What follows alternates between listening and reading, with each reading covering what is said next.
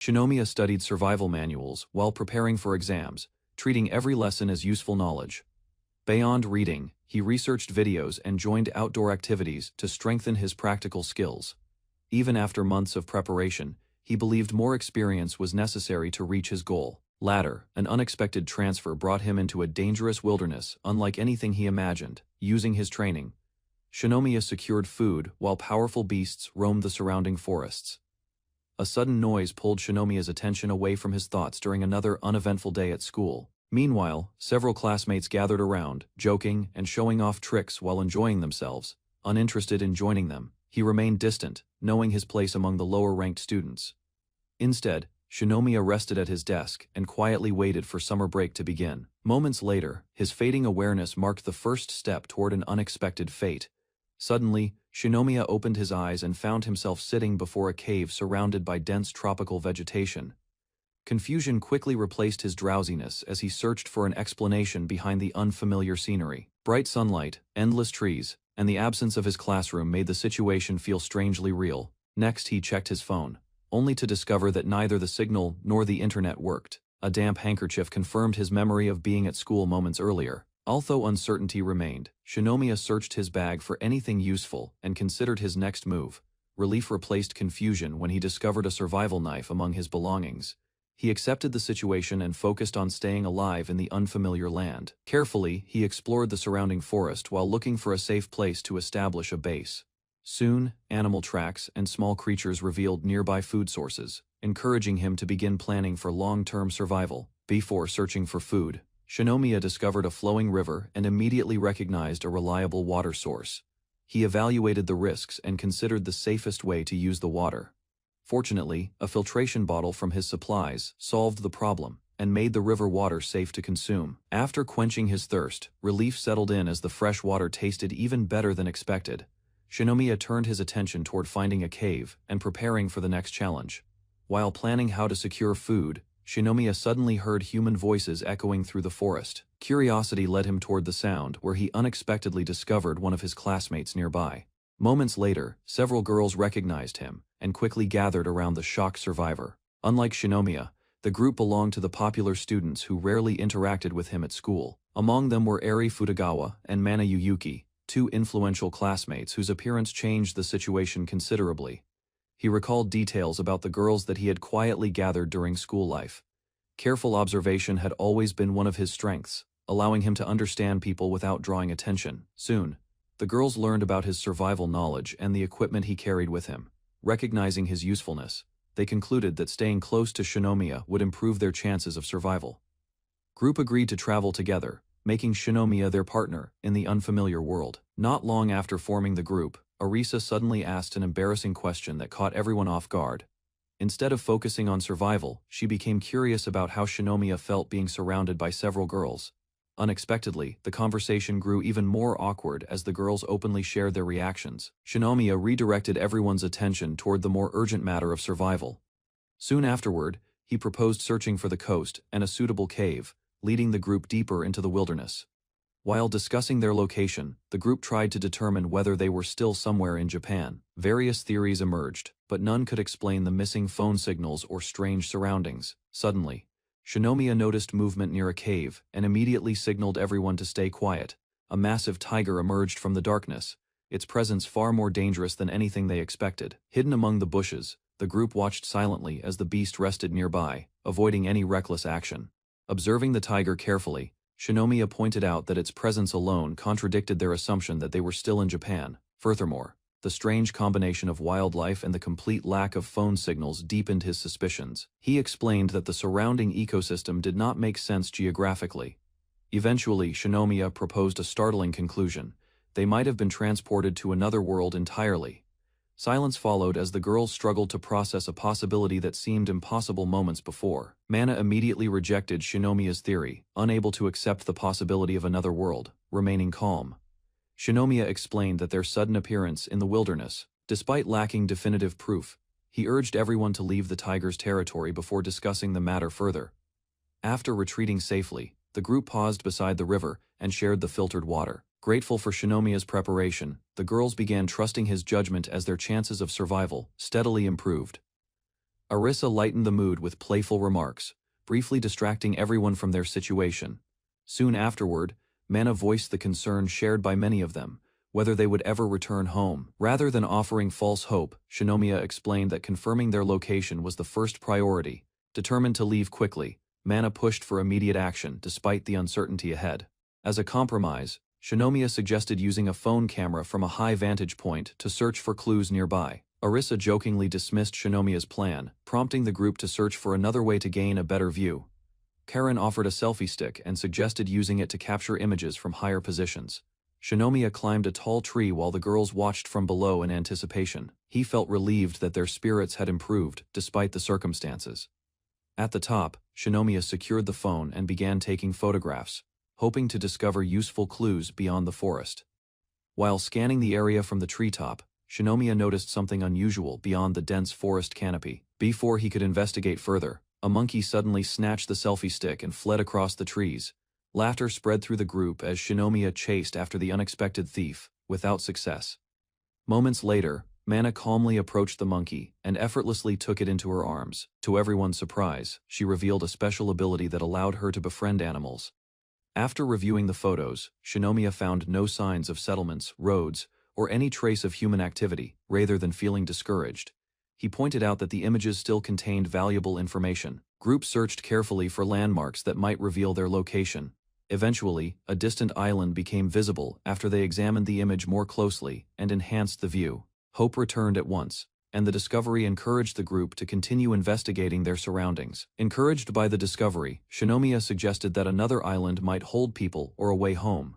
Hope quickly spread through the group as the possibility of rescue suddenly felt much more realistic. They identified the direction of the sea and prepared to move carefully. To avoid getting lost, Shinomiya continued marking their route while conserving resources whenever possible. As the journey resumed, Eri approached Shinomiya and quietly shared a thought that had been on her mind. While heading toward the coast, Shinomiya discussed ways to secure the cave despite the tiger occupying it. He argued that they needed a method to drive dangerous beasts away. Eri admired his determination, encouraging him to continue developing ideas for their long-term survival. Before long, the dense forest began to thin, signaling that their destination was close. Moments later, the group stepped onto the beach and celebrated as the long-sought sea finally appeared before them. Reaching the shoreline lifted everyone's spirits, and the group began discussing the resources the sea could provide. While the others explored the beach, Shinomiya considered how seafood and seaweed could support their survival. As sunset approached, he reminded everyone that remaining on the coast overnight would be risky. Instead of resting, Shinomiya announced his intention to reclaim the cave from the tiger. Shock spread across the group as they imagined confronting the powerful beast head-on. A girl considered the option of returning to the cave while facing the threat of a powerful tiger nearby. Meanwhile, as the beast viewed humans as weaker prey and held a clear advantage in strength, instead of fighting head-on, the boy proposed a different strategy and prepared to put his plan into action. He explained the approach while several monkeys suddenly appeared among the trees. Soon after, showing that the group had gained an unexpected ally. The monkey returned from scouting and reported that the tiger remained alone near the cave entrance. Surprisingly, the girl understood its signals, revealing a rare ability that impressed the group and earned playful attention. Following the new information, the students advanced carefully through the forest while avoiding unnecessary noise. Ahead of them, the tiger rested peacefully beside the cave, unaware of their approach. Confident in the opportunity, knowing failure would leave everyone in danger. After reviewing the plan, the group gathered their courage and prepared to drive the tiger away from the cave. Once everyone was in position, they advanced together and closed the distance to their target. Their sudden appearance startled the tiger, forcing it to rise and face the unexpected challenge. Meanwhile, the students held their ground despite the tension building around them. Without warning, the tiger lowered its body and prepared to charge straight at the group. The boy warned everyone to remain steady as the tiger prepared to attack. Moments later, the beast charged forward with terrifying speed, causing the girls to tense in fear. Rather than retreating, the group held formation while the boy calmly watched the tiger's movements. At the right moment, he raised his prepared tools and waited for the perfect opening. Suddenly, bright blasts erupted before the tiger, forcing it to halt its advance and recoil. The tiger hesitated after the sudden blasts, creating the opening the group had been waiting for. Immediately, the students shouted at the top of their lungs, filling the area with overwhelming noise. Following the signal, the boy urged everyone to keep yelling without stopping. Surrounded by the intense uproar, the tiger grew increasingly uneasy and lost its confidence. Unable to endure the pressure, the beast turned around and retreated into the forest. Relief spread through the group as the tiger fled, allowing them to finally secure the cave. Excited cheers followed the victory, while Shinomiya explained that fear had driven the beast away, holding a flare. Shinomiya credited human knowledge and strategy for succeeding where strength alone could not. With the danger gone, the group prepared to inspect their newly claimed shelter. Meanwhile, one hungry girl suddenly noticed her stomach growling after the tense ordeal. After securing the cave, the group finally turned their attention to finding food before nightfall. Rather than spending hours fishing, Shinomiya suggested gathering mushrooms that could be cooked quickly. Drawing on his survival knowledge, he explained which varieties were safe and organized the search. Meanwhile, a quiet classmate volunteered to accompany Shinomiya into the forest. As the others collected firewood, the search began, and the first edible mushroom was soon discovered. While gathering mushrooms, Shinomiya taught his companion how to identify edible varieties that could grow in unusual conditions. As they continued searching, the two discussed supplies and ways to conserve resources for the days ahead. Meanwhile, the quiet atmosphere caused an awkward silence to settle between them. With enough mushrooms collected, they decided to return before darkness covered the forest. Suddenly, the girl stumbled and fell, turning the calm trip back into an embarrassing moment. Before heading back, Shinomiya suggested taking a short break to recover from the exhausting search. Unexpectedly, the girl moved closer and wrapped her arms around him, leaving Shinomiya completely flustered. Rather than pulling away, she remained beside him and spoke with unusual confidence. Meanwhile, Shinomiya struggled to stay composed as the conversation became increasingly personal. Embarrassment quickly overwhelmed him, while the girl calmly enjoyed watching his reaction. The girl continued teasing Shinomiya, noticing how flustered he had become during their private moment. Shesi rested against him and spoke about the group's growing dependence on his leadership. Meanwhile, Shinomiya tried to stay rational, reminding himself that their future in the wilderness remained uncertain. Ignoring his hesitation, the girl moved even closer and offered her support in an unexpected way. As the forest grew quiet around them, the bond between the two deepened before their return. After the intimate moment ended, an awkward silence settled between Shinomiya and the girl as they prepared to leave. While resting briefly, she asked a teasing question that left Shinomiya struggling to respond. She clarified that their earlier closeness had been meaningful to her. Meanwhile, Shinomiya admitted his own feelings, easing some of the tension between them. Before returning, the girl thanked him sincerely and hinted that she wished their bond could grow even stronger. As they headed back, the girl teased Shinomiya once more, leaving him embarrassed and unsure how to respond. Before moving on, she asked him to keep everything that happened between them a secret. Although flustered, Shinomiya agreed and promised to continue protecting the group. Soon afterward, the cave finally came into view through the trees. However, Shinomiya suddenly noticed something unusual and realized the number of people near the cave had changed. As Shinomiya approached the cave, he discovered that several unfamiliar survivors had already gathered there. Their arrival immediately drew attention, and the group welcomed Shinomiya back after his successful return. Among the newcomers was a strange young man who quickly realized Shinomiya had led the effort to secure the cave. After learning about the smoke signals, the newcomer showed a strong interest in Shinomiya and his group. He proposed forming an alliance and working together to survive the island. Bakuyuwa approached Shinomiya and suggested that staying with more people would be safer on the island. While discussing the situation, Bakuyuwa revealed that several other survivors were nearby. Shinomiya remained cautious and demanded to hear Bakuyuwa's plans before considering any cooperation. Hearing that response, Bakuyuwa turned away and prepared to leave with his group. A blonde student stepped in and calmly prevented the meeting from turning into a quarrel. Raito approached Shinomiya and apologized for acting too quickly before introducing himself properly. Meanwhile, Shinomiya learned that Raito and Byakuya were famous twin brothers, known for exceptional talent and influence. Explained that their group had established a base on a nearby hill and was planning ahead. To support that plan, he revealed a special device capable of sending an emergency signal, despite the island's isolation. Still, Shinomiya cautiously wondered whether they remained on Earth at all. Raito insisted that waiting for rescue offered the best chance of survival, and promised that his family would help once they were found. Soon after, he introduced Tanaka, a quiet student who had been excluded from the main group, confident in his plan, believing cooperation would improve everyone's chances. However, Shinomiya firmly chose to remain in the cave with his companions. Surprised by the refusal, Raito realized Shinomiya had no intention of following his leadership. Accepting Shinomiya's decision, Raito gave up on persuading him and prepared to leave with his group soon. The twins gathered their companions and headed back toward their base on the hill. Unexpectedly, Mana chose to stay behind, deciding that Shinomiya's group suited her better. Although Byakuya questioned her choice, she remained firm and refused to change her mind. Meanwhile, the others welcomed her warmly as they looked ahead to improving life around the cave. Before leaving, Ryudo questioned the girls' decision and wondered whether they truly intended to remain with Shinomiya. He joked that their presence would become Shinomiya's greatest protection on the island. As the group prepared to depart, Ryudo offered one last invitation and reminded them that his camp remained open. Meanwhile, Byakuya dismissed the idea that Shinomiya had taken anyone from them. With the matter settled, the twins returned to their base while discussing their next move. She criticized their behavior and expressed relief that they had chosen a different path. Soon, the conversation shifted to lighter topics as everyone relaxed and shared stories from their past experiences. Gathering around Shinomiya, the girls reaffirmed their decision to stay with him and trust his leadership. Group focused on preparing a simple meal from the mushrooms they had collected. Before long, everyone enjoyed the food together and ended the day in high spirits. After tasting the mushrooms, the group agreed they were edible, but the flavor remained disappointing and unsatisfying. To improve the meal, surprising everyone when the mushrooms suddenly tasted much better. Even so, prompting a discussion about ways to make future meals more enjoyable. Drawing on his survival knowledge, Shinomiya explained how salt could be obtained from seawater. Gathered around the fire, the group listened with interest while learning more practical techniques for island life. Shinomiya focused on improving the cave by creating simple pillows to make resting more comfortable. While discussing other necessities, the group considered making bedding and prepared to settle in for the evening. Later, the girls decided to clean themselves first after spending the entire day exploring.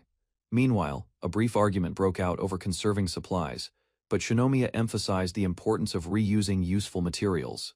Everyone finally rested beneath the quiet night sky after surviving their first difficult day. At dawn, Shinomiya slowly woke as sunlight reached the entrance of the cave. Suddenly, he discovered Arisa sleeping extremely close to him, leaving him completely startled. Still half awake, Arisa remained wrapped around him, while Shinomiya struggled to understand the situation. After noticing the others were asleep, the pair carefully tried to separate without drawing attention. Arisa finally woke up, while Shinomiya could only stare in embarrassment at the awkward misunderstanding. The awkward situation worsened when Mana accidentally trapped Shinomiya, leaving him struggling to free himself.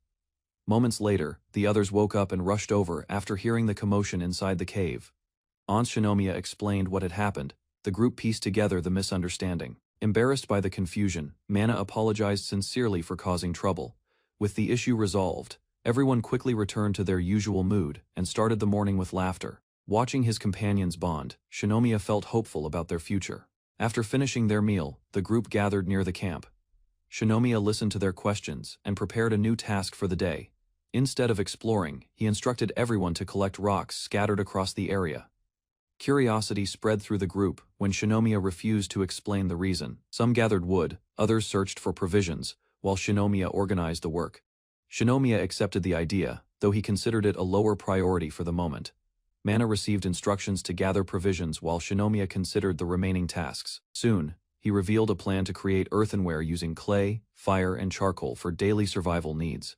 Excitement spread through the group as everyone accepted their assignments and prepared to search nearby areas. After locating suitable clay, Arisa carried it back to camp and handed it over for the project. Meanwhile, she assembled a simple fishing rod, giving the group another way to obtain food. Unable to wait any longer, Arisa rushed to test the fishing rod beside the river. Her first attempt failed when she discovered the hook needed proper bait. Even so, she insisted on continuing. Meanwhile, Shinomiya focused on shaping clay and preparing the earthenware for future use. Excitement replaced her boredom as something pulled on the line. The struggle ended with both of them tumbling near the riverbank, turning a simple fishing lesson into chaos. Failed pull sent both of them tumbling onto the rocky riverbank, leaving the catch still struggling in the water. Determined not to lose it, Arisa gripped the rod tightly and called for Shinomiya's assistance. Without hesitation, he stepped behind her and took control of the rod, steadying their position. Careful instructions followed as they slowly reeled the catch closer to shore. Moments later, a large fish burst from the water, rewarding their effort with a successful catch. Proud of their success, Arisa showed the fish to Shinomiya and admired the unusual catch. Shinomiya quickly identified it as a common fish, ending her brief excitement about discovering something new. Embarrassment followed as Arisa recalled the chaotic struggle from moments earlier. Attention soon returned to the meal, Since the fish was fresh, she eagerly wanted to cook it immediately. As preparations continued beside the fire, pleased that the group would have fish to eat that night, Arisa quietly reflected on the moment when Shinomiya had helped her catch the fish. Sitting beside the fire, she admitted that the experience had left a strong impression on her. The conversation shifted from teasing remarks to thoughts about the future and life beyond the island. With growing confidence, Arisa spoke about spending time together once they returned home. The evening ended with a promise between them, followed by relaxed laughter beside the river. Group gathered around the freshly caught fish and praised Arisa's achievement while preparing dinner. As ingredients were organized, Shinomiya checked the collected supplies and confirmed they had enough for the meal. Later he used several bones to create a simple talisman for protecting the cave entrance. After hearing the explanation, the others understood its purpose and admired the practical idea. Meanwhile, another task was completed as the collected rocks were carefully sorted by size and type. Shinomiya reviewed the sorted rocks and realized the group had accomplished far more than he expected. Watching the girls work together efficiently, he gained a deeper appreciation for their abilities and effort. Everyone gathered around the fire and called Shinomiya over to share the meal. For a brief moment, he noticed a figure hiding among the trees and observing the camp. The presence vanished before he could react, so he returned to dinner and dismissed it as imagination. After making steady progress at camp, Shinomiya decided to reorganize the group's work to improve efficiency. Several girls accepted new responsibilities, with some focusing on fishing while others gathered mud and raw materials. Confident in her abilities, Karen volunteered to manage the stone processing task and prepare useful resources. While reviewing the assignments, Shinomiya recognized Karen's knowledge and quick understanding. Using Karen's carefully organized collection, Shinomiya began crafting stone tools for future survival needs. Using the collected stones, Shinomiya started crafting a sharper tool and prepared a wooden handle.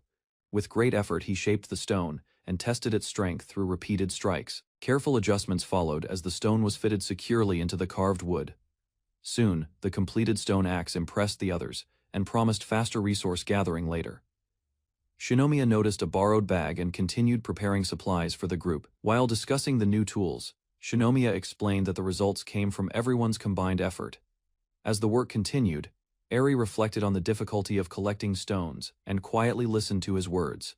An awkward moment followed when Shinomiya became distracted and suddenly lost focus on the task at hand. Silence lingered between them as Eri remained seated nearby, creating an unusual atmosphere. Moments later, her amused reaction deepened Shinomiya's confusion, leaving him unsure of what had just happened. Eri noticed Shinomiya's embarrassment and teased him after realizing what had caught his attention earlier. Shinomiya admitted that an old memory had distracted him, making the situation even more awkward.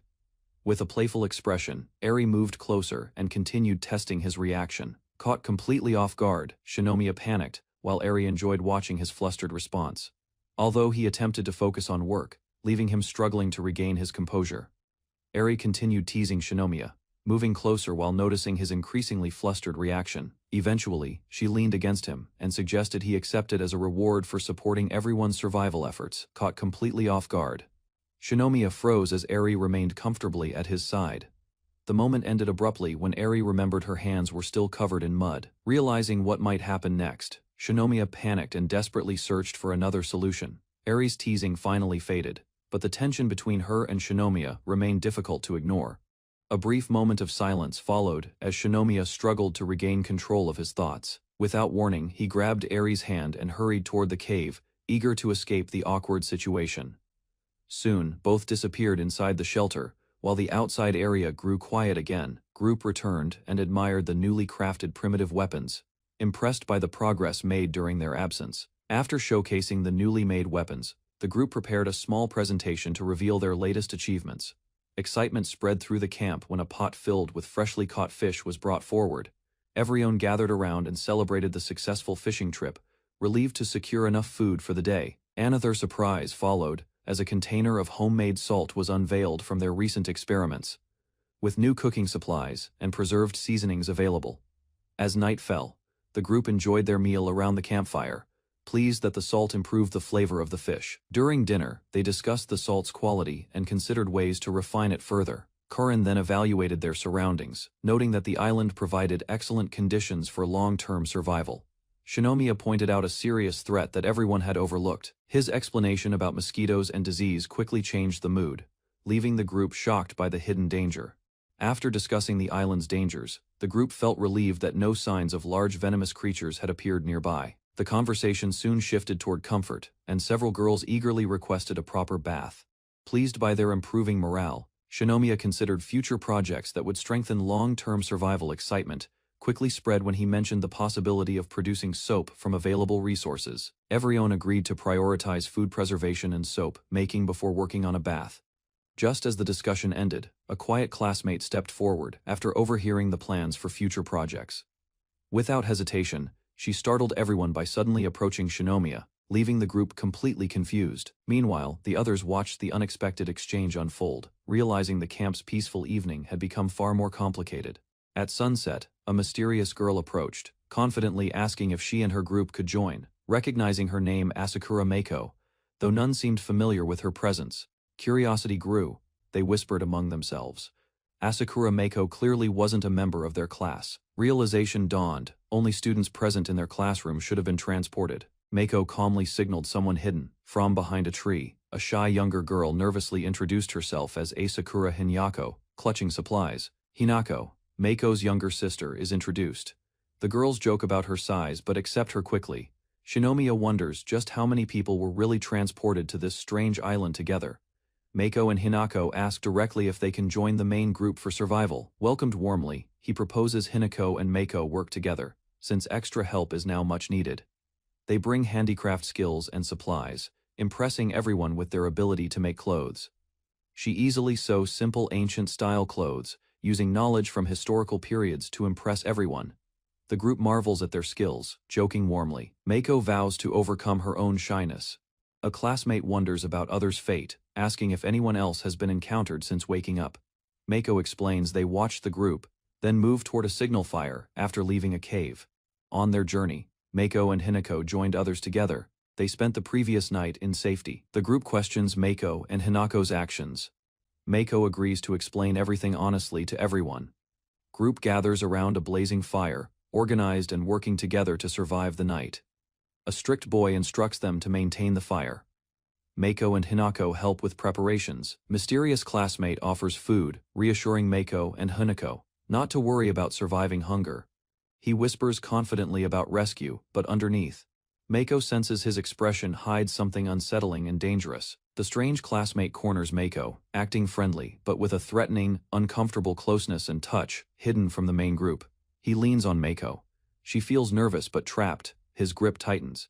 Meiko realizes his so-called protection comes with the price of her freedom. He demands something in return, his expression turning predatory, leaving Meiko shocked and scared by him. Meiko is overwhelmed, realizing this harsh survival world is much crueler than their previous peaceful lives. She protects her sister, glaring fiercely as the threat escalates, silently determined not to show fear. As he advances, Meiko remembers the world has changed and prepares herself to fight back.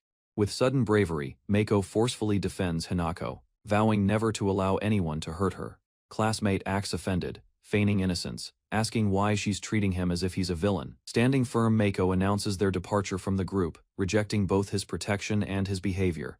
He grabs Meiko's arm angrily, refusing her decision. Meiko pulls away, determined to resist him. A leader intervenes, noticing the argument. He warns them not to break the group's established rules. They debate. The boy insists their group is sufficient, while Meiko questions everyone's true willingness to stay. The leader assures them, saying no one is forced to remain and anyone can leave freely.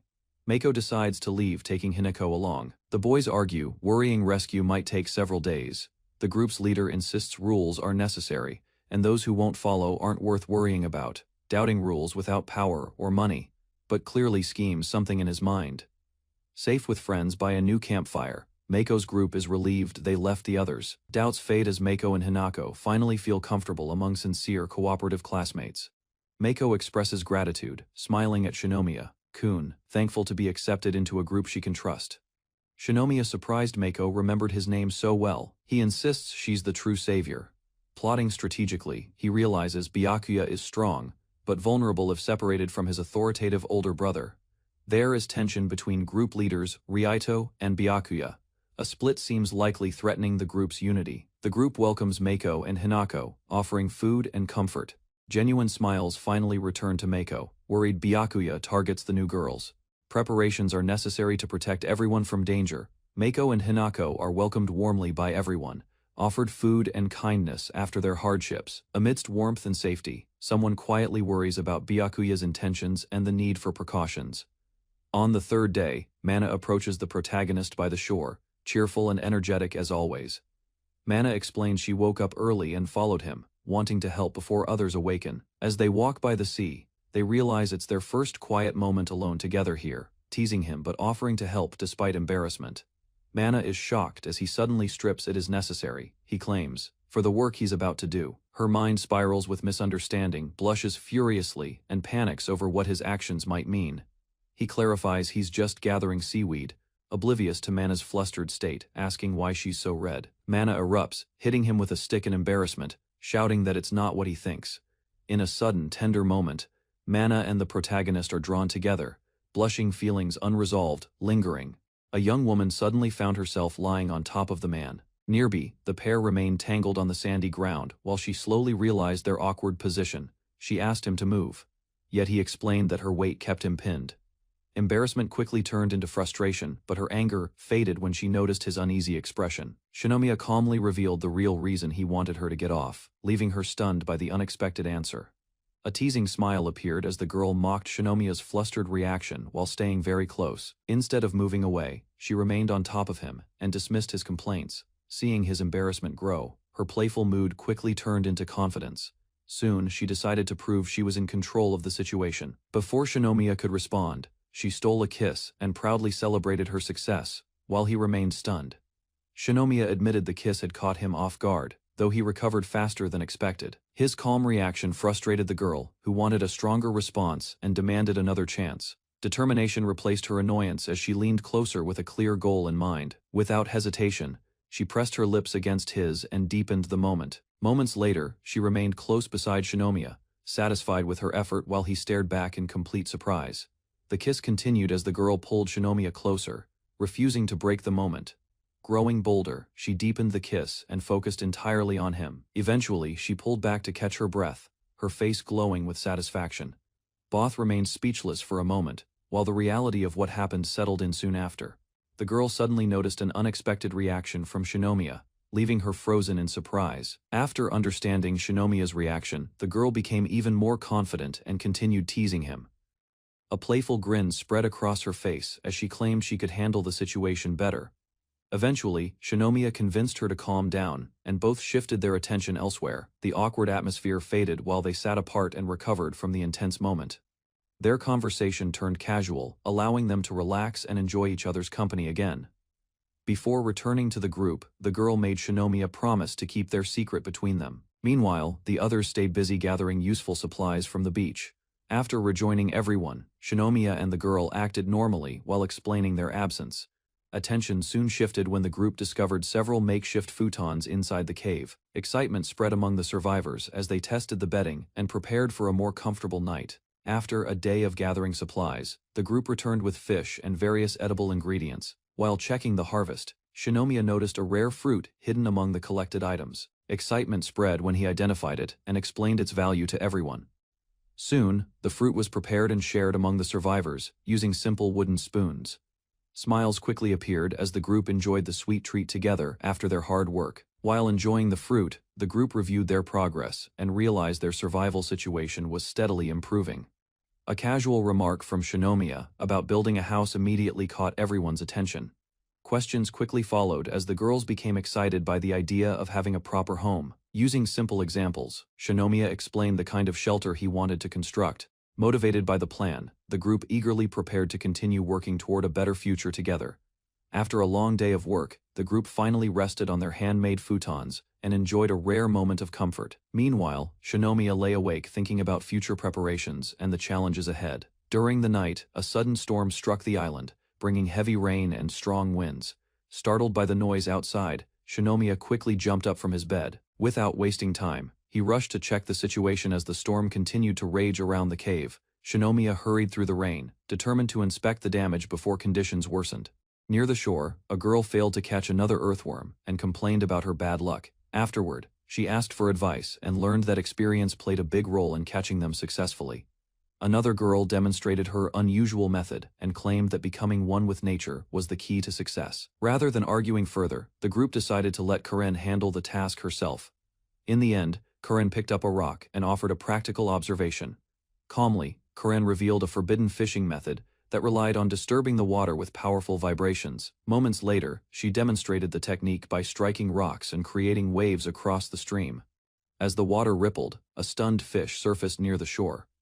The group quickly understood why the method was banned. Soon afterward, her next suggestion proved impossible, leaving everyone worried about finding food. Meanwhile, Eri quietly considered the problem and searched for a better solution. Quietly, Eri approached Shinomiya and asked to share his dinner after hearing that food might run out. Flustered by the unexpected request, Shinomiya agreed at once while the others reacted with disbelief. Soon several girls surrounded him and demanded equal treatment. The situation quickly became overwhelming. Pressed from every side, Shinomiya reluctantly promised to divide his catch among everyone. Later, the group enjoyed the meal together, satisfied that nobody would go hungry that night. Shinomiya accepted defeat gracefully, ending the fishing contest while the others celebrated their victory. A violent storm struck during the night, and the boy quickly woke everyone sheltering inside the cave. Confused students slowly opened their eyes as the sound of heavy rain echoed through the rocky chamber. Suddenly, leaving the group startled and unsure of the situation, he assessed the danger and directed everyone toward higher ground deeper inside the cave, while the students rushed to gather their supplies before the water reached them. Distress spread through the group as they watched precious belongings become soaked by the rising floodwater. Meanwhile, the campfire was extinguished, making the situation feel even more hopeless for everyone. He stepped forward and focused the group on solving the immediate problem. Carefully assessing the danger, he explained that there was still enough time to retreat and save important supplies, gradually moved food and useful items to safety, and worked together until the panic finally faded. Group successfully moved most of their supplies to a safer area deeper inside the cave. Relief spread among the students as they realized the emergency had passed without major losses or injuries. Storm continued to rage, forcing everyone to remain in the cave and rest until morning. Exhaustion overtook the group, and the students soon fell asleep after the stressful ordeal. Shinomiya reflected on the flood and regretted not preparing a drainage channel before the storm arrived. While the others slept, the boy reflected on his mistakes and renewed his determination to protect the group. Despite the storm weakening outside, worry kept him awake deep into the night. Unexpectedly, a sleeping girl wandered over and leaned against him without waking. Confused by the situation, he quietly realized she was sleepwalking through the cave. Gradually, the unexpected warmth eased his tension, allowing his troubled mind to settle at last. As the girl remained asleep beside him, she moved closer and rested against his shoulder. Moments later, her unusual behavior left the boy completely startled and unable to react calmly. He began to wonder whether she was unconsciously trying to comfort him after the stressful night. Instead of pushing her away, he carefully supported her while she continued sleeping peacefully. Meanwhile, the distant rain concealed the quiet scene as he worried about what might happen if anyone noticed. Overwhelmed by the girl's unexpected closeness, the boy struggled to remain calm as she continued sleeping beside him. Soon, her sleep-talking and restless movements caught him completely off guard. Without warning, she suddenly pulled away, leaving him confused by the abrupt change. For a brief moment, the worries weighing on his mind seemed to fade into the background. Then he looked around the darkness, wondering whether the sleepwalking girl was still nearby. Noticing the girl's unusual behavior, the boy hesitated as he tried to understand what she was feeling. Meanwhile, the darkness around them seemed to blur the distance between their thoughts and emotions. Without waking, she remained close, while the quiet night deepened the strange atmosphere. Gradually, the burden of responsibility and worry began to lift from his mind. Suddenly, a distant sound echoed through the cave, breaking the moment and drawing his attention away. Exhaustion and lingering emotions left the girl unaware of her surroundings as she remained close to him.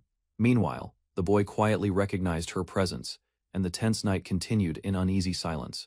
A sudden flash revealed Karen, leaning close to Shinomiya, leaving him startled by her unexpected presence. Uncertainty filled his mind as he watched her figure move away into the darkness. Shinomiya remained alone and quietly waited for dawn while the night slowly passed. With the rain finally over, the group stepped outside and welcomed the clear weather with relief. Meanwhile, Karen wiped her forehead and felt reassured, thankful that the storm had not continued any longer.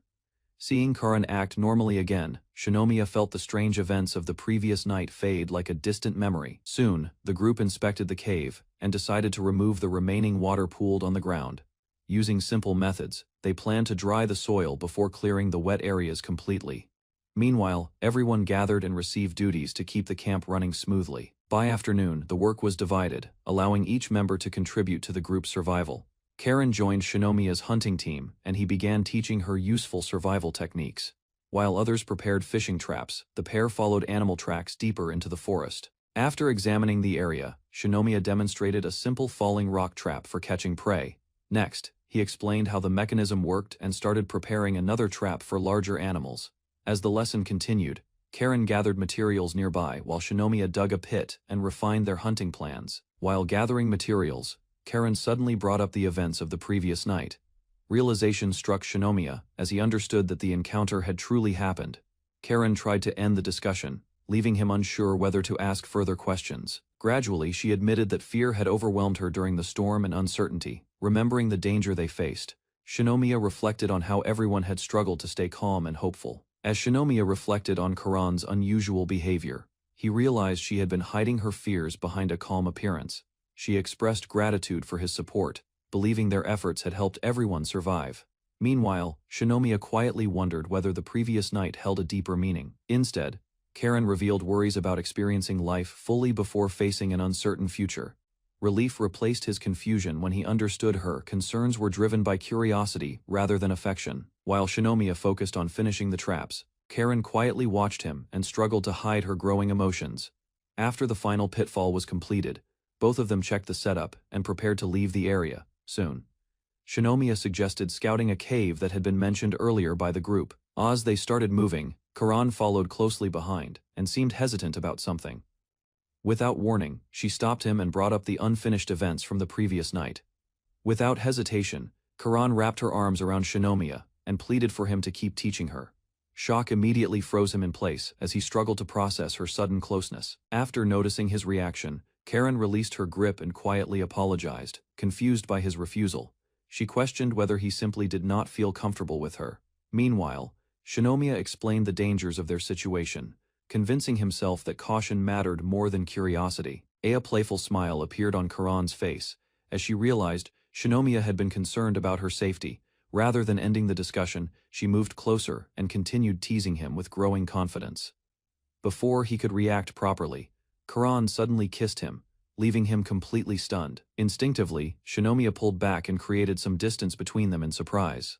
Even then, Karen remained composed and reminded him that acting carelessly in the open was not a good idea.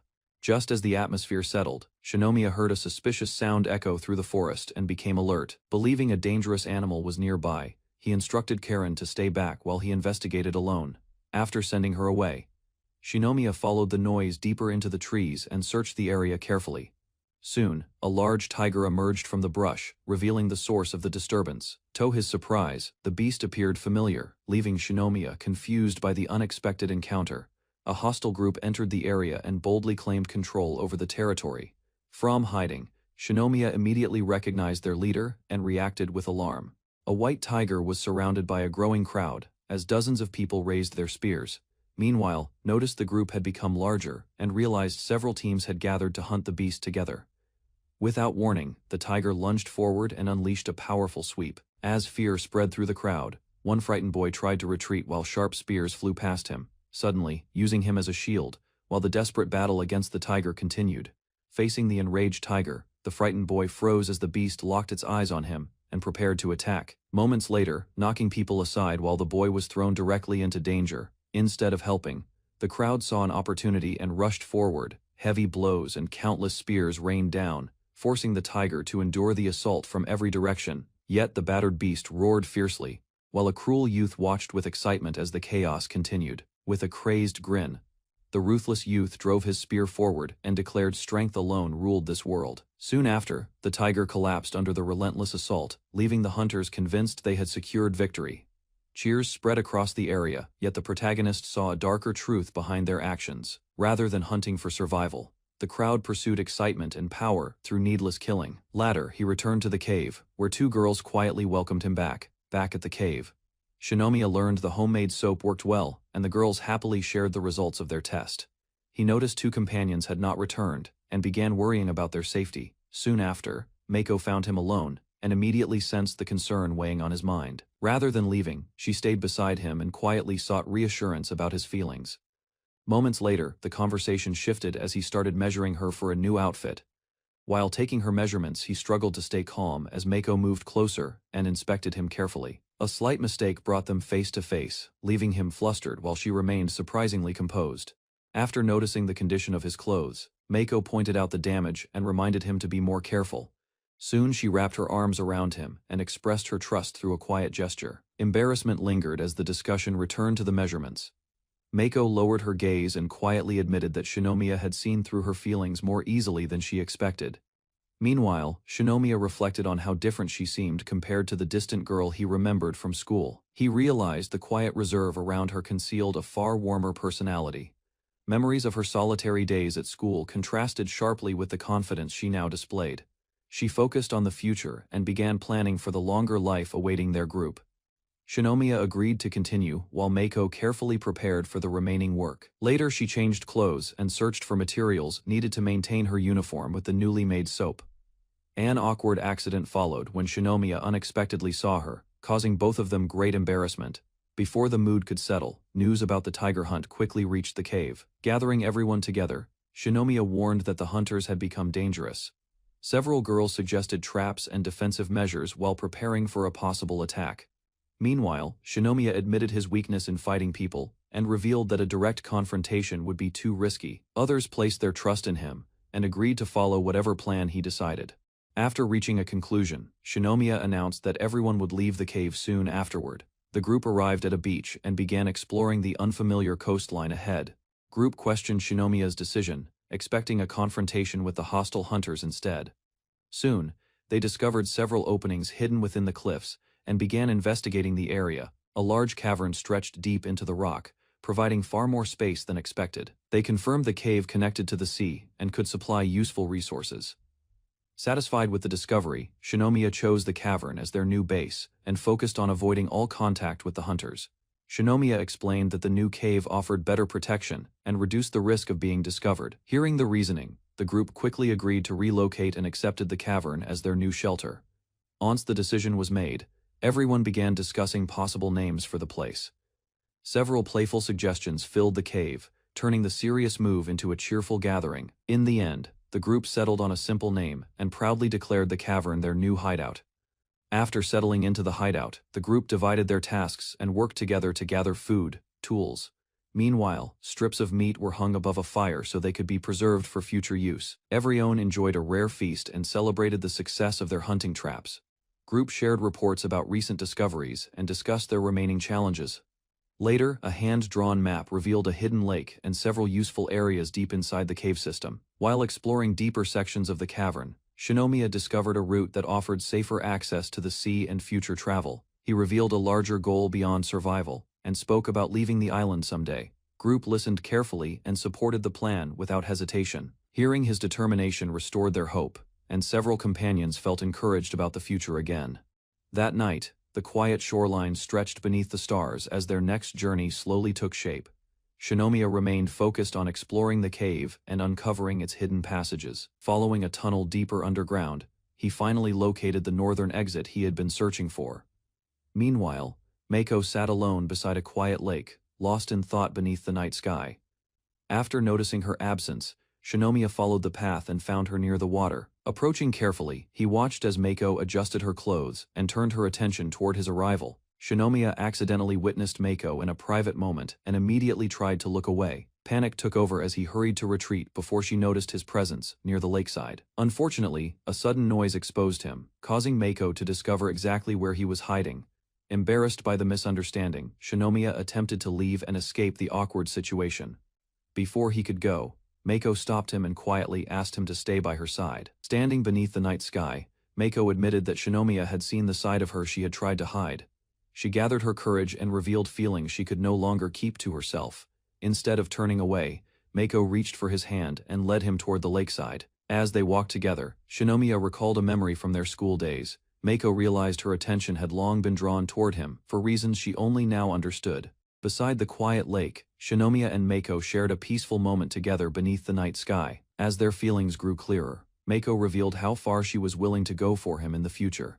unexpected item from their school days disrupted the atmosphere and left Shinomiya completely stunned. Before either could recover, a disturbance nearby forced Shinomiya to react. Moments later, both were knocked into the bushes as an unknown person discovered their location. 2 frightened survivors reached Shinomiya's group after escaping Team Sumeraji. 2 boys were brought before a group after being discovered near a hidden area. Accusations quickly followed as several girls suspected them of being spies and surrounded them for answers. Shinomiya showed clear displeasure, causing the tension around the interrogation to grow. Once the commotion settled, the boys explained that they had fled from another settlement and described what happened there. Their account revealed a harsh social hierarchy where food and labor determined rank. He explained that another group followed an unwritten rule where absolute obedience could lead to higher status. Anger spread through the listeners as they learned how unfairly the system treated everyone below the leader. Shinomiya doubted such a rule could survive for long. Yet the visitors revealed an even worse development. Earlier, exhausted teachers and students had united into a single settlement for survival. Leadership disputes divided the camp and created growing resentment among the survivors. The visitors revealed that Byakuya seized control of the settlement by claiming that strength alone should determine leadership. He challenged anyone who disagreed and relied on his abilities to maintain authority. According to the survivors, fear spread quickly because resisting him threatened the stability of the entire chain of command. Amid the confusion, Byakuya stepped forward to accept another duel without hesitation. A physically powerful teacher chose to challenge him and settle the dispute directly. The challenge was accepted, and the gathered survivors watched as the confrontation between the teacher and Byakuya began. Without hesitation, both men rushed forward, determined to settle the leadership dispute through force. Meanwhile, Byakuya secretly reached for a hidden pistol, revealing that he never intended to fight fairly. Shock spread across the crowd when he aimed the weapon directly at his opponent. Moments later, a gunshot echoed through the island, ending the duel instantly. Byakuya openly admitted that the duel had never been meant to be a fair fight and showed no regret for using a gun. Disbelief swept through the crowd as the survivors realized their teacher had been killed without warning. Panic followed immediately, and the 2 boys understood they could become the next victims. At the same time, another student urged everyone to choose between obedience. Faced with no safe alternative, many survivors reluctantly followed the new regime. After escaping the oppressive settlement, the 2 boys explained how they had fled. Rather than sending them away, Shinomiya decided they could stay and contribute to the group's survival. Relief immediately appeared on their faces as they eagerly accepted his conditions. Later, Shinomiya attempted to teach everyone a useful survival technique involving fire. Unfortunately, the lesson produced poor results, and the boys struggled, despite their repeated efforts.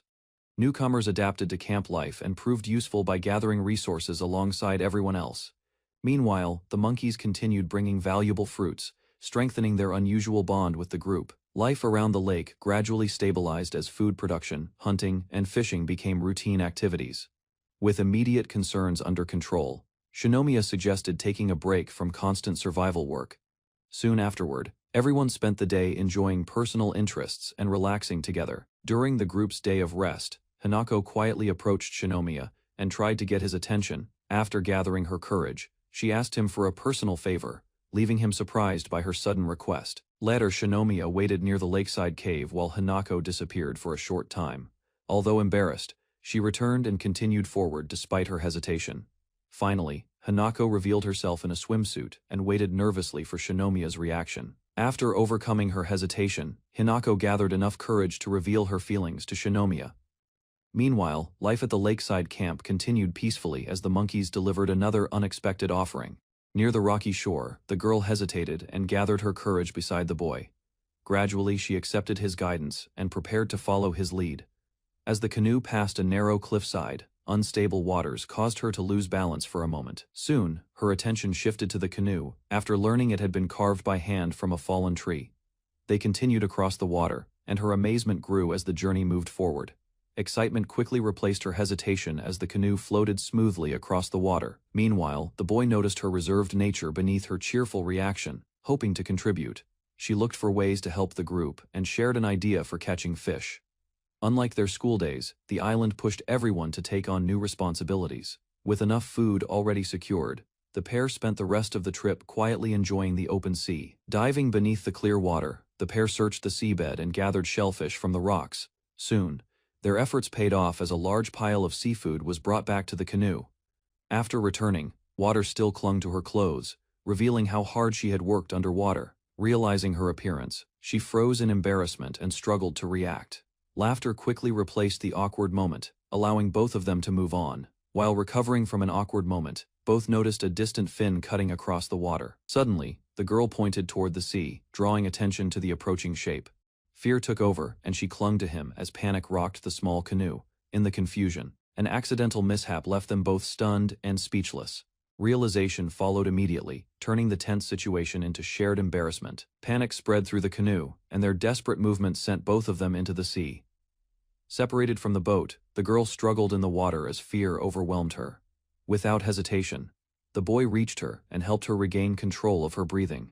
After calming down, she listened carefully while he guided her back toward the drifting canoe. Then, he suddenly swam away to confront the approaching danger, leaving her stunned by his decision. Keeping his distance from the canoe, the boy swam toward the shark to draw its attention away from the girl. Meanwhile, he carefully observed its behavior and searched for a weakness before making a move. Recalling his knowledge of marine predators, he focused on the shark's sensitive detection organ. When the creature closed in, he struck with all his strength and disrupted its pursuit.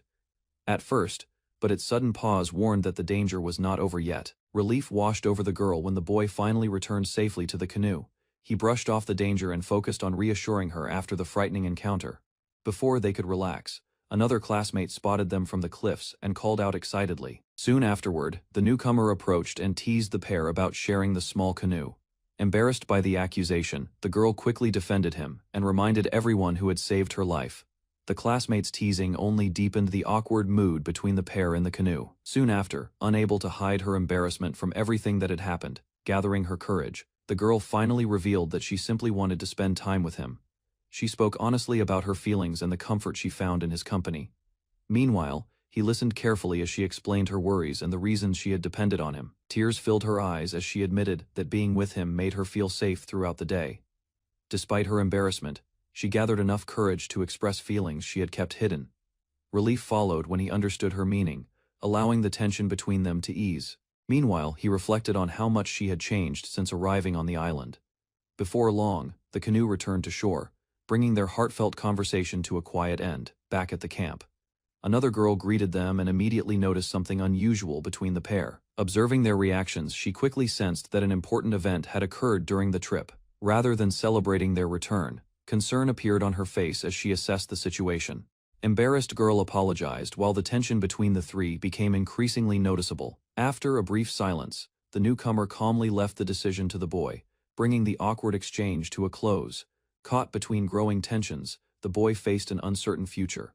Kageyama sprinted through the forest while another student struggled to keep pace behind him. The race continued along the rough path as both pushed forward between the trees. Reaching the finish first, Kageyama celebrated while the others watched in surprise. Attention shifted to his speed, and the group discussed his strong stamina. Later, everyone shared a meal together, grateful to finally enjoy proper food on the island. During dinner, the group discussed preserving the meat supply and considered observing another group's activities. Afterward, Kageyama suggested the bespectacled student for the task because of his agility and quick movement. Instead of survival talents, he revealed unusual gaming habits that caught everyone's attention. Shinomiya then pointed out several practical jobs that required patience rather than special skills. Encouraged by the praise, the student eagerly volunteered to record discoveries and experiment results for the group. Shinomiya compared the signs with earlier information and studied the island's wildlife movements. A map was reviewed next, helping him estimate where more animals might gather near another camp. Suddenly, he discovered several monkeys working together around a trap, leaving everyone stunned. Curran explained that the monkeys had learned the task and revealed another reason for bringing Mana along. Inspired by the sight, Shinomiya decided to capture wild boars and gradually domesticate them with the monkeys' help. While others found the idea unusual, he explained that Mana's ability made handling animals much easier. Using that advantage, he planned to keep livestock as a reliable food source and future emergency supply. Meanwhile, Shinomiya urged everyone to proceed carefully and prepare step by step. As rain began to fall, attention shifted from farming plans to finding shelter. Reaching the entrance together, the group escaped the downpour and secured a safe place to stay. Inside the cave, Shinomiya gathered dry wood and prepared a fire while the rain continued outside. Believing the storm would pass by morning, the group settled in for the night. After noticing their soaked clothes, One girl moved closer and began helping Shinomiya dry off. Another girl considered changing out of her wet uniform to stay warm, to preserve body heat. They sat close together near the fire while waiting for the rain to end. While staying close to keep warm, Corinne moved nearer to Shinomiya, leaving Mana visibly surprised. The unexpected closeness made the atmosphere tense. Shinomiya struggled to react while Corinne remained calm and confident. Remembering their earlier time together, Corinne became more open with her feelings. Seeking comfort from the cold, Corinne leaned closer and tried to gain Shinomiya's attention. Meanwhile, Mana watched in shock while the cave filled with uneasy tension. Corinne moved closer to Shinomiya and openly showed her affection beside the fire. The unexpected moment left Mana stunned. Meanwhile, Corinne remained calm and showed little hesitation. Unable to ignore her feelings, Mana stepped forward and sought the same attention from Shinomiya. With emotions rising, the atmosphere around the fire grew increasingly tense and confusing. By the end of the night, both girls stayed close to Shinomiya, leaving him caught between their growing affection. Shinomiya struggled to stay calm as both girls remained close beside him for warmth. Although the situation became increasingly awkward, he focused on enduring the long night until morning arrived. At sunrise, several classmates finally returned and discovered the group emerging from the cave. Their safe return eased everyone's worries, but Shinomiya appeared exhausted after spending the night away. Suspicion quickly spread as others noticed the unusual behavior of the three survivors. Eri reminded Shinomiya about a promise he had made before their arrival in the new world. She brought up their plan for a future date, then teased him about recent events. Changing the subject, Shinomiya announced that he had a special task to handle that day. Soon, the group searched through supplies and discovered useful items that could help their survival efforts. Later believing they would be helpful for the work he intended to carry out next, Shinomiya distributed masks and organized the group, preparing everyone for a carefully planned mission. Meanwhile, the team gathered together and set out to track fugitives across the island. After enduring a night of relentless rain, the exhausted survivors collapsed on the cave floor. They blamed the cave's occupants for keeping the shelter to themselves, while others suffered in the storm. Tension quickly rose as accusations spread. Concerns about sickness and growing casualties turned the discussion into a heated confrontation. Their relaxed attitude only deepened the resentment of those demanding accountability. As the visitors prepared to leave, one survivor pointed out the hypocrisy in their complaints. He explained that several students might become sick after spending the night in heavy rain, so a scouting trip was necessary. One girl suggested inviting anyone who appeared healthy enough to help strengthen their group. Shinomiya warned everyone to avoid suspicious people and stay alert for danger. Next, he organized teams and assigned members to gather food and manage supplies. Unexpectedly, Eri volunteered to partner with Shinomiya, surprising the others and changing the group's plans. They began scouting a new section of the island, while the others headed in different directions. Dense vegetation covered the area, yet no signs of human activity appeared during their search. As the journey continued, they paused to rest and conserve energy for future challenges. During the break, Eri explained why she had insisted on partnering with Shinomiya. Rather than dismissing her concern, Shinomiya listened carefully and tried to understand the situation before continuing the mission. While discussing the previous night, Eri questioned Shinomiya about what had happened. Rather than denying anything, he admitted that he had restrained himself as much as possible under difficult circumstances. Hearing that answer, Eri playfully praised him, easing the tension between them. Her cheerful expression softened as she revealed how relieved she felt after sharing her thoughts. Gradually, the distance between them disappeared and their growing trust became impossible for either of them to ignore. Shinomiya finally understood the reason behind her recent behavior and growing concern. He drew closer while Eri shyly accepted the affection and relaxed her guard. Soon, curiosity and embarrassment mixed together as both of them became increasingly aware of their feelings. When Shinomiya jokingly suggested taking things further, Eri hesitated for a moment before considering his request. At last, she gathered her courage and agreed to trust him, leaving Shinomiya completely stunned by her response. Although exhausted, both felt relieved and grateful for each other's support. Eri revealed that she had chosen him as her partner because she wanted to share something important. Shinomiya focused on finding a way back home, which made Eri happy to hear. Soon, she admitted that life on the island was becoming more enjoyable despite the hardships and uncertainty. In response, Shinomiya explained that even if everyone returned to Japan, Eri admitted that life on the island felt far more comfortable than her old days at school. He imagined the possibility of returning to Japan only to come back to the island someday. As they continued walking, Eri explained that her experiences there had changed her outlook on life. Soon afterward, she climbed a tall tree to scout the surrounding area from above. Before long, Eri spotted movement below and discovered another student waiting quietly in the forest. Meanwhile, Eri noticed a mysterious girl, prompting cautious attention. While carrying the girl through the forest, the exhausted boy struggled to keep moving as her weight pushed him to his limit. Suddenly, his balance gave way. Both of them tumbled forward, ending their search through the area. After the fall, the girl complained about his lack of stamina, frustrated that their scouting effort had been interrupted. Meanwhile, the boy drifted into his own thoughts and began comparing her to another girl he admired more. Embarrassment quickly replaced her confidence when the topic shifted to romance, revealing that she knew far less about it than she had claimed. Rather than taking her words seriously, the boy awkwardly tried to brush off the topic, leaving the girl visibly unimpressed. Meanwhile, another group moved through the forest, hoping to find classmates who had survived the transfer. A sudden glimpse of movement among the trees caught their attention. Cautiously, the masked boy decided to investigate while the girl stayed hidden, alone behind a tree. She watched the area carefully. Doubt crept into her mind as she recalled seeing more than one figure nearby. With his hands raised to show no hostility, the boy approached the stranger and introduced himself, hoping to turn the tense encounter into a peaceful meeting. Just as the masked boy attempted a peaceful approach, a sudden scream echoed through the forest and caught his attention. Without warning, an attacker rushed from behind. Before he could react, the stranger grabbed his arm and tried to overpower him. Fortunately, the hidden girl stepped in at once. Her swift strike forced the attacker back and broke the ambush. Taking control of the situation, she pinned the opponent and warned him about the knife he was carrying. Remaining calm despite the danger, she demonstrated her advantage and made it clear that his weapon would not be enough to threaten them. Keeping the attacker restrained, the girl questioned the newcomers while the masked boy realized there had been two people watching them all along.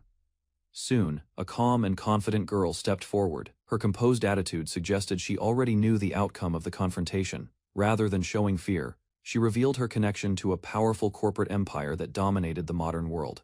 Afterward, she formally introduced herself and identified the girl beside her as a trusted attendant, easing some of the tension. Recognizing the masked boy's name, she revealed that she had already heard reports about his group, proving his reputation had spread farther than expected.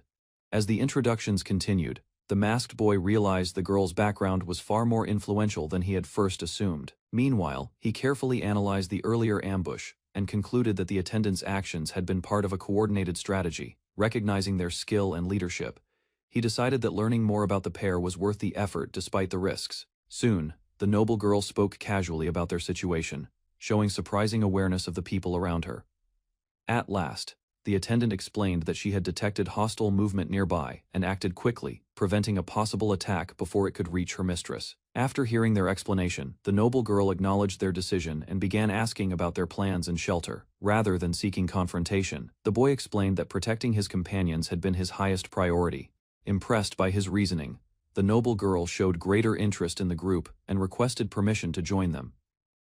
Soon, the party guided their new companions toward the hidden base near the cliffs, hoping the alliance would prove useful. Upon arriving at the camp, they reunited with the others. Surprise quickly spread through the group as the unexpected guests were welcomed back with them. As the group returned to camp, the others quickly recognized the famous girl and were surprised to learn she had attended the same school soon. The newcomers introduced themselves properly. Curiosity spread through the camp as everyone wondered why they had decided to join. With a cheerful smile, the noble girl praised the boy's leadership, drawing attention from the rest of the group. However, not everyone welcomed the situation. One girl immediately questioned the value of the new arrival and voiced her suspicion. Before the tension could grow further, the others tried to calm her down, but she stubbornly continued protesting against the unexpected guest. Unable to hide her frustration any longer, the girl suddenly stormed away from the group, leaving everyone confused by her reaction. Meanwhile, the others urged the boy to follow her. Alone on a seaside cliff, she sat quietly while sorting through her feelings. After finding her, he attempted to apologize, but she remained unconvinced and continued giving him a cold response. Suspicion soon gave way to concern as she admitted that something had been bothering her recently, though she struggled to explain it clearly. Finally, she revealed strange changes in her emotions and body, leaving both of them uncertain about what was truly causing her distress.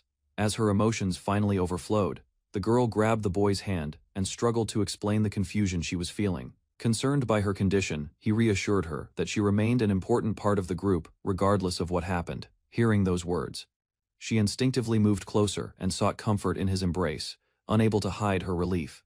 A moment later, embarrassment returned. Realizing she had acted impulsively, she quickly pulled away and blamed herself for the situation. By the time they returned to camp, the girl could barely face the others.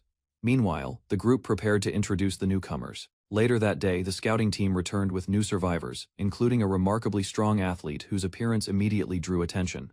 Alongside him came a skilled swimmer, giving the camp another capable member with useful experience and training. Meanwhile, the group introduced an unusual student who had become separated from everyone else during the chaos. Although his physical abilities seemed limited, his specialized knowledge and unique talent suggested he could still contribute. With the scouting mission completed successfully, the camp welcomed the newcomers and celebrated together. While exploring the camp, the newcomers were impressed by the hidden base and praised the group's comfortable living conditions.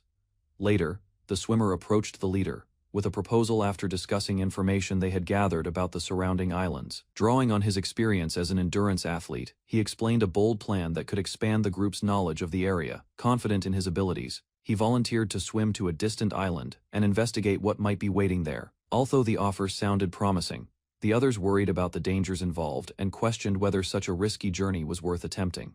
Mizuo returned the water bottle and thanked Shinomiya for the food he had provided during their stay on the island. While the others worried about her condition, she remained determined to continue with her plan despite the risks ahead. Viewing the mission as a challenge, Mizuo prepared to leave. Meanwhile, Shinomiya reflected on everything he had learned from her actions and survival skills. Before departing, she estimated the journey would take about 2 weeks. A quiet prayer for safety marked their farewell. A final moment, Mizuo stepped forward and embraced Shinomiya, expressing her gratitude before beginning her journey. After saying goodbye to Mizuo, the group watched her disappear into the distance. Shinomiya remained calm as the others followed her departure with mixed feelings. Back at camp, daily life resumed. Several students practiced survival skills, though their efforts produced more frustration than results. Meanwhile, the boys struggled with physical training and basic tasks. Observing the chaos, Shinomiya considered how to improve everyone's abilities. Later, the girls focused on preparing food while sharing a lighter mood. Their teamwork gradually made camp life more comfortable. Shifted to managing the growing group, new roles were discussed, and Shinomiya began organizing activities to keep everyone productive. While preparing for future threats, Shinomiya discussed a plan to relocate the group before tensions within the island could erupt. Her certainty left the others uneasy. Yet the warning convinced them to stay cautious as they moved forward with their preparations. Soon afterward, Shinomiya asked Owen to guide him through the route leading to their hidden shelter. Despite that decision, another student offered assistance. The group continued organizing tasks while Shinomiya searched for someone familiar with the area. Eventually, Amani joined him outside and pointed out important landmarks, animal territories, and dangerous zones, helping him better understand the island's surroundings. As they traveled through the forest, Amani shared details about the wildlife and pointed out which animals could be hunted. Without warning, Owen led him deeper into the jungle and stopped before a hidden cave concealed by thick vegetation. Inside, she revealed a carefully prepared emergency shelter. Supplies had already been stored there, showing how thoroughly she planned for unexpected situations. Moments later, Amani changed into training clothes and proposed a physical workout. Her dedication surprised Shinomiya as she explained the importance of staying strong. A confident smile followed as she challenged him to give his best effort, turning the quiet visit into a serious training session. Expecting a simple training session, Shinomiya quickly realized he had underestimated Owen. Bruised and exhausted, he struggled to keep up while Owen remained calm. For her, the exercise had barely begun. Even after repeated defeats, Shinomiya refused to quit. Determined to improve, he endured each round and rose to face her again. Recognizing the gap in their combat skills, he relied on survival experience instead of martial arts techniques. A new idea soon formed in his mind. Using the cave's darkness to his advantage, Shinomiya changed the pace of the match. Familiar with the surroundings, he finally found a way to challenge Owen. Relying on a small flash of light, Shinomiya suddenly disrupted Owen's focus.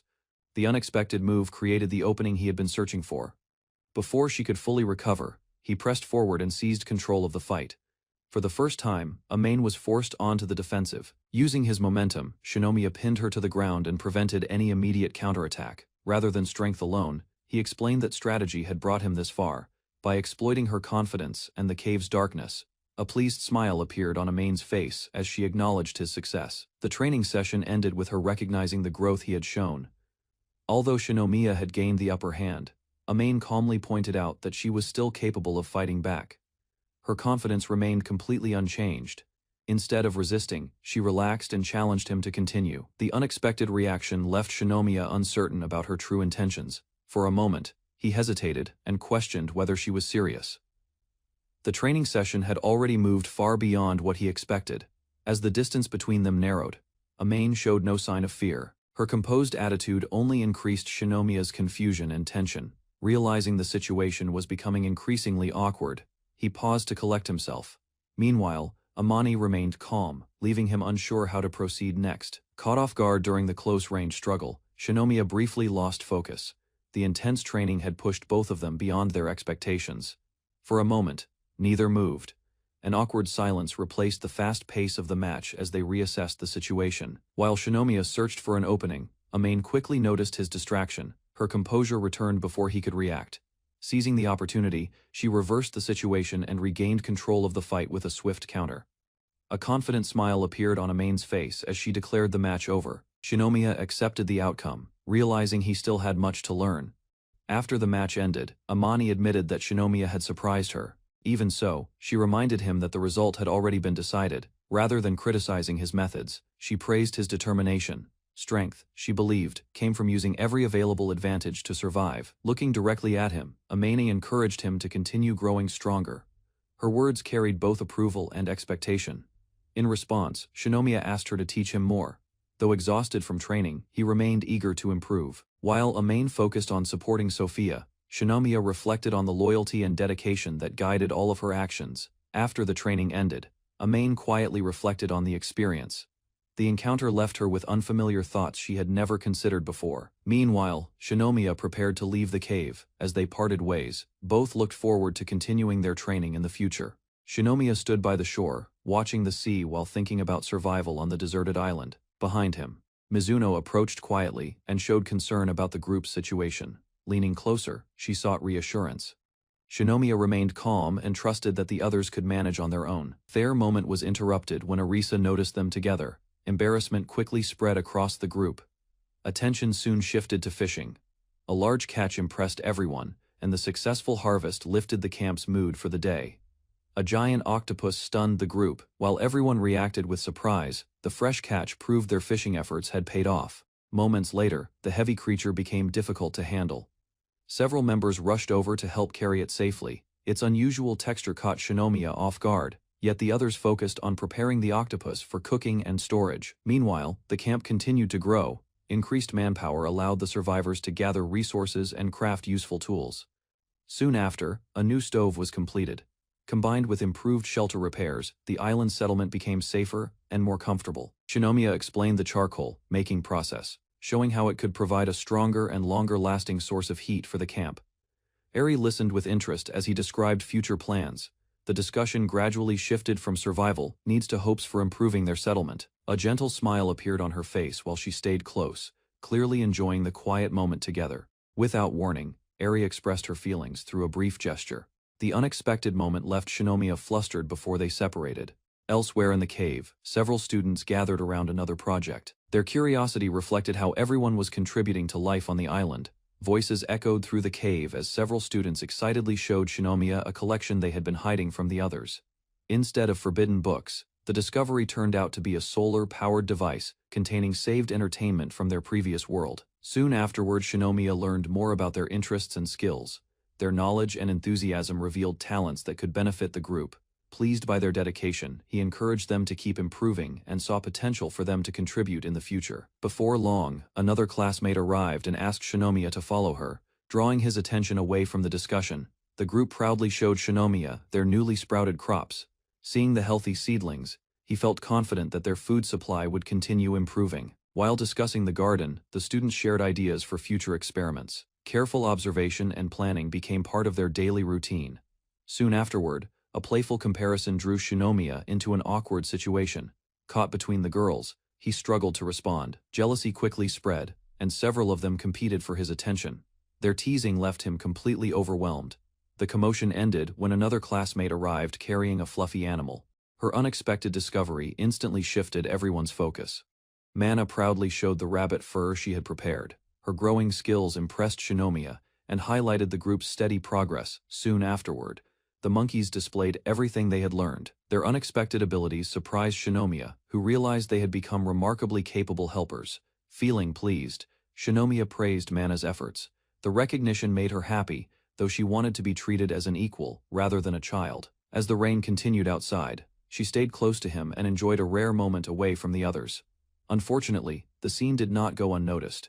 Several girls arrived, and Mana confidently declared her feelings, leaving the atmosphere noticeably tense. Leaving the others behind, Shinomiya headed off to handle another task while the girls watched him go with mixed reactions.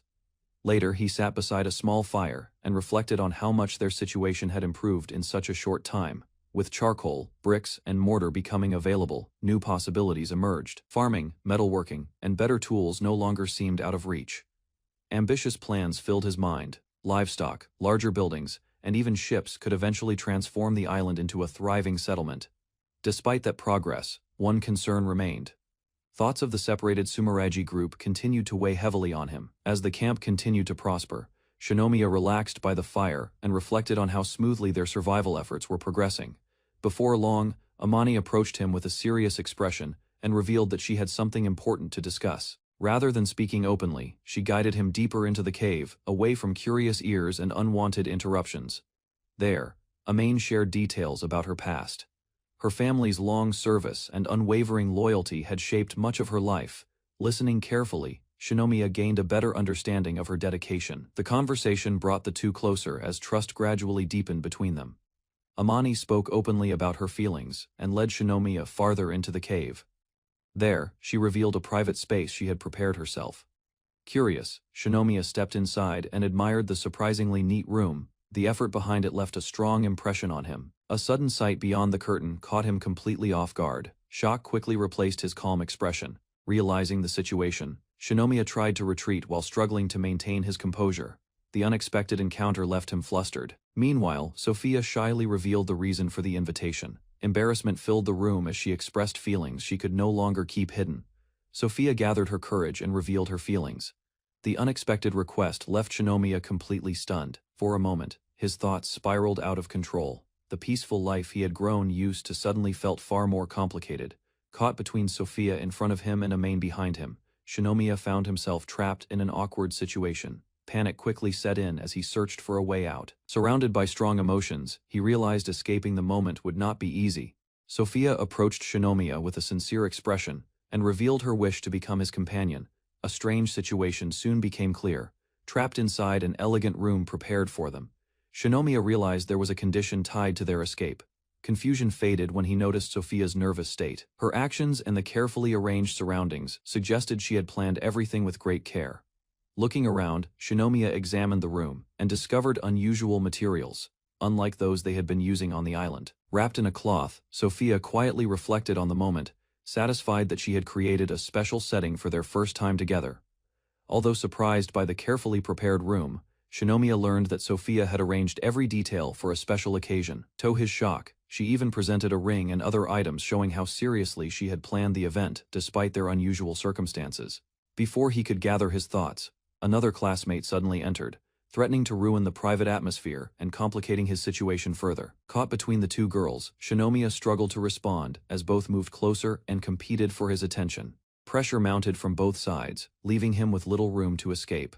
Meanwhile, Sophia sensed something was missing, yet remained focused on staying by his side. Shinomiya looked at Sophia in silence, unable to understand why she was willing to go so far for him. Rather than backing away, Sophia explained that the opportunity before them was too important to ignore and wanted her feelings to be understood. Hearing her sincerity, Shinomiya stopped the situation from moving too quickly and encouraged a calmer approach. After a brief pause, Sophia began speaking honestly about herself and answered the question she had been asked. Her story revealed a life filled with fame and attention. Constant public interest had followed her every day, shaping the experiences that eventually led her to this moment. Sophia revealed that her future had been decided long before her birth, with her family treating her as a valuable piece in their plans. Listening closely, Shinomiya learned that political arrangements and marriage negotiations were considered normal expectations within her household. Seeking freedom, Sophia changed her name and enrolled in a Japanese school. That brief escape ended when her true identity was discovered. Arriving in the new world changed everything. For the first time, she felt free from the burdens that had followed her entire life. she admitted that the freedom to choose her own partner mattered most. Understanding her feelings, Shinomiya finally grasped the weight of her decision. Gathering her courage, Sophia asked Shinomiya to free her from the future others had chosen for her. Instead of accepting, he calmly refused, leaving her stunned by the unexpected answer. Shock spread across the room as everyone struggled to understand his decision. Even Sophia could only watch in confusion. Shinomiya explained that choosing him now would not make her truly free. In his eyes, she was still acting against the expectations that had controlled her life. After facing hardships and meeting new companions, he believed real freedom came from making choices without being bound by circumstances or pressure. Shinomiya told Sophia that if she could one day express her feelings without being constrained by anyone, he would gladly accept her choice. His words left her speechless. As he prepared to leave, the meaning of his answer slowly sank in. Overwhelmed by emotion, Sophia burst into tears. The weight she had carried for years finally began to break apart. Between sobs, she admitted her own mistakes and realized she still wanted a future shaped by her own decisions, rather than by obligation. Despite the rejection, she was grateful that choosing Shinomiya had helped her discover what freedom truly meant. After Sophia calmed down, her companion quietly agreed with Shinomiya's view and stayed beside her as she recovered from the emotional moment. Meanwhile, Shinomiya stepped away from the room.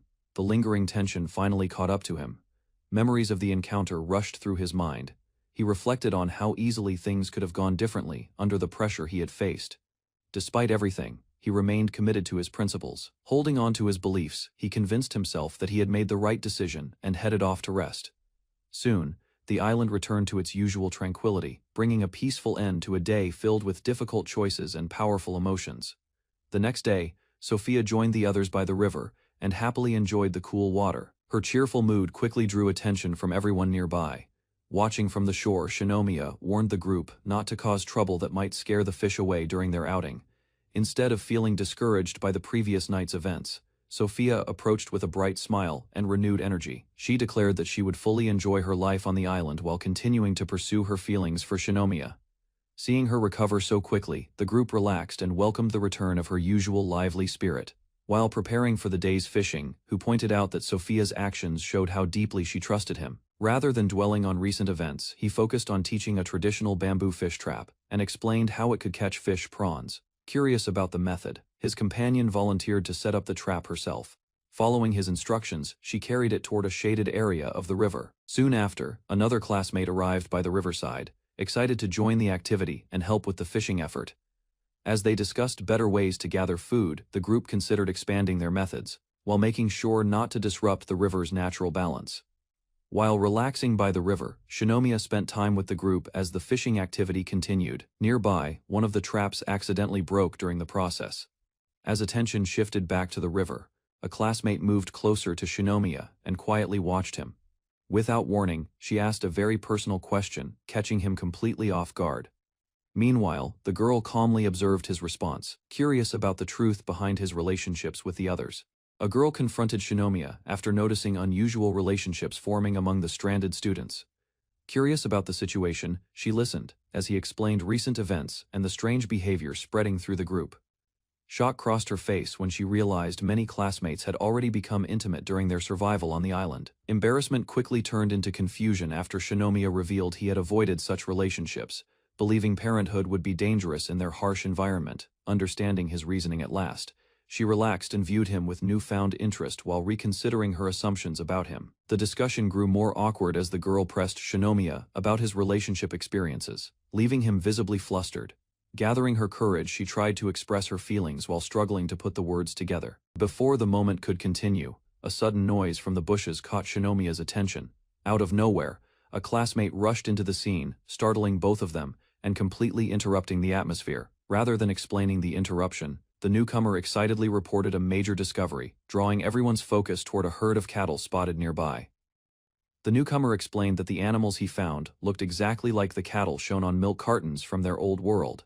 After hearing the report, the group quickly understood the opportunity and began preparing to capture the herd. Responsibilities were assigned without delay, with several students staying behind to protect the camp and care for the injured. Soon afterward, a hunting team set out toward the area where the cattle had been spotted. Deep within a rocky cave, another student struggled to breathe while surrounded by unconscious bodies, revealing a dangerous situation unfolding elsewhere on the island. Elsewhere on the island, a sick student wandered out of a cave, desperately searching for help as her condition continued to worsen. After spotting a nearby group, she recognized Raito and rushed toward him with the last of her strength. Concern quickly turned into caution when one of the girls blocked her approach, fearing she might spread the illness. Tears filled her eyes as she explained that their doctor had collapsed, and many students were in danger of dying.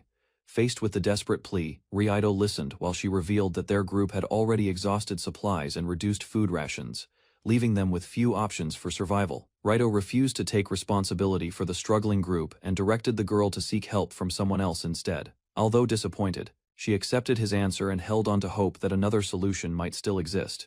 Meanwhile, Shinomiya and his companions continued traveling when one girl suddenly damaged her shoe along the path. After examining the problem, the group realized the footwear could be repaired with materials they already carried. Since the route ahead appeared safe and familiar, the dark-haired girl suggested that Shinomiya and his companion continue forward while she stayed behind to fix the damaged shoe. Before leaving, Shinomiya and the girl promised to stay alert and signal for help if any danger appeared along the way. Reaching the open field where the cattle had been seen, they found only empty grasslands and no sign of the herd. Rather than rushing ahead, the pair decided to wait patiently, believing the animals could not have traveled far. While searching the surrounding area, the girl checked behind nearby vegetation as Shinomiya considered where the cattle might have gone. Awkward silence soon settled between them, and Shinomiya struggled to find a topic after remembering their earlier conversation at the river.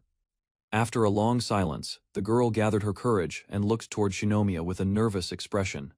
Carefully choosing her words, she brought the conversation back to the intimate moment they had shared earlier. With her face turning red, she asked whether their growing closeness meant they were now a couple. Caught completely off guard, Shinomiya struggled to respond, while both of them became increasingly embarrassed. Seeking reassurance, she quietly reflected on the affection they had already shared and hoped their bond carried a deeper meaning. Still searching for an answer, the girl asked Shinomiya how he viewed love and whether his feelings were shared equally among everyone close to him.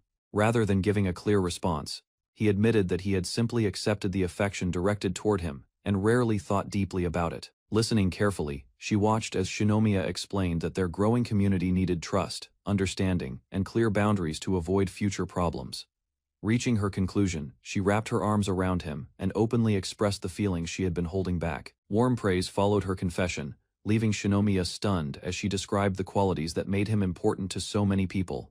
Encouraged by her confession, the girl gently embraced Shinomiya and stayed close beside him in the quiet field. Leaning nearer, she expressed her feelings through affectionate gestures, while enjoying the brief moment alone together. Their private atmosphere suddenly disappeared when another girl arrived and froze in surprise at what she had witnessed. Realizing she had interrupted something important, the newcomer awkwardly apologized while trying to ease the tension. To avoid making the situation more uncomfortable, she quickly volunteered to continue searching for the cattle and quietly left the pair behind. The newcomer calmly admitted that she also cared deeply for Shinomiya, surprising both him and the girl beside him. Memories of her kindness and support flashed through Shinomiya's mind, making him realize he had underestimated the depth of her feelings. Instead of creating conflict, she accepted the situation with remarkable honesty and showed no intention of competing with anyone. Hearing that response, Ari's embarrassment vanished as excitement took over, and she immediately welcomed the unexpected development. Left speechless by the sudden turn of events, Shinomiya could only stare in disbelief while the relationship around him became even more complicated. A tense silence formed as two girls looked at each other with uncertain feelings. Meanwhile, Shinomiya found himself caught between them, unsure why the atmosphere had suddenly changed. Confusion quickly surfaced when both girls began questioning each other's actions and intentions. As the misunderstanding became clearer, neither wanted to continue the awkward situation, leaving Shinomiya even more uncomfortable. Finally, the discussion shifted toward Shinomiya, causing a disagreement over priorities while everyone struggled to survive in the unfamiliar world. Frustration grew as the two girls continued arguing about how each handled the situation around Shinomiya. Inside his mind, the conflict felt like a chaotic battlefield, with no clear way to stop the clash. Fear soon replaced confusion as he wondered whether surviving this tension was harder than surviving the island itself. While both girls tried to explain their views, Shinomiya struggled to understand their feelings and became increasingly overwhelmed. Choosing caution over action, he remained quiet and carefully observed, hoping the storm would pass on its own. The blonde girl confidently claimed she understood Shinomiya's preferences and moved closer with a bold attitude. In response, the dark-haired girl challenged that assumption and presented her own view with unexpected confidence. Soon, the discussion shifted into an embarrassing comparison, leaving Shinomiya stunned by the direction it had taken. Meanwhile, both girls lost their usual composure as the rivalry intensified and emotions took control. Without reaching any conclusion, the competition escalated further, placing Shinomiya at the center of an increasingly chaotic dispute. The rivalry reached a new level as both girls moved closer to Shinomiya, leaving him unable to understand their intentions. Embarrassment quickly spread when the competition turned into a direct attempt to gain his attention, placing him in an increasingly awkward position. A sudden movement interrupted the moment, causing both girls to freeze and reconsider what they were doing. Despite the interruption, one of them tried to take the lead, convinced that supporting Shinomiya would prove her feelings.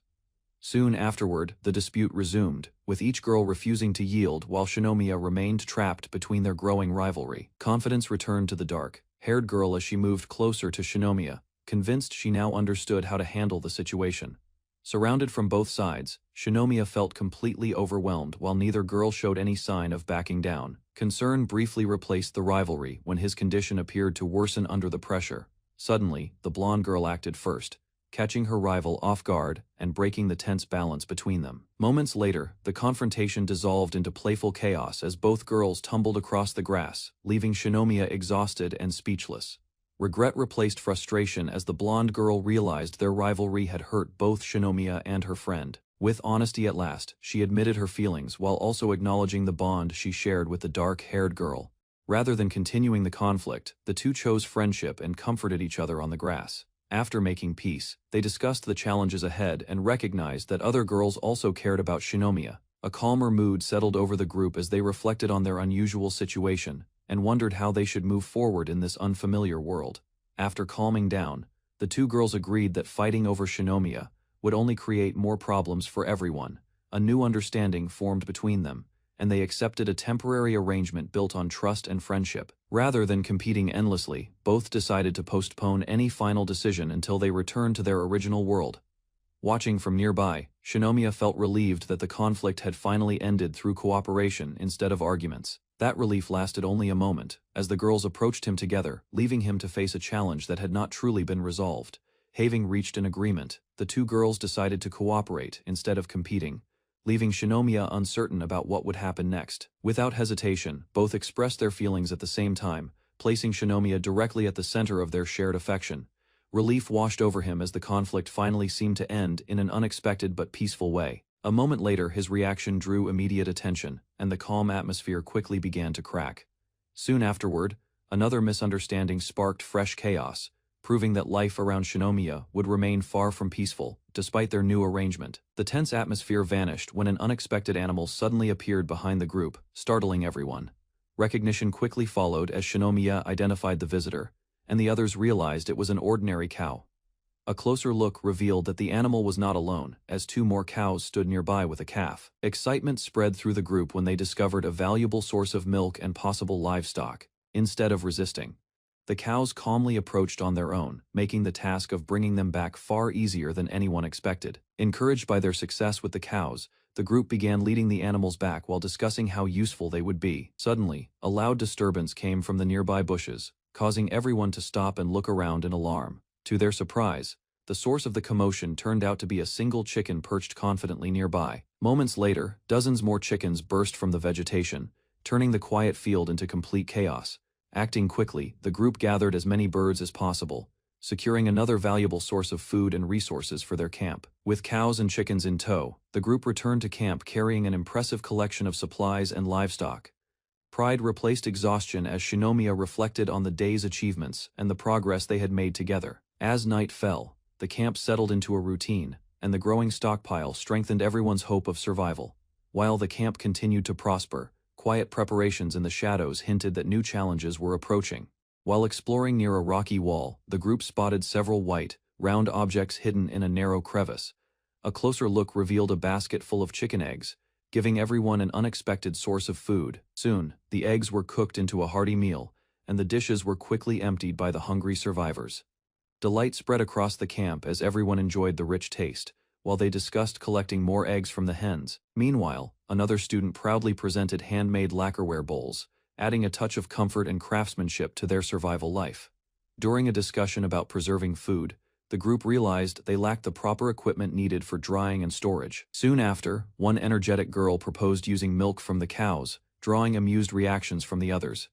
Practical concerns quickly ended the idea, as the group pointed out the risks of consuming unsterilized milk and raw eggs. Later, the conversation shifted when Shinomiya mentioned taking a walk along the beach earlier that morning, around the meal gathering. Everyone reflected on Mizuno's absence and quietly hoped he was living safely and comfortably somewhere beyond the island. As food supplies grew scarce, several students complained about surviving on little more than grass and mushrooms. Nearby, one classmate quietly focused on eating, while the discussion around him became increasingly tense. Before long, a student confronted the group, questioning why they remained idle instead of searching for food. The argument deepened when others explained that hunting had become difficult and previous solutions had already been considered. Frustration finally boiled over as the disagreement turned into a struggle for authority, with both sides challenging how decisions should be made. Although the argument appeared to calm down, tension remained between the two students, as they continued discussing leadership and responsibility. Moments later, the disagreement intensified when one of them stepped forward and challenged the other directly. Rather than prolonging the conflict, he finally backed down and agreed to take action for the group. With confidence, he announced the location of a nearby deer herd and volunteered to handle the hunting himself. Just as the situation settled, a girl hurried over to Shinomiya, eager to show him something she had discovered. After the meeting ended, Hinako guided Shinomiya through a passage and led him toward a hidden section of the shelter. Inside the room, she proudly revealed several handmade futons arranged neatly for the girl's sleeping area. For a moment, Shinomiya was surprised, recalling another room he had seen before and realizing his reaction had been mistaken.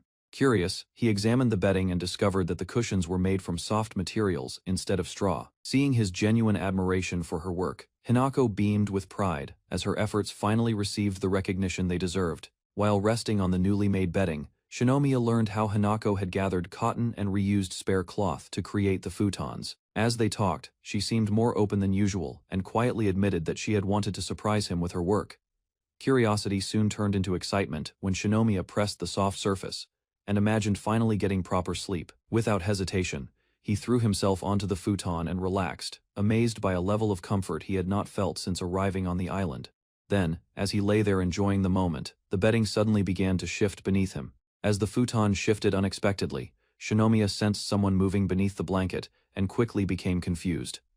To his surprise, Mako emerged from under the covers, revealing that she had fallen asleep there while waiting. Meanwhile, she explained that she had planned to help with the surprise and seemed pleased to be spending time with him again. A brief misunderstanding followed when Mako encouraged him to touch the futon, causing Shinomiya to hesitate for a moment. Eventually, the awkwardness faded as they relaxed together and appreciated the remarkable comfort of the handmade bedding. As they rested on the futon, Shinomiya struggled to stay calm while Mako slept close beside him. Meanwhile, he tried distracting himself and focused on getting comfortable without disturbing her. A moment later, Mako woke up and suggested switching positions, catching him off guard. Unexpectedly, the situation became even more awkward when Shinomiya noticed details he had not meant to see. Embarrassment quickly spread between them, yet neither pulled away as they remained together beneath the blanket, unsure how to react. Although the morning had only just begun, Mako remained close to Shinomiya and showed no intention of moving away. Leaning nearer, she gazed at him with growing affection, leaving him increasingly flustered by the situation. For a brief moment, neither of them looked away as the atmosphere between them became unusually intimate. Not long after, Hinako arrived and discovered that both of them had suddenly disappeared from the room. Meanwhile, Mako happily claimed the comfortable futon for herself and stretched out across it while enjoying a peaceful rest. While Hinako happily tested the softness of the futon, Shinomiya struggled to cope with the increasingly awkward situation around him. Suddenly, another girl appeared beside the bedding, leaving Shinomiya frozen in surprise as the scene grew even more complicated. The moment Hinako noticed both of them together beneath the futon, confusion immediately spread across her face. Realization quickly struck, and she became overwhelmed by what she believed had happened while she was away. Unable to process the misunderstanding, Hinako collapsed onto the futon in complete shock as the others rushed to react. After the misunderstanding settled, Shinomiya redirected the discussion toward a practical problem, repairing the camp's worn-out slippers. While considering possible materials, the group realized the island lacked both suitable fabric and the tools needed to produce it. Determined to find a solution, Shinomiya left the room, unaware that Eri was quietly watching him from a distance. Soon afterward, he approached her and noticed she was busy carrying a basket filled with freshly gathered ingredients. With confidence, Eri explained that she was experimenting with fermentation to expand the variety of preserved foods and seasonings available to everyone. After discussing food preservation, Shinomiya met Mana, who proudly introduced the monkeys helping with work around the camp. To demonstrate their progress, she led the animals toward the farm and showed how they followed instructions together. While watching the lively scene, Shinomiya was approached by Karen, who seemed to have something important on her mind. Gathering her courage, Karen asked for his assistance with a task and hoped he could spend some time helping her. Before Shinomiya could respond further, another classmate rushed over and eagerly volunteered to join them on the outing.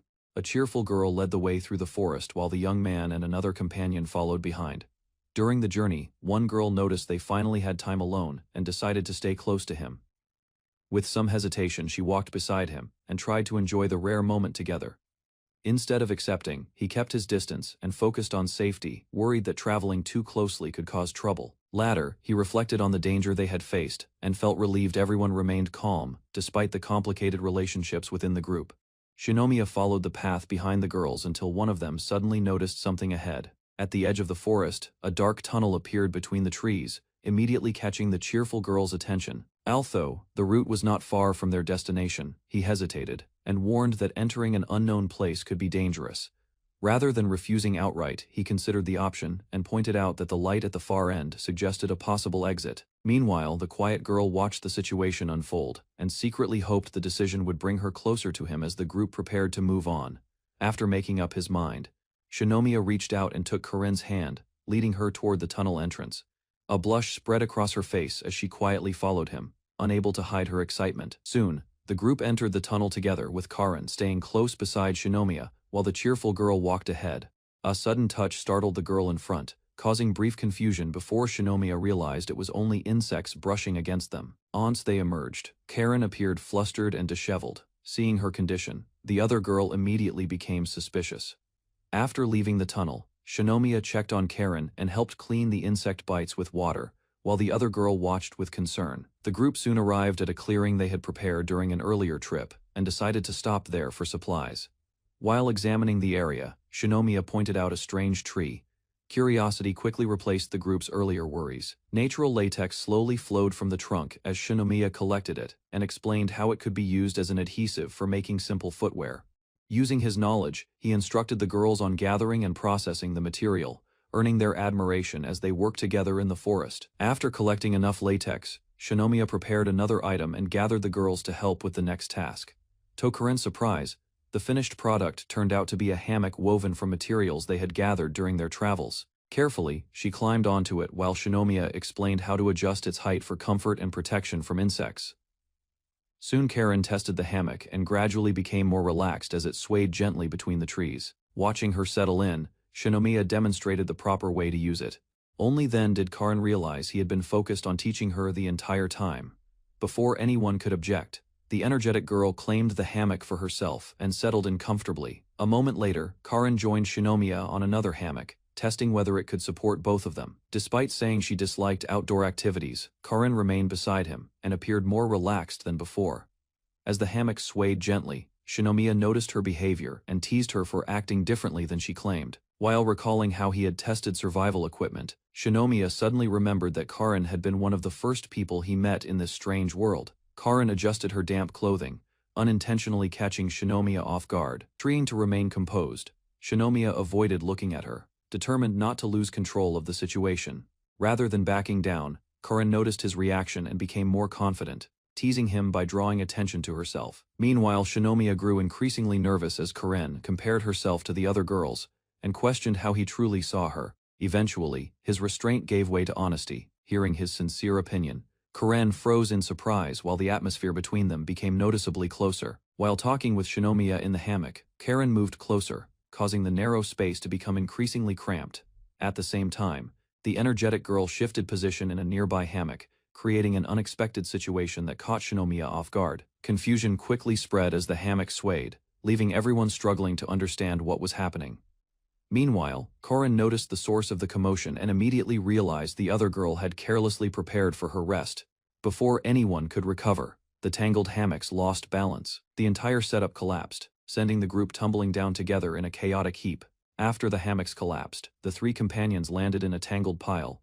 Though shaken, none of them appeared seriously hurt. Embarrassment quickly replaced concern as the girls criticized the failed resting arrangement, while Shinomiya tried to reassure everyone. Once the commotion settled, Shinomiya reflected on how their discoveries seemed to resemble achievements being unlocked in a game. Continuing their exploration, the group discussed the unusual plants and animals they had encountered throughout the region. Hidden among the vegetation stood a strange creature, prompting the group to cautiously investigate the unexpected encounter. After observing the strange creature, Shinomiya explained its hunting method, and noted that discovering it felt like another achievement in their exploration. Later, the group reached a rocky area where a sudden collapse blocked their path and left them trapped among falling debris. While panic spread through the group, Corinne remained calm and focused, preparing to assess the situation before making their next move. 2 weeks after Mizuno sailed to the other island, the boys stood on the shore and reflected on the group's progress. That evening, everyone gathered around the campfire as a new plan was prepared in case Mizuno failed to return. To strengthen the settlement, Eri took charge of food preparation while Karin managed the farm and supplies. Meanwhile, new seasonings were tested, and the boy often sampled the dishes as the variety of meals increased. Elsewhere, the strongest workers focused on lumber construction, helping expand the camp and improve daily life. As the settlement grew, the Asakura sisters improved the group's clothing through sewing and repairs. Beyond that, straw mats were produced, weapon crafting continued in secret, and Minako regularly gathered seaweed and shellfish from the coast. Meanwhile, Mana's trained monkeys helped transport food and pet feed, making daily work much easier. Under Mana's care, the livestock remained healthy, while several members assisted with feeding and milking duties. At the same time, cows helped clear land by pulling stumps, allowing the camp to expand and become more productive. During training, Amain received another unusual challenge that tested her strength and precision. Without hesitation, she swung her knife and sliced the target into countless tiny pieces, leaving everyone stunned. Soon after, she followed even more difficult instructions, proving she could carry out nearly any task she was given. Despite her talent, training alongside her exhausted the others, and her overwhelming power remained difficult to handle. Later, the boy tried restraining her during practice, but Amani's strength quickly turned the situation around and ended the match. After training ended, Shinomiya found himself pinned beneath Amain, who showed no sign of releasing him. Unable to move, she became frustrated as Shinomiya reacted in a way that only embarrassed her further. Meanwhile, the intense exercise left both of them exhausted, proving once again how demanding Amain's training sessions could be. Soon after, the group urged Shinomiya to clean himself up, noticing the sweat and dirt from the long practice. Later, Shinomiya relaxed in the lake and reviewed possible future threats, but his attention shifted when he noticed someone approaching nearby.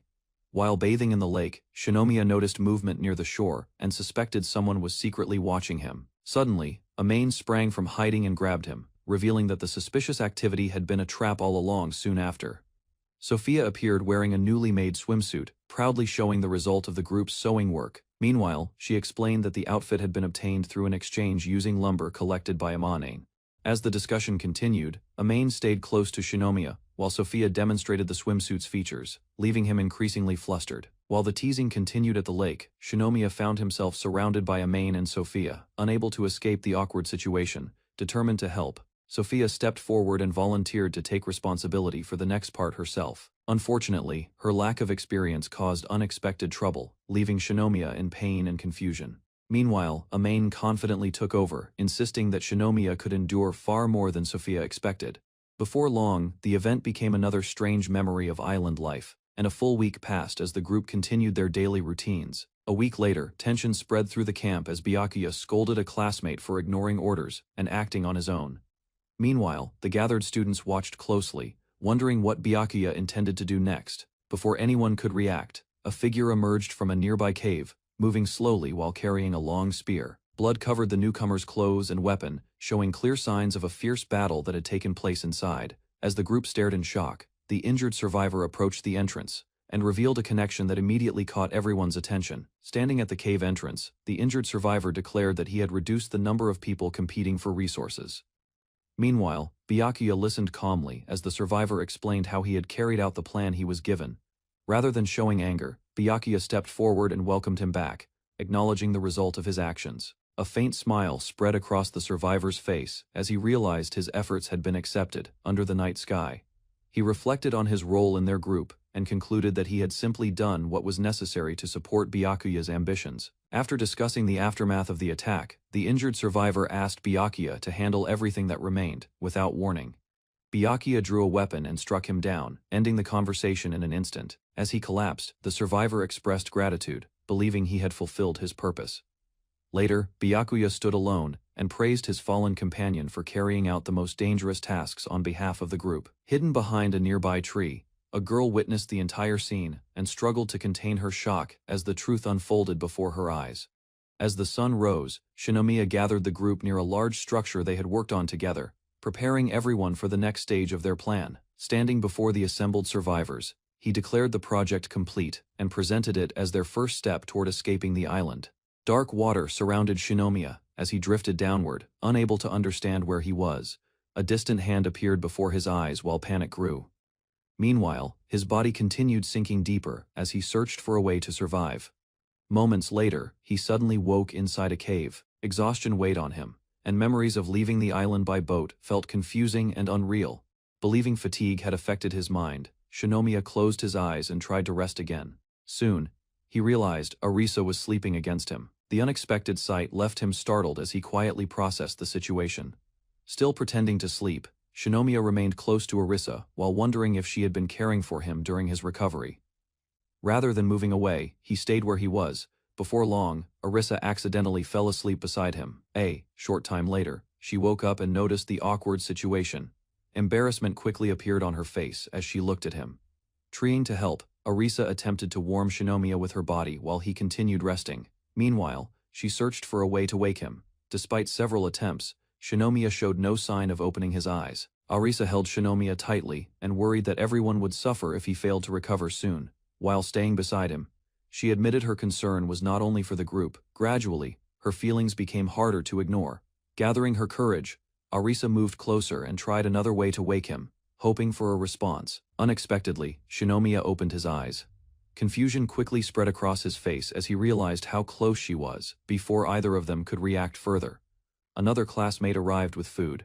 The interruption ended the awkward moment and shifted everyone's attention elsewhere. After regaining consciousness, Shinomiya learned that an entire day had passed since his return by boat. Although his memories remained unclear, he felt physically recovered. With a smile, Arisa told him everyone had been waiting. Meanwhile, the others checked on his condition and welcomed him back. Soon, familiar classmates gathered around and called out to him with visible relief. Outside the cave, the group enjoyed a meal together.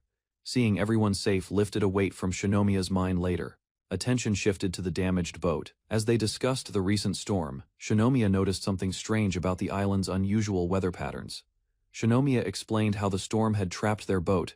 Heavy rain soaked the straw sails, causing the vessel to lose speed and control. Realizing the danger, he quickly ordered his companions to switch tactics.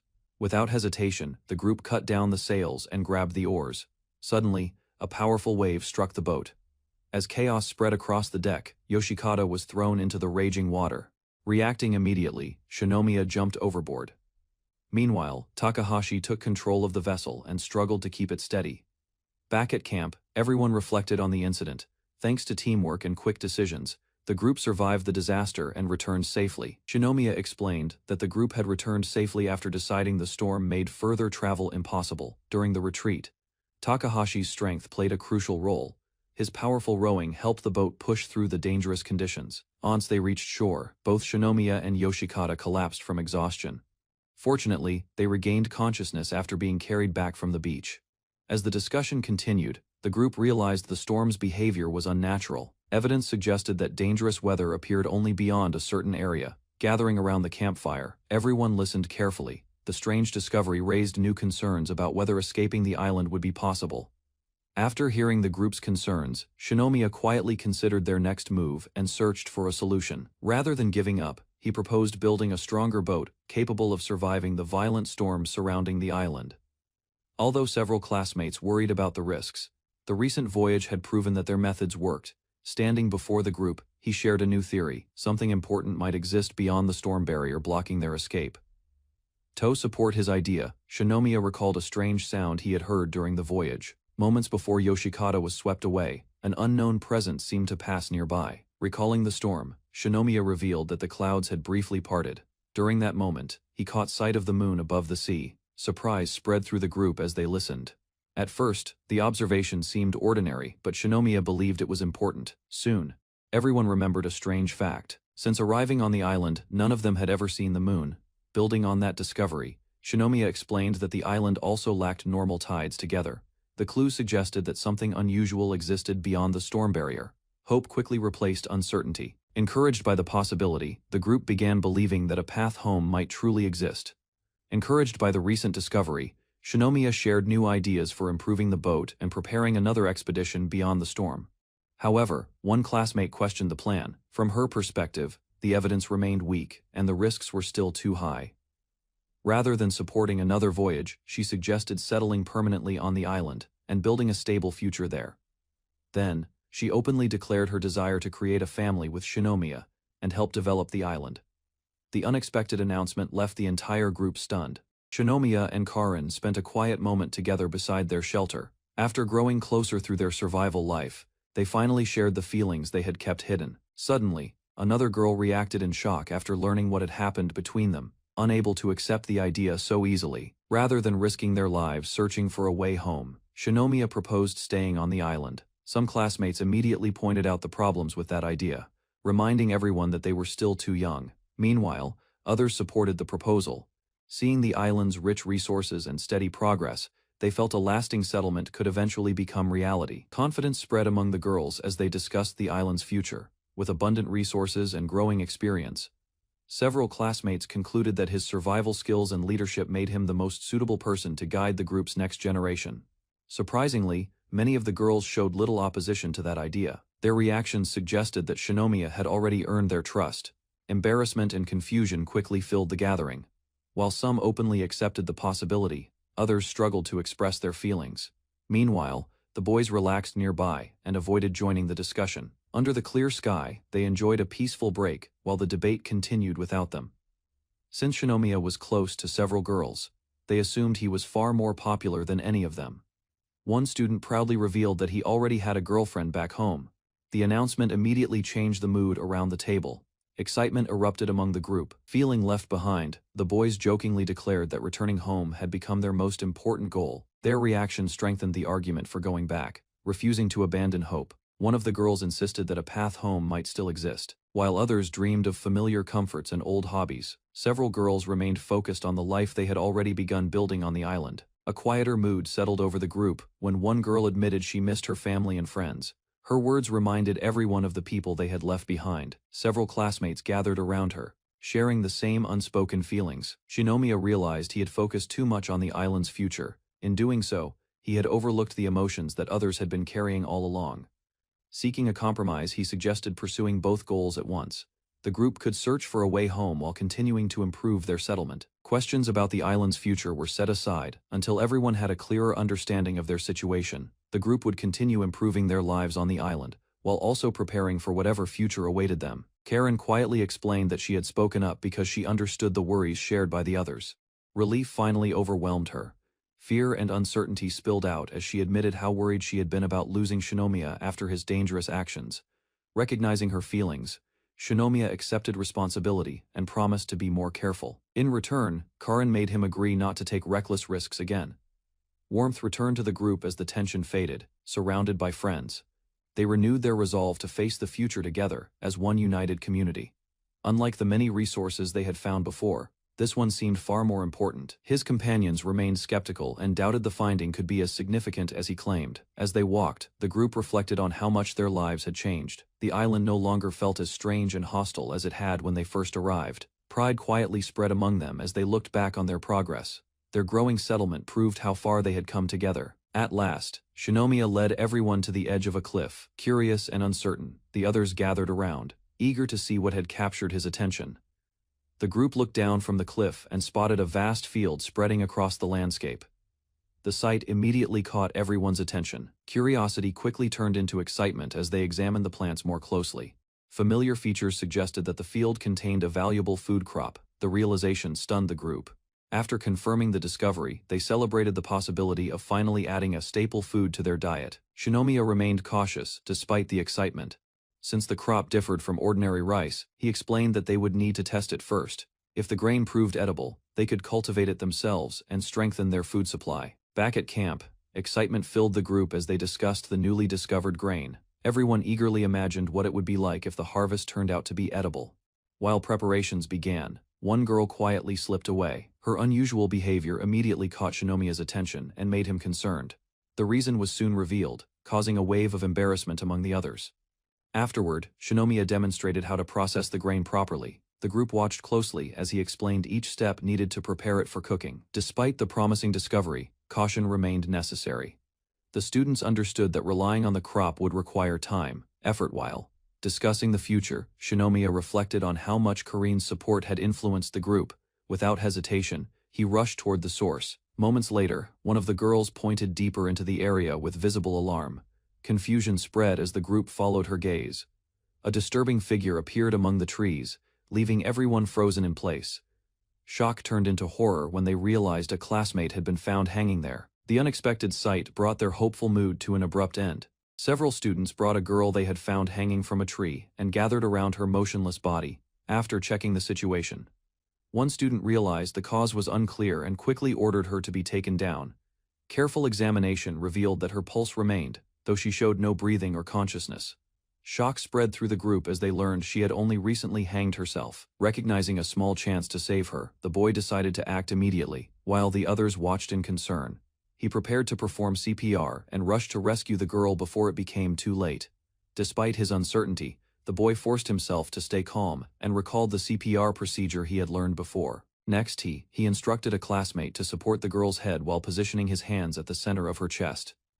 Without wasting time, he began chest compressions and maintained a steady rhythm to keep blood circulating. Meanwhile, the others followed his directions and prepared for rescue breathing while watching for any sign of response. After opening her airway, he delivered breaths carefully and resumed compressions, repeating the cycle in hopes of restoring her normal breathing.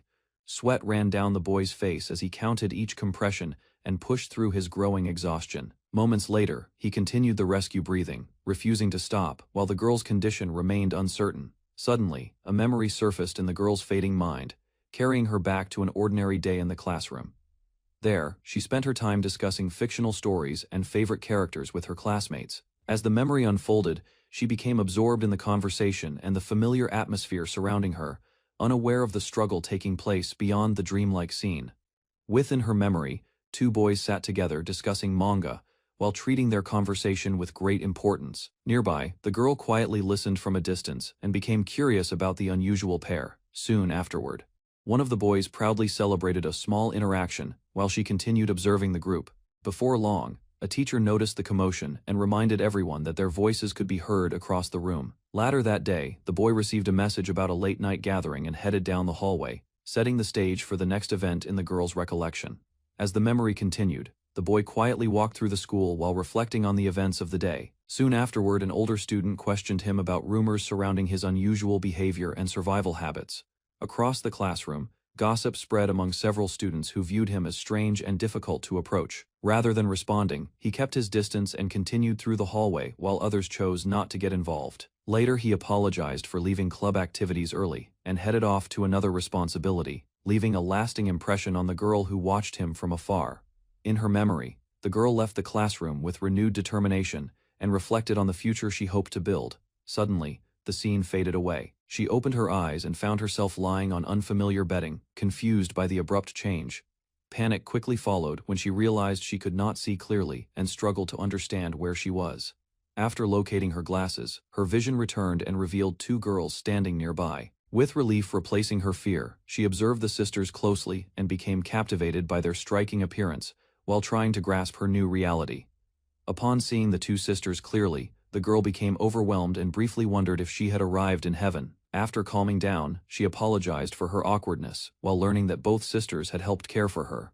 Then, a single word caught her attention, causing her to question what they meant by mentioning a companion. At that moment, a familiar boy arrived carrying food and drink, relieved to see that she had finally regained consciousness. Recognition struck instantly. Remembering the strange classmate from school, she stared in disbelief while he calmly examined her condition and checked for injuries. As the shock faded, the girl learned more about the island and realized the situation around her was far worse than she had imagined. Meanwhile, the boy explained that many students had already lost hope, while others were becoming increasingly unstable. To help her recover, he offered food and encouraged her to eat despite her uncertainty. The first bite immediately surprised her. Hunger took over as she discovered the meal was far better than expected. Watching from nearby, the sisters quietly acknowledged the boy's reliability as the group settled into a calmer mood. Feeling much better after eating, the girl admitted that her own carelessness had led to the accident that nearly cost her life. Later, the boy guided her through the cave and offered to introduce her to the other survivors. Stepping farther inside, she discovered a surprisingly organized settlement where students worked, rested, and shared meals together. The sight left her speechless. What had seemed impossible now looked like a small community built from nothing.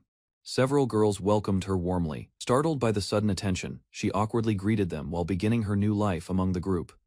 As she met more survivors, the girl was astonished to discover that several of the school's most admired students had also made it through safely. Gathering her courage, she introduced herself and thanked everyone for helping her during her recovery. In response, the group welcomed her warmly and encouraged her to rest instead of overexerting herself.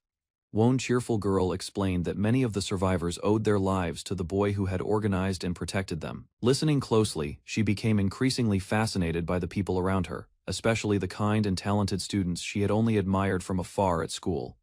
Curious about the camp's activities, the girl watched as several students worked together to prepare and preserve food supplies. As the explanation continued, she learned that the group was processing rice under the boy's guidance to improve storage and nutrition. One after another, the survivors praised his accomplishments, describing how he had built facilities, organized the camp. Hearing so many stories left her impressed. Standing beside him, she began to understand why the others trusted him so deeply. Before leaving, the boy reassured her that the hideout was secure and encouraged her to rest, causing her to become unexpectedly flustered. After leaving the cave, the girl reached a hillside and was stunned to discover a fully functioning farm hidden within the island. For the first time, she noticed how beautiful the surrounding landscape truly was and began viewing the island differently. Sitting quietly, she reflected on her earlier fears while watching the survivors and animals living together peacefully. Soon, her attention shifted toward the boy and a cheerful girl talking alone in the distance. She could look away. The pair shared an intimate moment. Frozen in shock, she watched from afar as an unexpected feeling settled deep within her heart. Hidden on the hillside, the girl watched in disbelief as the boy and the cheerful girl openly showed their affection.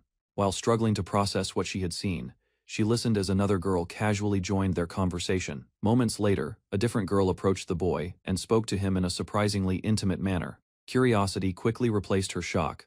Unable to understand the situation, she focused on every movement between them, suddenly embraced and kissed the boy as well. Watching from afar, she was left completely stunned by the unexpected turn of events.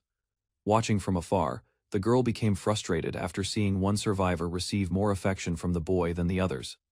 Soon, the discussion around him grew even more chaotic, as another request drew additional attention his way. At that moment, she reconsidered her earlier impression and began questioning the boy's true character. Surrounded by admiring girls, he appeared completely overwhelmed. She concluded that the island's most reliable survivor might also be its most troublesome one. Caught between two girls' affection, Shinomiya looked overwhelmed as attention from his companions continued to grow. Meanwhile, a bespectacled classmate reflected on his actions and began viewing him as someone unexpectedly dangerous. In her imagination, Shinomiya appeared surrounded by several girls, making his influence seem far greater than she had realized. Across the island, panic briefly took hold of her thoughts. Yet memories of his help reminded her that he had always supported others. Determination soon replaced hesitation, and she decided to investigate the situation herself instead of relying on assumptions. While thinking about how to approach the established groups, Shiori wandered through the camp and unexpectedly noticed a gathering area nearby. From a distance, she observed several girls working together, handling laundry and daily chores in an organized routine. Nervousness quickly set in as she approached them, causing her movements to become awkward and drawing their attention. After being welcomed, Shiori gathered her courage and began asking questions about Shinomiya, hoping to learn more about him, rather than criticism. She heard praise from every direction as the girls described Shinomiya as dependable, capable, and deeply respected within the group. As the discussion continued, Shiori casually mentioned seeing Shinomiya with another girl, then immediately regretted bringing it up. To her surprise, the girls reacted calmly and shared their own observations, treating the situation as something completely natural. Leaving the group behind, Shiori struggled to organize her thoughts while reflecting on everything she had learned about Shinomiya.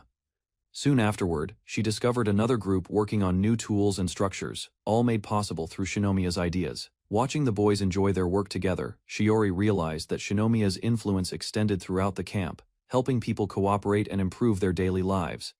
As Shiori continued exploring the camp, she discovered more completed projects and learned that many of them had been built under Shinomiya's guidance. Hearing constant praise from the boys left her conflicted, and she began wondering why so many people trusted him without hesitation. Before long, she met another girl preparing for a fishing trip who casually described Shinomiya as a reliable and straightforward person. Unexpected mishap briefly distracted Shiori, leaving her flustered before she could continue asking questions.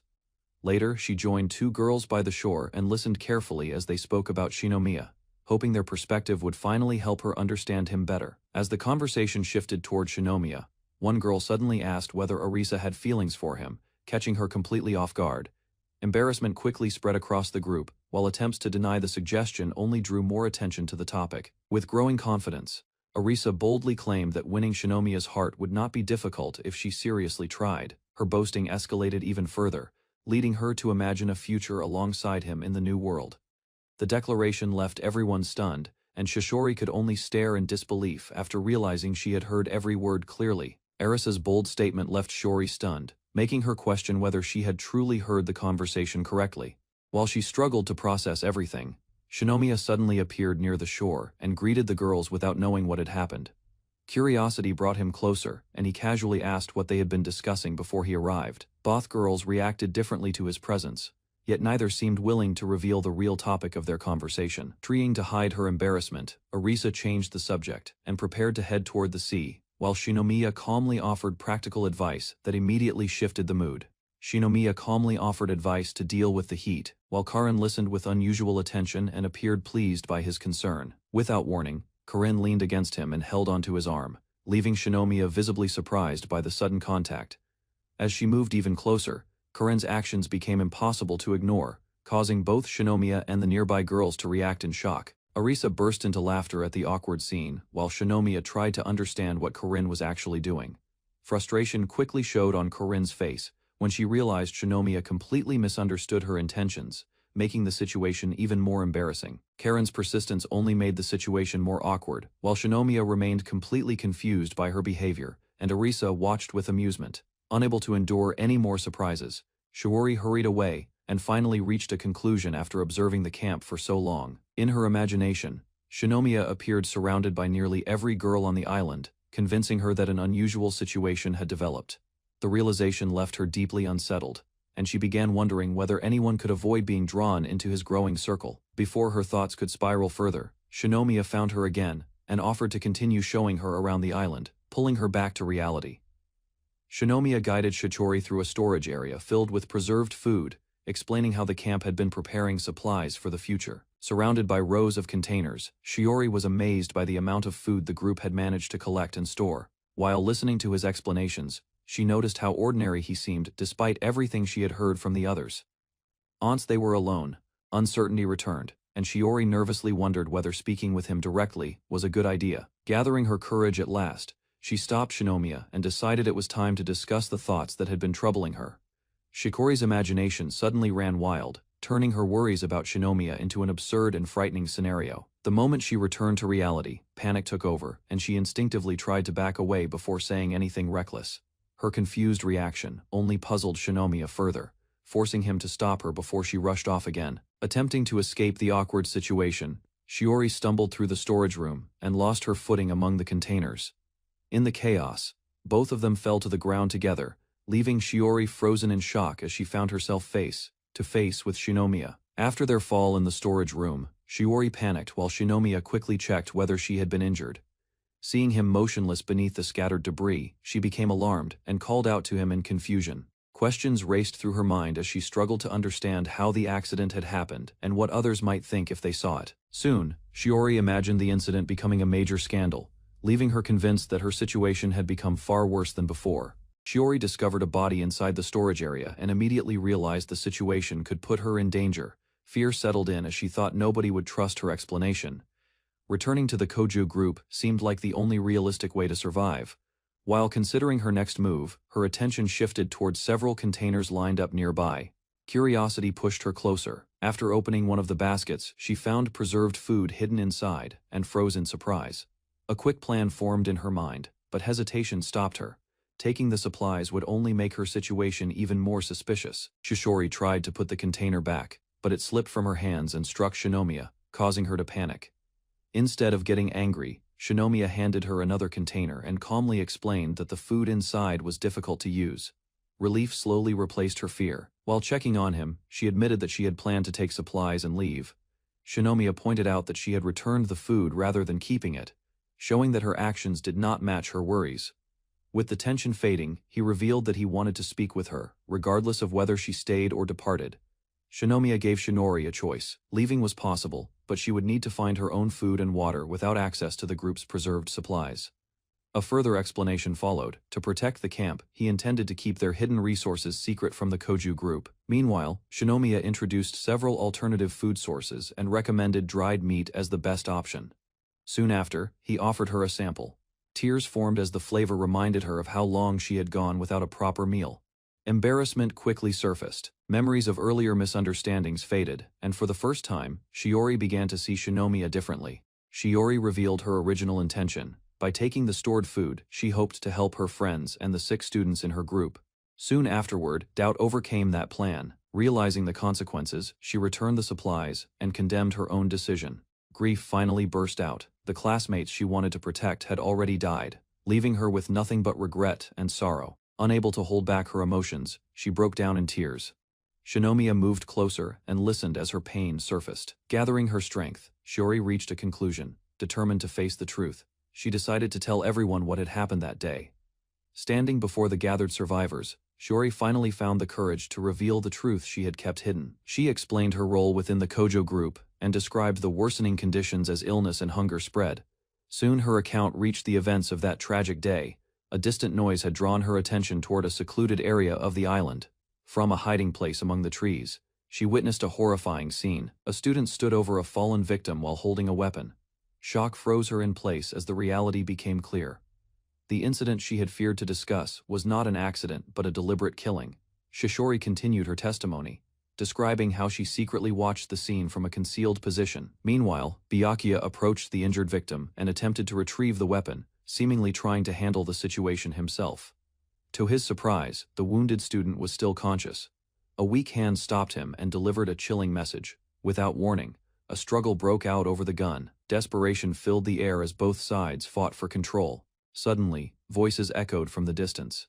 Realizing others were approaching, Byakuya abandoned the scene and fled before anyone could catch him. As people rushed toward the scene, Byakuya quickly offered an explanation and claimed he had arrived after sensing that something was wrong. Suspicion remained, but the confusion surrounding the incident prevented anyone from immediately questioning his story. According to his account, a struggle had broken out when the victim pointed a gun at him. During the confrontation, the weapon accidentally turned toward its owner. Moments later, the reality of the tragedy became impossible to ignore. The victim showed no signs of movement as nearby students reacted in shock. Silence spread through the crowd, faced with the unexpected news. The gathered survivors struggled to process what they had just learned. As the crowd gathered around the body, blame and confusion spread through the group. Several students accepted Byakuya's version of events without hesitation. A closer look at the victim raised new doubts. Ryaido noticed something unusual and began examining the situation more carefully. Rather than accepting the explanation, he questioned a critical detail. The position of the weapon did not seem to match the story everyone had been told. Soon, another witness stepped forward. Although the struggle had been difficult to see clearly, the atmosphere immediately changed. Ryaido pressed the group for answers, suspecting that some of them already knew far more about Byakuya's actions than they admitted. Ryaido challenged the crowd's assumptions and questioned why they were willing to ignore the evidence. Anger quickly spread among the survivors. One student claimed that Shiori and Byakuya had secretly worked together and should share responsibility. Soon, the accusation turned into a demand. Calls for exile echoed through the gathering as more people sided against them. The situation spiraled out of control. Insults and thrown objects forced Byakuya and his allies to retreat from the furious crowd. Panic replaced confusion. Realizing they could no longer stay, the group abandoned any attempt to argue and fled the scene. Despite the chaos, one student refused to let the accused escape. Grief and anger drove her to break free and continue the pursuit. Others quickly stopped her. The harsh reality was impossible to deny, and the victim could no longer be saved. Meanwhile, Ryudo accepted that chasing the fugitives was no longer worth the risk. The opportunity to catch them had already passed. Rather than fueling more conflict, he urged everyone to calm down. Survival remained the group's highest priority, and panic would only weaken them further. Exhaustion lingered over the camp, but the survivors prepared to move forward despite the tragedy. Even after the testimony ended, distrust remained. Whispers of deception spread through the crowd, while Shiori watched the reactions from a distance.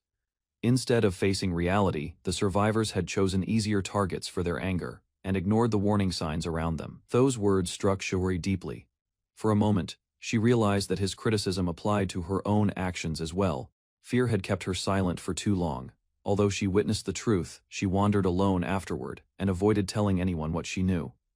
An uneasy silence followed the confession. The students struggled to accept the situation, knowing the damage could no longer be undone.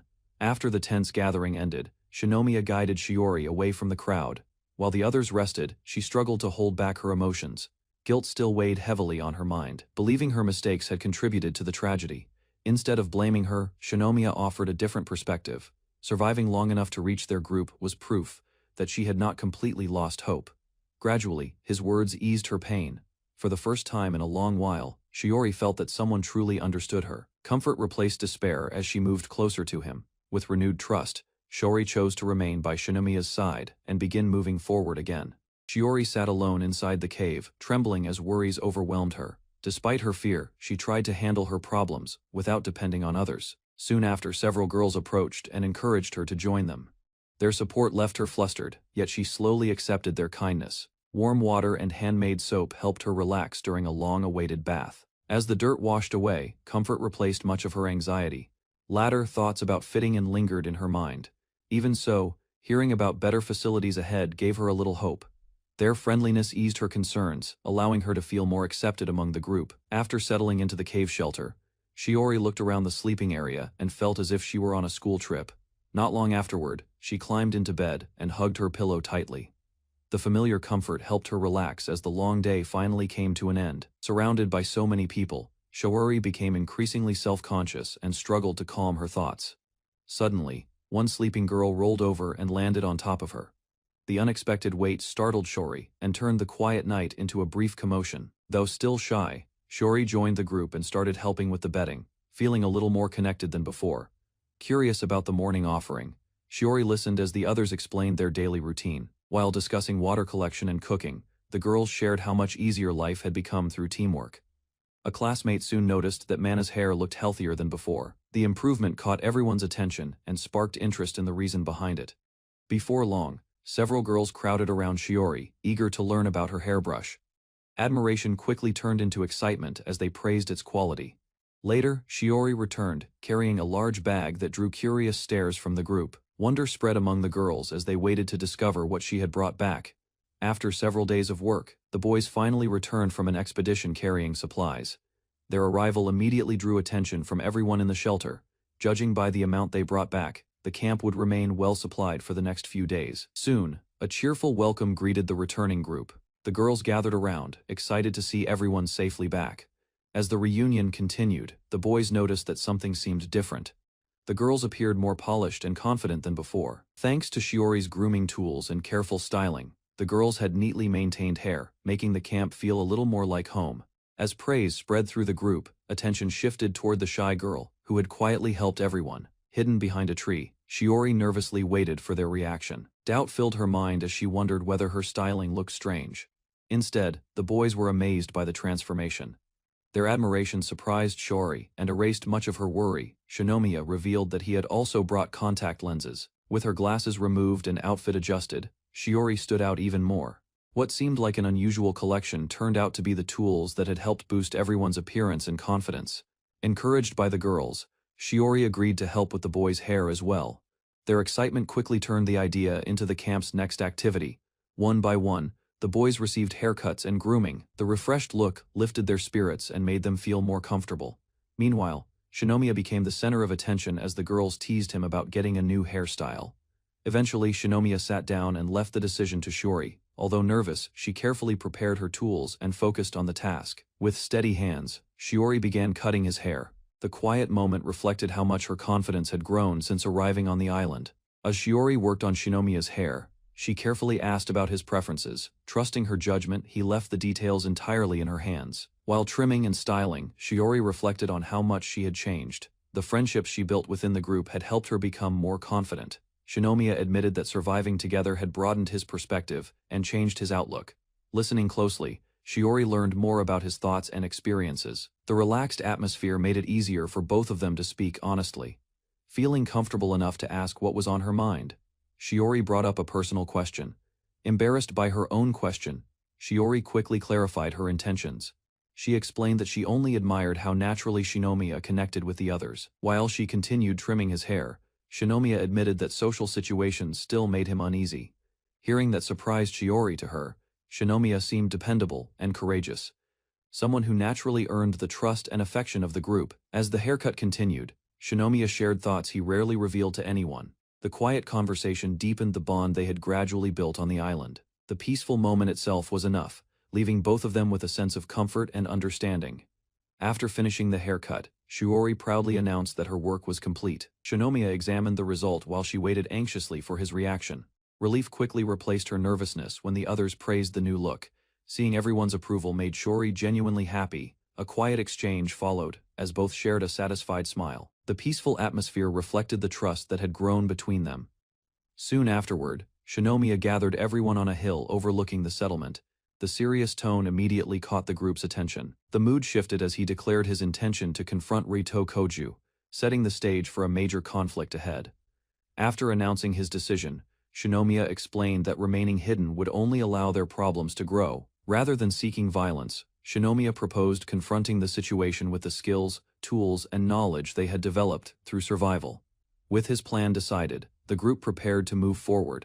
Their future would be shaped by the path they had built together on the island. Several girls questioned Shinomiya's plan, struggling to understand how simple paths could become a weapon against a rival group. Calmly, he explained that weeks of clearing vegetation and building trails had transformed the jungle into territory his team could move through safely. Unlike their opponents, the group could advance, retreat, hide, or escape with ease by using the routes they knew best. Holding everyone's attention, Shinomiya revealed that the network of paths was their greatest advantage on the island. Realization spread among the students as they understood that controlling movement meant controlling the battlefield itself. While the others guessed Rieda's greatest weapon, Shinomiya revealed that the real advantage was neither skill nor charisma, but something far more practical. According to their estimates, Rieda still commanded around 70 followers, making manpower the strongest force on the island. Facing the crowd, Shinomiya recognized that large groups were difficult to keep united, and cracks would eventually appear within their ranks. A new plan took shape in his mind as he decided to take Rieda's greatest weapon for himself. Shock spread among his companions when they realized he intended to turn the entire Koju team into allies. Shinomiya admitted that saving everyone once seemed impossible, but recent events convinced him that more lives could still be protected through cooperation. Although concerns remained about living alongside strangers, the group understood that survival would become harder if they stayed divided. To solve that problem, he proposed building a village where both factions could share resources, work together, and grow stronger. Many students welcomed the idea, seeing how a larger community could provide safety, shelter, and better opportunities for survival. Encouraged by their support, Shinomiya asked everyone to help create a village that would be attractive enough for the Koju team to join. As the discussion continued, the group began imagining ways to make the future village more welcoming and attractive to newcomers.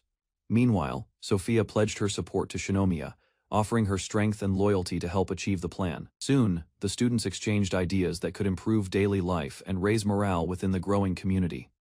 Excitement spread through the camp as several proposals evolved into plans for celebrations, entertainment, and shared activities. Laughter filled the area when the gathering started to resemble a festival, even though construction of the village had not yet begun.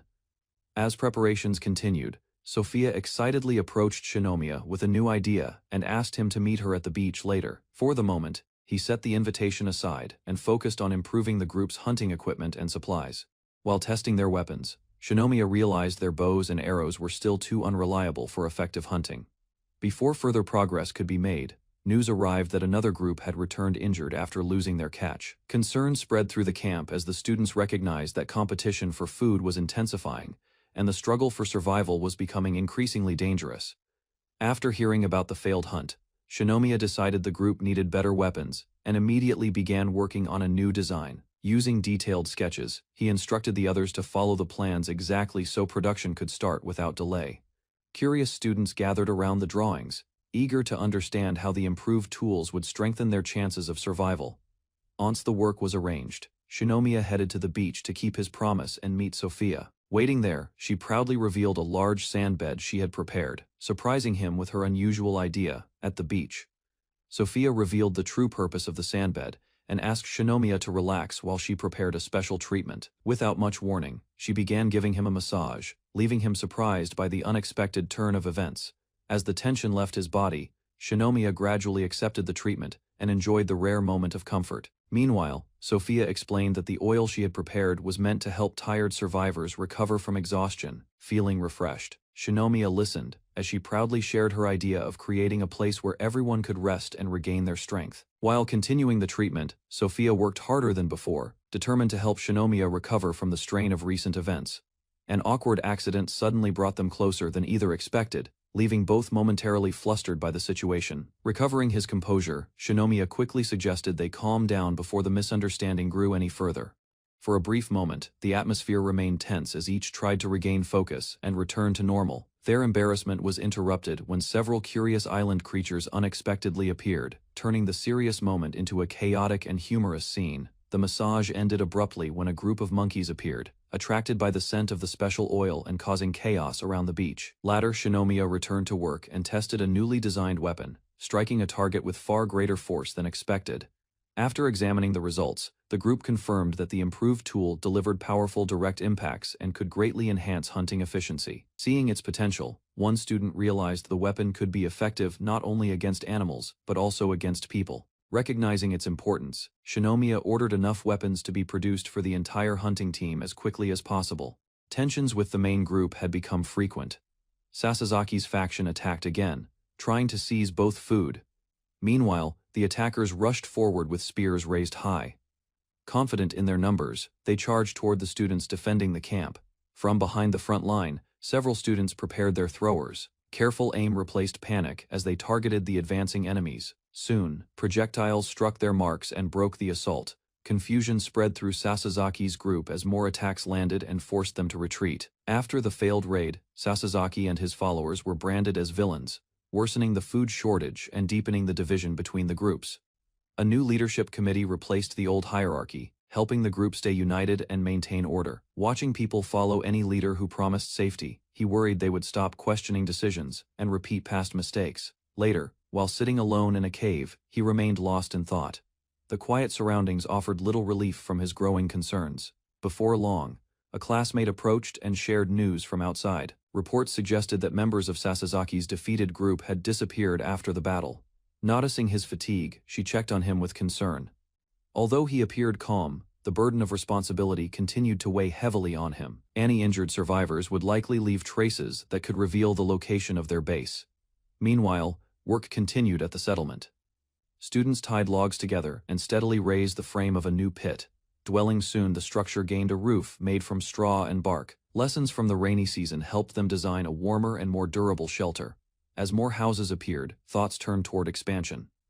The growing settlement showed signs of becoming a proper village rather than a temporary camp. To support future growth, the group mapped the surrounding area. Plans were made to connect the village hideout and nearby base with a safer route through the forest. As construction plans advanced, the group decided to move only a few people into each completed house. By evening, work finally stopped for the day. Although progress was steady, securing enough food for the growing settlement remained a major concern. Meanwhile, news spread that Kageyama's special skill had activated. His ability unexpectedly helped improve the group's food supply. Soon, a meal of potatoes, fish, and milk-based dishes was prepared. The camp's cooking skills had improved greatly compared to their early days. Good food, successful construction, and growing resources strengthened morale throughout the settlement. After dinner, Mako quietly asked Shinomiya if they could talk later. Curious but calm, he agreed without knowing what she wanted to discuss. Meanwhile, the others focused on food and recovery. One student searched for more protein, hoping to regain strength after the day's hard work. Instead of potatoes, a large serving of soybeans was offered. The meal quickly became the center of attention as everyone admired its nutritional value. Since Mako rarely sought him out privately, he suspected the topic was related to the village's future plans. Moments later, her voice called from above. Following the sound, he looked up and finally found Mako waiting for him. Following Mako's call, Shinomiya climbed the tree and found her waiting on a branch. Although she appeared relaxed, she hesitated to come down on her own. After helping her reach the ground safely, he questioned why she had gone up there in the first place. Rather than answering immediately, Mako reminded him of a previous request. Her reaction suggested that she had been working on something in secret. Moments later, she revealed a pair of handmade shoes. The design looked different from the worn footwear everyone had been using local materials and her own effort. She had successfully created practical shoes for the settlement. What seemed like a simple prototype had already solved an important problem for the group. Meanwhile, Mako explained where the idea came from. Drawing on knowledge she had learned before arriving on the island, she adapted an old design to fit their situation. Although the shoes were not perfect, they were practical enough for daily use. Limited materials forced compromises, but they could still serve as reliable replacements. Hearing the explanation, Shinomiya praised her work. Beyond protecting feet, the shoes could become valuable items for trade and cooperation with other groups. As the discussion continued, he realized the shoes had been the reason for the meeting all along. Hearing Shinomiya's thoughts about the shoe project, Mako admitted that the idea embarrassed her slightly. After a brief pause, she revealed the cost of her hard work. Constant testing had left her feet sore from repeatedly trying different designs and materials. Remembering a possible solution, Shinomiya hurried away to retrieve some massage oil. Left alone, Mako quietly watched him disappear into the distance. Several moments passed before she began wondering where he had gone. The unexpected departure left her both confused and curious. His enthusiastic effort caught Mako off guard, turning a practical gesture into an awkward but memorable moment. As the massage continued, Mako struggled to stay calm. The unfamiliar sensation made her laugh and squirm, despite her efforts to endure it. Meanwhile, Shinomiya focused on helping her recover. What began as a simple treatment soon became far more awkward than he had expected. Without understanding the situation, she immediately imagined something suspicious was happening. Unable to look away, the observer remained hidden while watching the scene. Embarrassment and curiosity battled for control of her thoughts. At the same time, Mako tried to compose herself and think rationally. However, the awkward atmosphere only grew stronger, leaving everyone involved increasingly flustered. Just as the awkward moment seemed to be ending, Hinako approached the pair.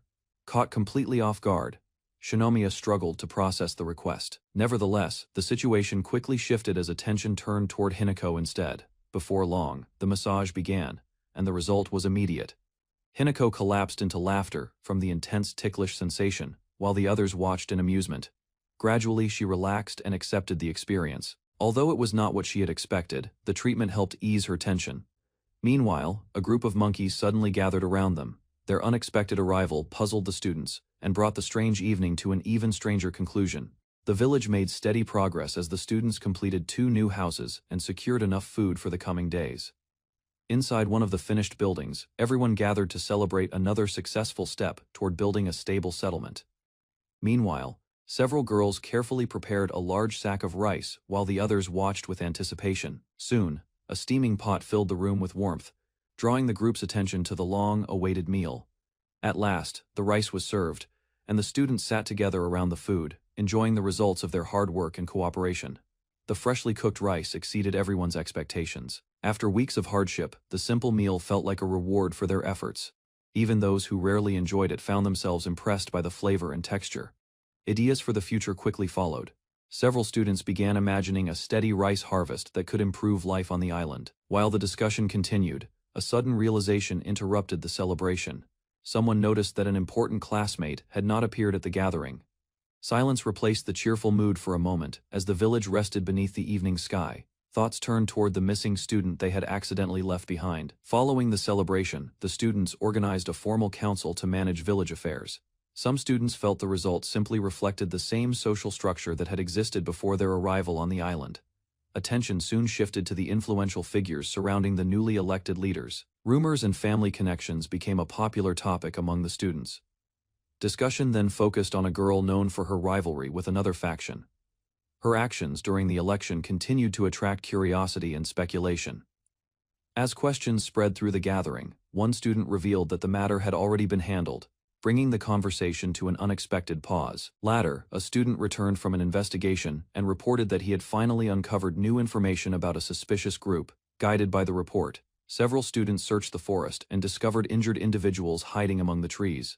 Despite his condition, he pleaded for food and assistance after enduring a difficult struggle. The situation quickly became tense when the group admitted they had already taken supplies from others to survive. Rather than focusing on blame, the students examined the injuries and assessed the danger of infection while trying to learn the whereabouts of a missing companion. After questioning the captured group, the village leaders decided that the remaining fugitive would be found soon and brought back to face judgment. A punishment was prepared for those responsible for causing trouble.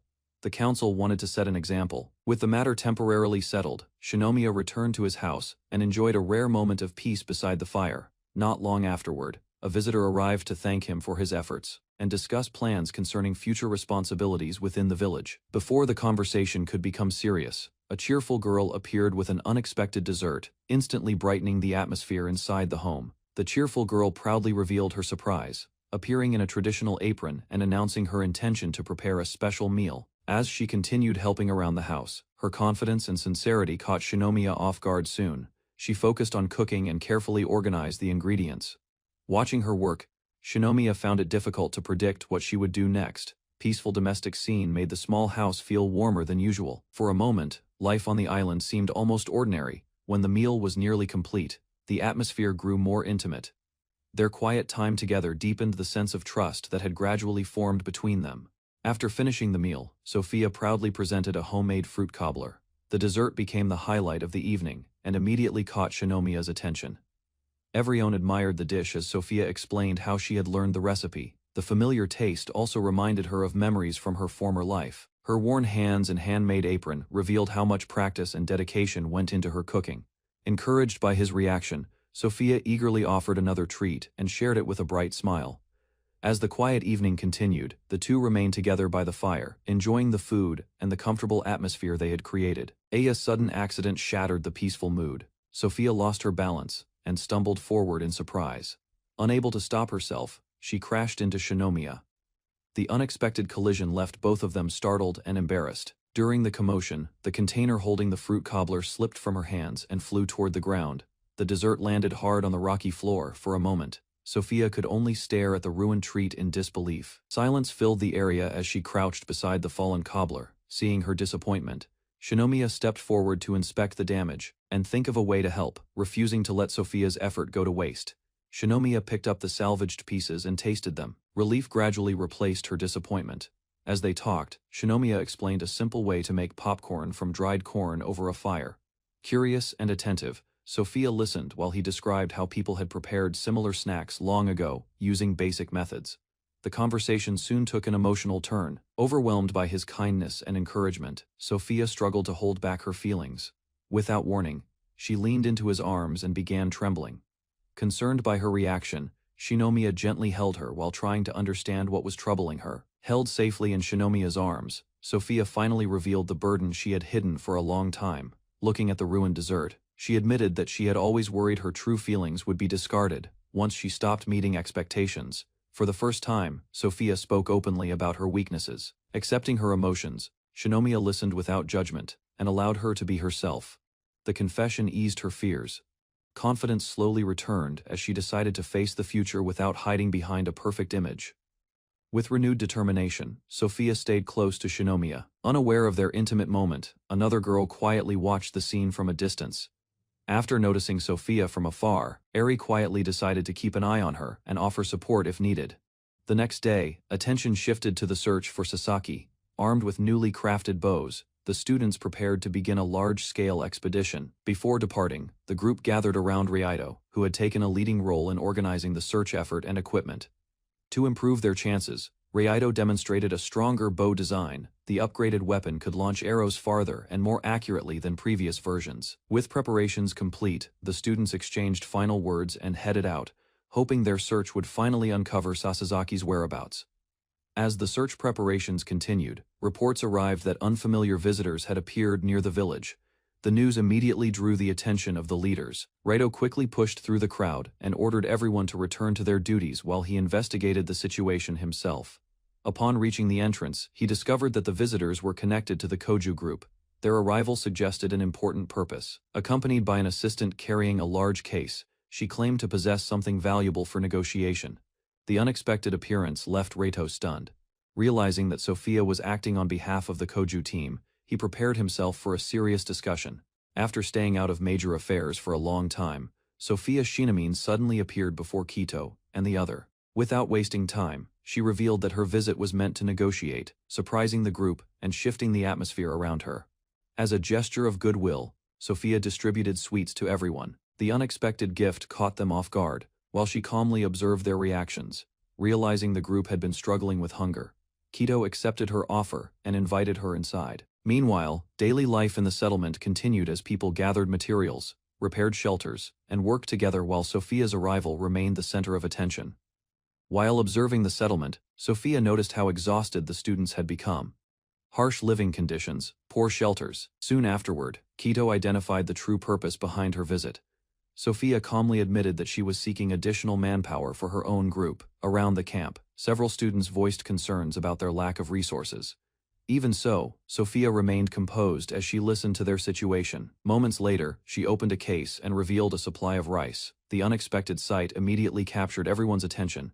To strengthen her proposal, Sophia offered the rice as proof of what she could provide. Curiosity spread through the group as they considered the benefits of cooperating with her. With confidence, Sophia explained her plan to cultivate crops.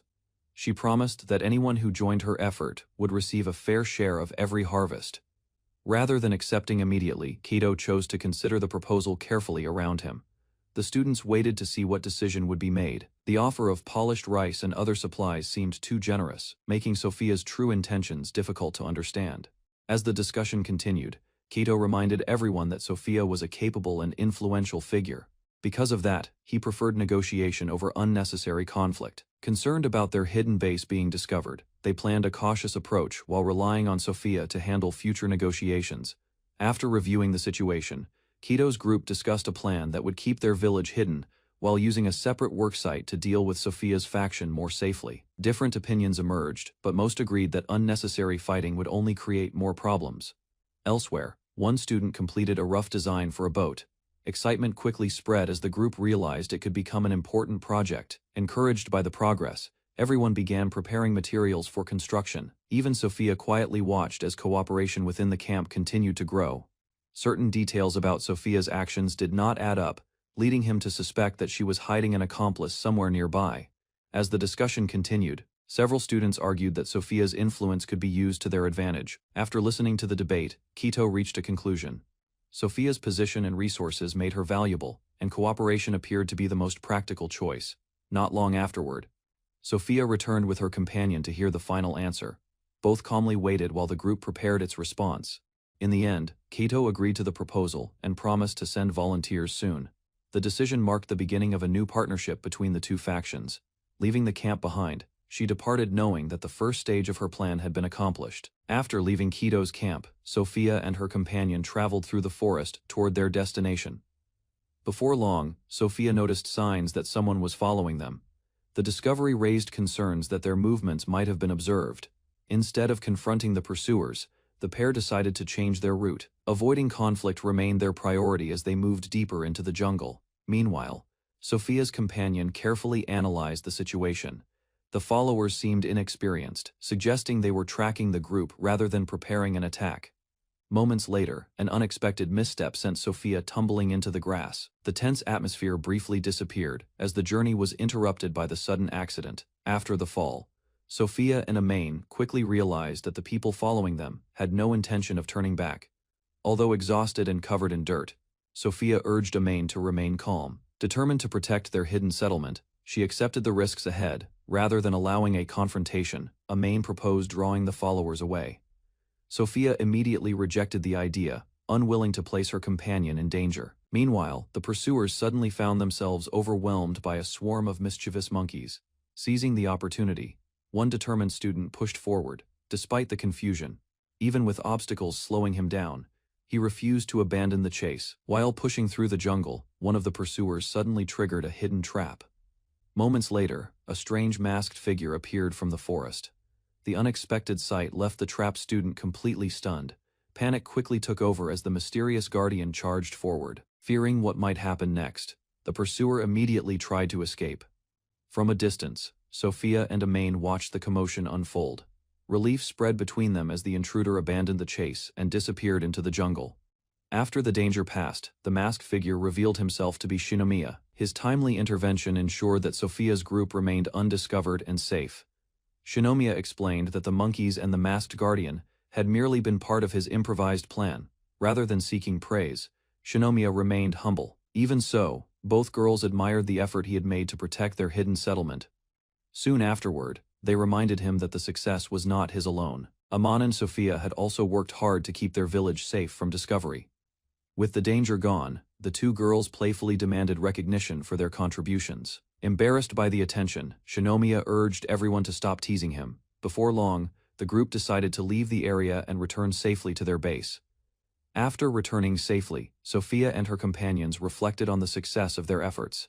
Confidence grew as their plans continued moving forward without major setbacks. Meanwhile, the volunteers arrived at Sophia's settlement and received a warm welcome. With both groups cooperating, the first stage of the alliance progressed smoothly. The village leader thanked everyone for volunteering and felt pleased by the growing cooperation among the group. Meanwhile, several students questioned the plan, but she calmly explained that food would be distributed fairly, and scouts would continue searching for missing people. To improve organization, she presented a written manual and offered to guide the work personally. Soon after, another student stepped forward and asked to join the effort. Her request was warmly accepted by the others. Later that day, attention shifted to daily duties as a worker was reminded to begin the scheduled part. Time job at Sophia's workshop. At Sophia's workshop, the villagers practiced weaving under Karin's guidance. While learning new techniques, they also prepared tools that would support future settlers. As the lesson continued, the young worker suggested training skilled villagers first, so production could expand more efficiently. An awkward moment followed when he noticed her unusual clothing. Embarrassment quickly spread, and she reacted with visible annoyance. Soon afterward, he realized he was not wearing his own uniform either. The misunderstanding earned him a sharp response and ended the discussion. Elsewhere, another villager proudly appeared in a handmade disguise, hoping the outfit would make a strong impression on everyone. After finishing the weaving task, Arisa eagerly volunteered to help gather coconuts. The young worker agreed and prepared to demonstrate a climbing method. Using strong ropes made from local materials, he carefully secured them around the tree and explained how the equipment should be used. At first, the technique seemed confusing, but he showed how leaning back and pushing upward would allow safe movement along the trunk. Once she understood the process, Arisa steadily climbed higher and quickly gained confidence in her ability. Before long, she reached the fruit near the top while he watched from below, ready to assist if any danger appeared. While gathering coconuts, Arisa noticed smoke rising from a distant grass field and immediately focused on the unusual sight. Moments later, the young worker spotted the fire as well. Realizing it could threaten the village, both became concerned about the spreading flames. Without wasting time, Arisa hurried down from the tree. Her sudden movement startled him, but she safely reached the ground nearby. During the rushed descent, her legs briefly lost balance, causing her to stumble forward unexpectedly. As she fell, he caught her before she hit the ground. The close call left both surprised, though neither was injured. After being caught from her fall, Arisa quickly apologized and thanked him. Setting aside the awkward moment, both rushed toward the source of the smoke. Before long, they arrived at the burning grass field. The flames were still limited, but the fire continued spreading across the dry vegetation. Although water was scarce, the young worker remained calm and examined the surroundings for another solution. Soon, he began digging a trench around the fire to stop it from reaching fresh grass. Arisa immediately joined the effort. Working together, they covered the burning area with dirt. Their quick response gradually weakened the flames and prevented the fire from spreading farther. After a long struggle, the pair finally extinguished the fire. Exhausted but relieved, they took a moment to recover and inspect the area. While checking the burned ground, the young worker explained that hidden embers could still remain beneath the dirt, so caution was necessary. Soon, Arisa wondered how the fire had started. Several possible causes came to mind, but no clear answer could be found. Without warning, a small flame caught on her clothing. Panic immediately replaced her earlier relief. Seeing the danger, he quickly shouted instructions. Arisa hurried to the ground as both focused on stopping the fire before it spread further. Arisa panicked as the fire spread across her clothing. Seeing her lose control, the young worker searched for a faster way to help. Instead of giving lengthy instructions, he called her over and urged her to come closer immediately. Without hesitation, Arisa rushed toward him. He grabbed hold of her and smothered the flames before they could grow stronger. Although embarrassed by the situation, she remained still while he made sure every remaining spark was extinguished. Once the danger passed, Arisa slowly relaxed in his arms. The fire was gone, leaving both relieved after the frightening incident. After extinguishing the flames, the young worker checked Arisa for injuries. Fortunately, the fire had not spread beyond her clothing. Relief settled over them, yet neither moved away. The frightening experience left Arisa clinging tightly as her heartbeat slowly calmed. While resting against him, she reflected on how safe she felt, despite her usual discomfort around others. Embarrassment remained, but trust had begun to grow. A quiet moment followed as Arisa revealed feelings she had struggled to understand for a long time. Before either could react further, a sudden alarm echoed through the area, abruptly interrupting the moment and drawing their attention elsewhere. Remembering an earlier task, the young worker prepared to return to the village without delay. Before leaving, both checked for injuries caused by the fire. Although Arisa's clothing was damaged, neither of them had suffered serious burns. With the situation under control, he promised to return later and help finish the remaining work. Arisa confidently agreed to handle things in the meantime. Soon afterward, he arrived at another part of the island and met a student waiting among the trees. Nearby, several villagers discussed security concerns. Fearing another attack, they organized a scouting effort to investigate the surrounding area. As the scouting discussion continued, several students became distracted by the masked villager standing nearby. Meanwhile, another student reported signs that unfamiliar people might exist elsewhere on the island. The possibility raised concerns about future encounters. While listening to the conversation, the masked villager found his thoughts drifting back to the recent fire incident and the chaos surrounding it. Memories of Arisa's rescue resurfaced unexpectedly. The close call remained vivid in his mind, despite his efforts to focus. Soon, the others called for his attention. Startled from his thoughts, he quickly returned to the ongoing discussion about the island's situation. After returning from the scouting discussion, the masked villager received a report that nothing unusual had been found around the area. With security concerns temporarily settled, the group agreed to continue their normal duties while keeping watch for any future threats. However, the masked villager's attention soon shifted elsewhere. Thoughts of Arisa lingered in his mind as he hurried back toward the village. Upon arriving, he searched around the huts and called for her, expecting to find her finishing the task she had mentioned earlier. Instead, he noticed unexpected movement near one of the buildings. Curious and slightly concerned, he approached the structure to investigate what was happening. While searching near a hut, the masked villager finally found Arisa. She appeared surprised when she noticed him nearby. Meanwhile, another student proudly displayed an unusual discovery and drew attention from those gathered around the building. As the group observed the strange find, the masked villager realized the situation was becoming increasingly awkward and difficult to follow. Soon afterward, the conversation shifted into a discussion about differences and similarities between people on the island. A green-haired girl tried to tempt Shinomiya, while he remained unexpectedly calm and compared the situation to his experiences in another world. Meanwhile, several girls drew closer to him, yet their presence failed to stir any strong reaction. Instead, he observed them with unusual composure. Frustration quickly spread across the green-haired girl's face as she wondered if her appearance was somehow unattractive by different world standards. Caught in an awkward situation, Shinomiya searched for a way out while keeping an eye on her increasingly irritated behavior. Just then, Arisa appeared outside the hut, forcing him to panic over what she might have witnessed. A noise outside the hut caught Shinomiya's attention, and the sudden mention of Arisa's name immediately put him on edge. Ignoring his hesitation, the persistent girl moved closer and attempted to win him over through her own methods. Confidence filled her expression as she prepared another approach, while Shinomiya desperately searched for a way to stop the situation from escalating. Before she could continue, Amain rushed in and struck her without warning, ending the confrontation instantly. Relief washed over Shinomiya as Amain explained her actions, believing she had rescued him from danger after hearing troubling rumors about the girl. Amani inspected the situation carefully and noticed no signs of additional intruders or hidden allies nearby. Suspicion remained in her mind as she considered the possibility that the girl's actions had been part of a larger trap. After discussing their next move, Amain carried the unconscious girl away while Shinomiya headed off to check on Arisa. Crossing the island alone, Shinomiya reflected on recent events and realized the distance between him and Arisa had gradually grown. Concern pushed him forward until he finally spotted her near a cave entrance, prompting him to rush over and confirm that she was safe. Arisa turned toward Shinomiya with a serious expression, leaving an awkward silence hanging between them. Seeing her reaction, Shinomiya stopped in place and struggled to understand what she was thinking. The following day arrived, and the group gathered together for a meal under the bright morning sky. While everyone ate, one classmate casually tried to lighten the mood, but the atmosphere remained strangely tense. Neither Arisa nor the other girls looked willing to meet Shinomiya's gaze, making him realize that the discomfort from the previous day had not yet faded. Unable to bear the tension any longer, Shinomiya approached Hinako and tried to speak with her directly.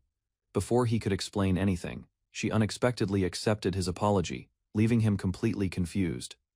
Hope quickly faded when he realized the misunderstanding had spread further than expected, reaching even more classmates. Shikori then revealed the source of the rumors, explaining that many students believed Shinomiya had become involved with a girl from another group. Although Shinomiya insisted it was all a misunderstanding, Shikori warned that logic alone would not solve the problem, and waiting for everyone's emotions to settle might be the safer choice. A quiet moment settled over the island as Shinomiya wandered alone, distancing himself from the tension surrounding the group.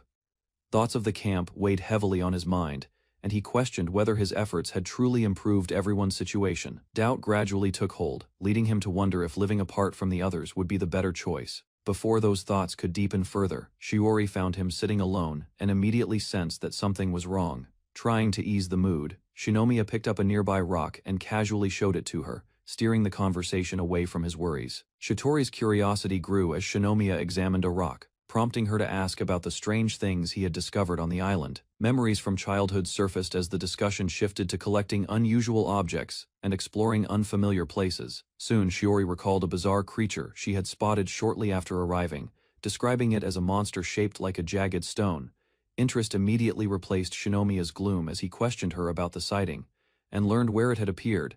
The story sparked his adventurous spirit, and thoughts of unknown materials and unexplored territory quickly pushed aside his earlier worries. Curiosity quickly spread between Shinomiya and Shiori as they became increasingly interested in the mysterious creature she had described. Excitement took over the conversation, and the pair decided to treat the search as a small treasure hunt. Although uncertain about what they might find, Shizori agreed that having a clear goal would make the journey more enjoyable. Soon Shinomiya led the way through the forest and demonstrated how to cross a stream safely using a hanging vine. Confidence faded from Shiori's face as she imagined the jump, leaving her convinced that she would lose balance long before reaching the other side. As Shiori hesitated at the edge, Shinomiya noticed how differently Arisa or Mana would have handled the challenge and tried to encourage her. Rather than forcing the issue, he patiently explained that the jump was harmless and offered to catch her if anything went wrong. His reassurance slowly reached her, and Shiori gathered enough courage to prepare herself for the crossing. With trembling hands gripping the vine, she finally pushed off the ledge and committed to the leap. Momentum carried her across the gap, sending her swinging through the air while Shinomiya stood ready to help if she lost control.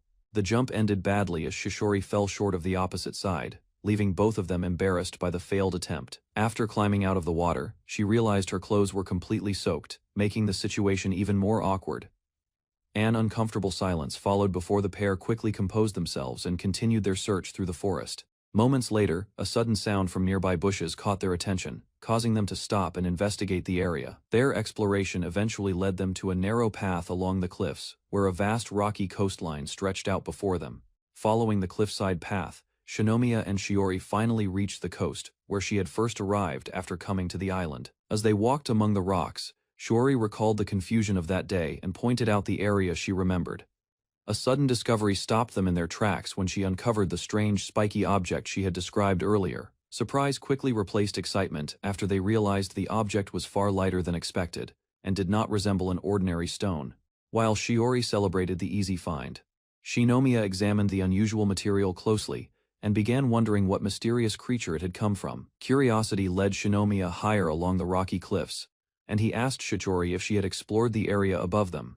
Although reluctant at first, Shichori was caught off guard when he suggested climbing even farther. Rather than backing down, Shinomiya convinced her by promising a better view from the top. Encouraged by his enthusiasm, She accepted his hand and followed him deeper into the unexplored terrain. Their climb rewarded them with another shocking discovery, as a towering tree-like creature rose above the forest and left both of them staring in amazement. Standing beneath the enormous tree, Shinomiya explained that it was a rare traveler's tree, known for storing water inside its massive leaves. Examining the strange spiky object again, he realized it was likely the dried fruit of the same unusual plant. Excitement filled Shiori's face as she admired the discovery, amazed that such a remarkable tree could actually exist. Together they celebrated their find, grateful that their detour had led them to something neither of them had expected to see. As they gazed up at the towering tree, Shinomiya wished the others could witness it too, and Shiori readily agreed to help bring everyone back someday. Standing beneath the giant tree, Shinomiya reflected on the day and felt that Shiori had helped him recover from the doubts that had been troubling him. With the sun beginning to fall, Shinomiya suggested one final push before returning to camp, and the two started moving along the rocky path. Caught off guard by his words, Shiori became flustered and lost focus on her surroundings. Embarrassment quickly replaced the brief panic as Shiori struggled to regain her composure. The girl tried to explain what happened during the trip. Several villagers appeared, and she lost track of the area while moving through the settlement. After hearing her account, Shinomiya learned that a monkey king had separated her from the others. Tears filled her eyes as she recalled the incident.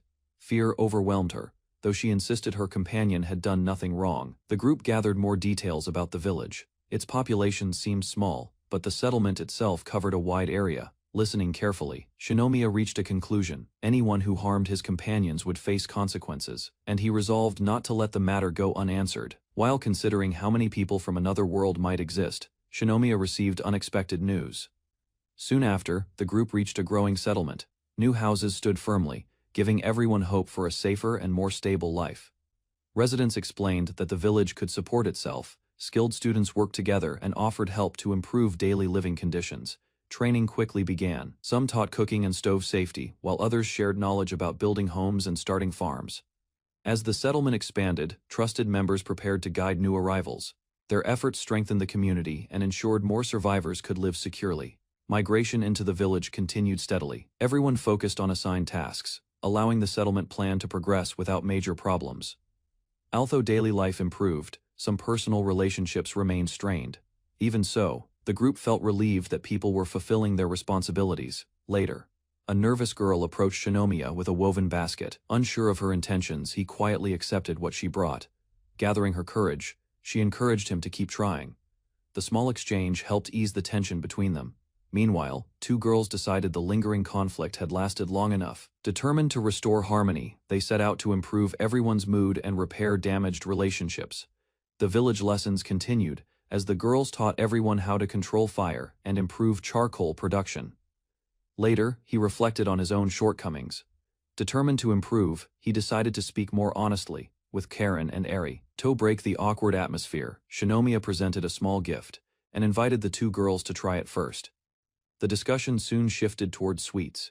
Curious about what they might enjoy, Shinomiya began searching for ideas. Standing beside the livestock, the group considered possible ingredients. Although fruit and herbs were available, making sugar remained a challenge for the settlement. After discussing sweets, the group experimented with a new recipe. Using eggs and milk, they carefully mixed the ingredients and sealed them inside containers. Next, the containers were placed in hot water and covered with leaves. Everyone waited patiently to see whether the unusual method would succeed. When the lids were opened, a soft pudding appeared. The simple dessert immediately caught the attention of the surrounding villagers.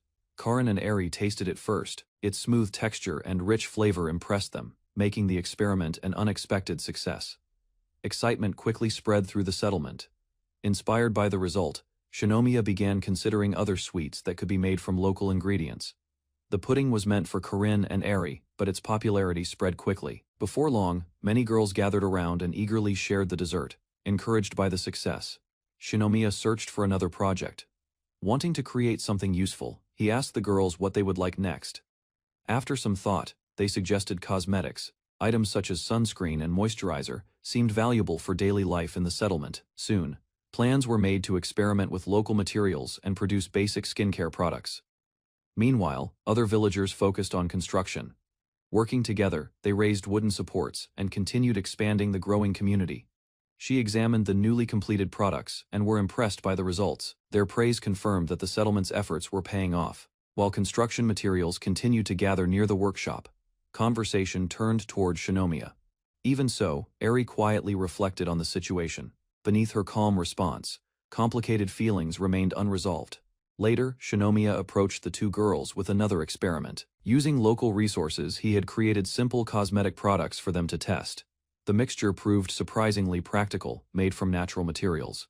It protected skin from the sun and gave the settlement another useful item for daily life. After testing the cosmetic mixture, the girls accepted the gift and thanked Shinomiya. Their reaction eased the tension that had lingered between them. Meanwhile, Shinomiya worried whether his approach had been appropriate. Nimi reassured him that caution was natural when dealing with products used on the skin. Hoping to settle the misunderstanding completely, Shinomiya decided to have an honest discussion with Eri and Karen. While Shinomiya stayed behind, Nimi volunteered to gather seashells. Others prepared tools and materials needed for the crafting project. Soon, the finished work was revealed to the villagers. Pride spread across the group as they admired something they had created with their own hands. As the frame of a new house took shape, the villagers felt more confident about facing future storms and dangers. By evening, another achievement lifted everyone's spirits. Freshly prepared meals replaced the rough food they had relied on during the early days. Nearby, Eri and Karen watched the growing community with satisfaction. Seeing people live more comfortably made their hard work feel worthwhile. Later, Shinomiya gathered the two girls in a quiet area. Determined to resolve lingering feelings, he prepared to speak with them directly. Instead of offering only words, he revealed handmade accessories. The unexpected gifts left both girls staring at him in surprise. Shinomiya offered the handmade accessory to Eri, hoping it would help mend their strained relationship. Rather than giving up, Shinomiya followed after her. He wanted to clear the misunderstanding, and finally explain the feelings he had kept to himself. After listening for a moment, Eri's expression softened. The anger she had carried began to fade, and she agreed to return with the others. Memories of their time together crossed her mind. Through many hardships, Shinomiya had remained by her side and supported her whenever she struggled. Facing Eri honestly, he apologized for letting his actions hurt someone who had always cared about him. As the conversation continued, Shinomiya admitted that his mistakes had hurt more people than he realized. Facing the problem directly, Shinomiya expressed his desire to repair the damaged relationship. He no longer wanted to avoid the consequences of what had happened. Hearing his determination, Karen revealed that she also carried feelings of guilt. The tension between them gradually eased as both sides became more honest. Suddenly, Eri stepped forward with a serious request. More than anything, she wanted Shinomiya to reconcile with Arisa and settle the conflict properly.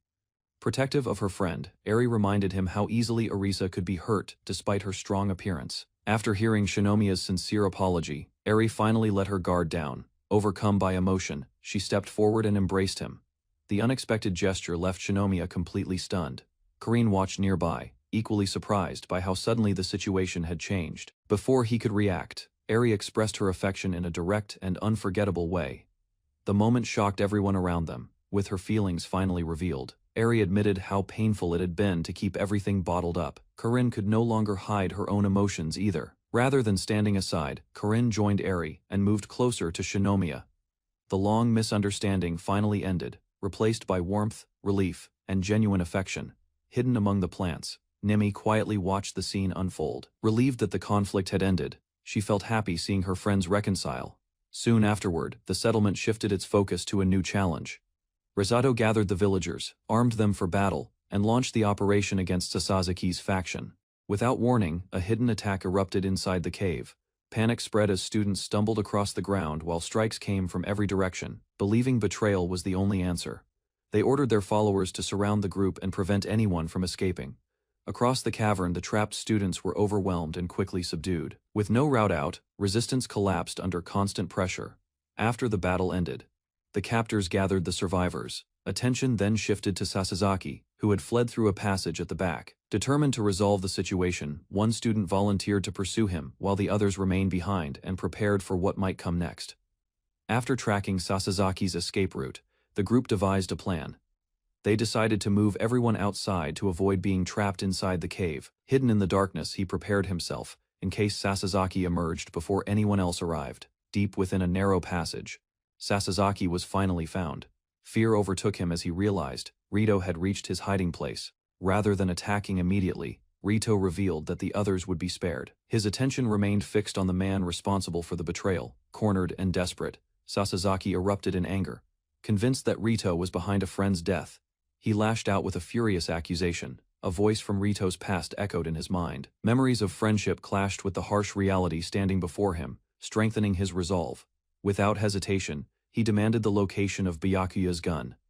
His focus never wavered as he pressed Sasazaki for answers. Under mounting pressure, Sasazaki revealed what he knew. He claimed another person had taken the weapon and disappeared, hoping the explanation would save him. Fear quickly replaced his defiance. Dropping to the ground, he begged for mercy and promised never to oppose Rito again. After pulling everyone away from the entrance, they watched as Rito forced Sasazaki to confront the consequences of his actions. After pleading for his life, Sasazaki slowly backed away through the tunnel. Rito remained still, watching his every move from the shadows. Beside Rito, an ally suddenly encouraged the escape. Taking the opportunity, Sasazaki turned and sprinted deeper into the passage, certain that no one was guarding the exit. He rushed forward with renewed hope. Every step carried him closer to what he believed was freedom. Moments later, Sasazaki burst from the cave and celebrated too soon. Waiting outside, however, was a hidden archer with a bow already drawn. Before he could react, danger closed in around him. The desperate escape had led him directly into a carefully prepared trap. Outside the cave, Taiyo kept his bow aimed at the exit. The gathered students watched in silence as a figure suddenly emerged from the tunnel.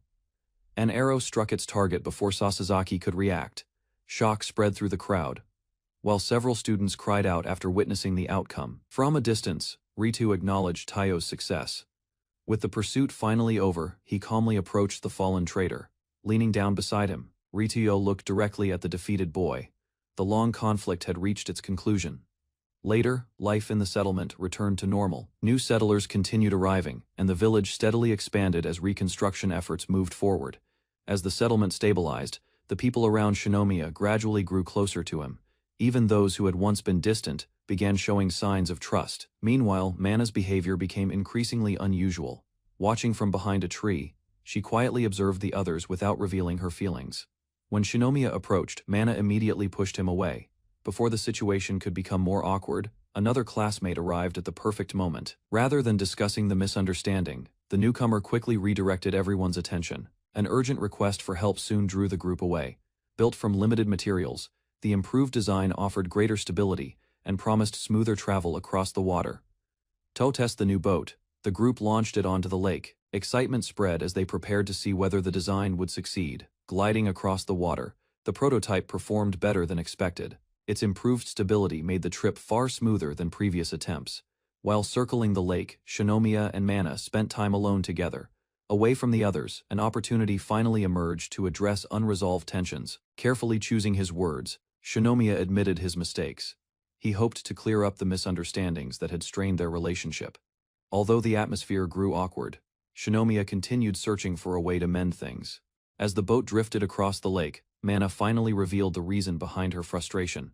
Feelings she had kept hidden for days began to surface. Caught off guard, Shinomiya struggled to understand her complaint.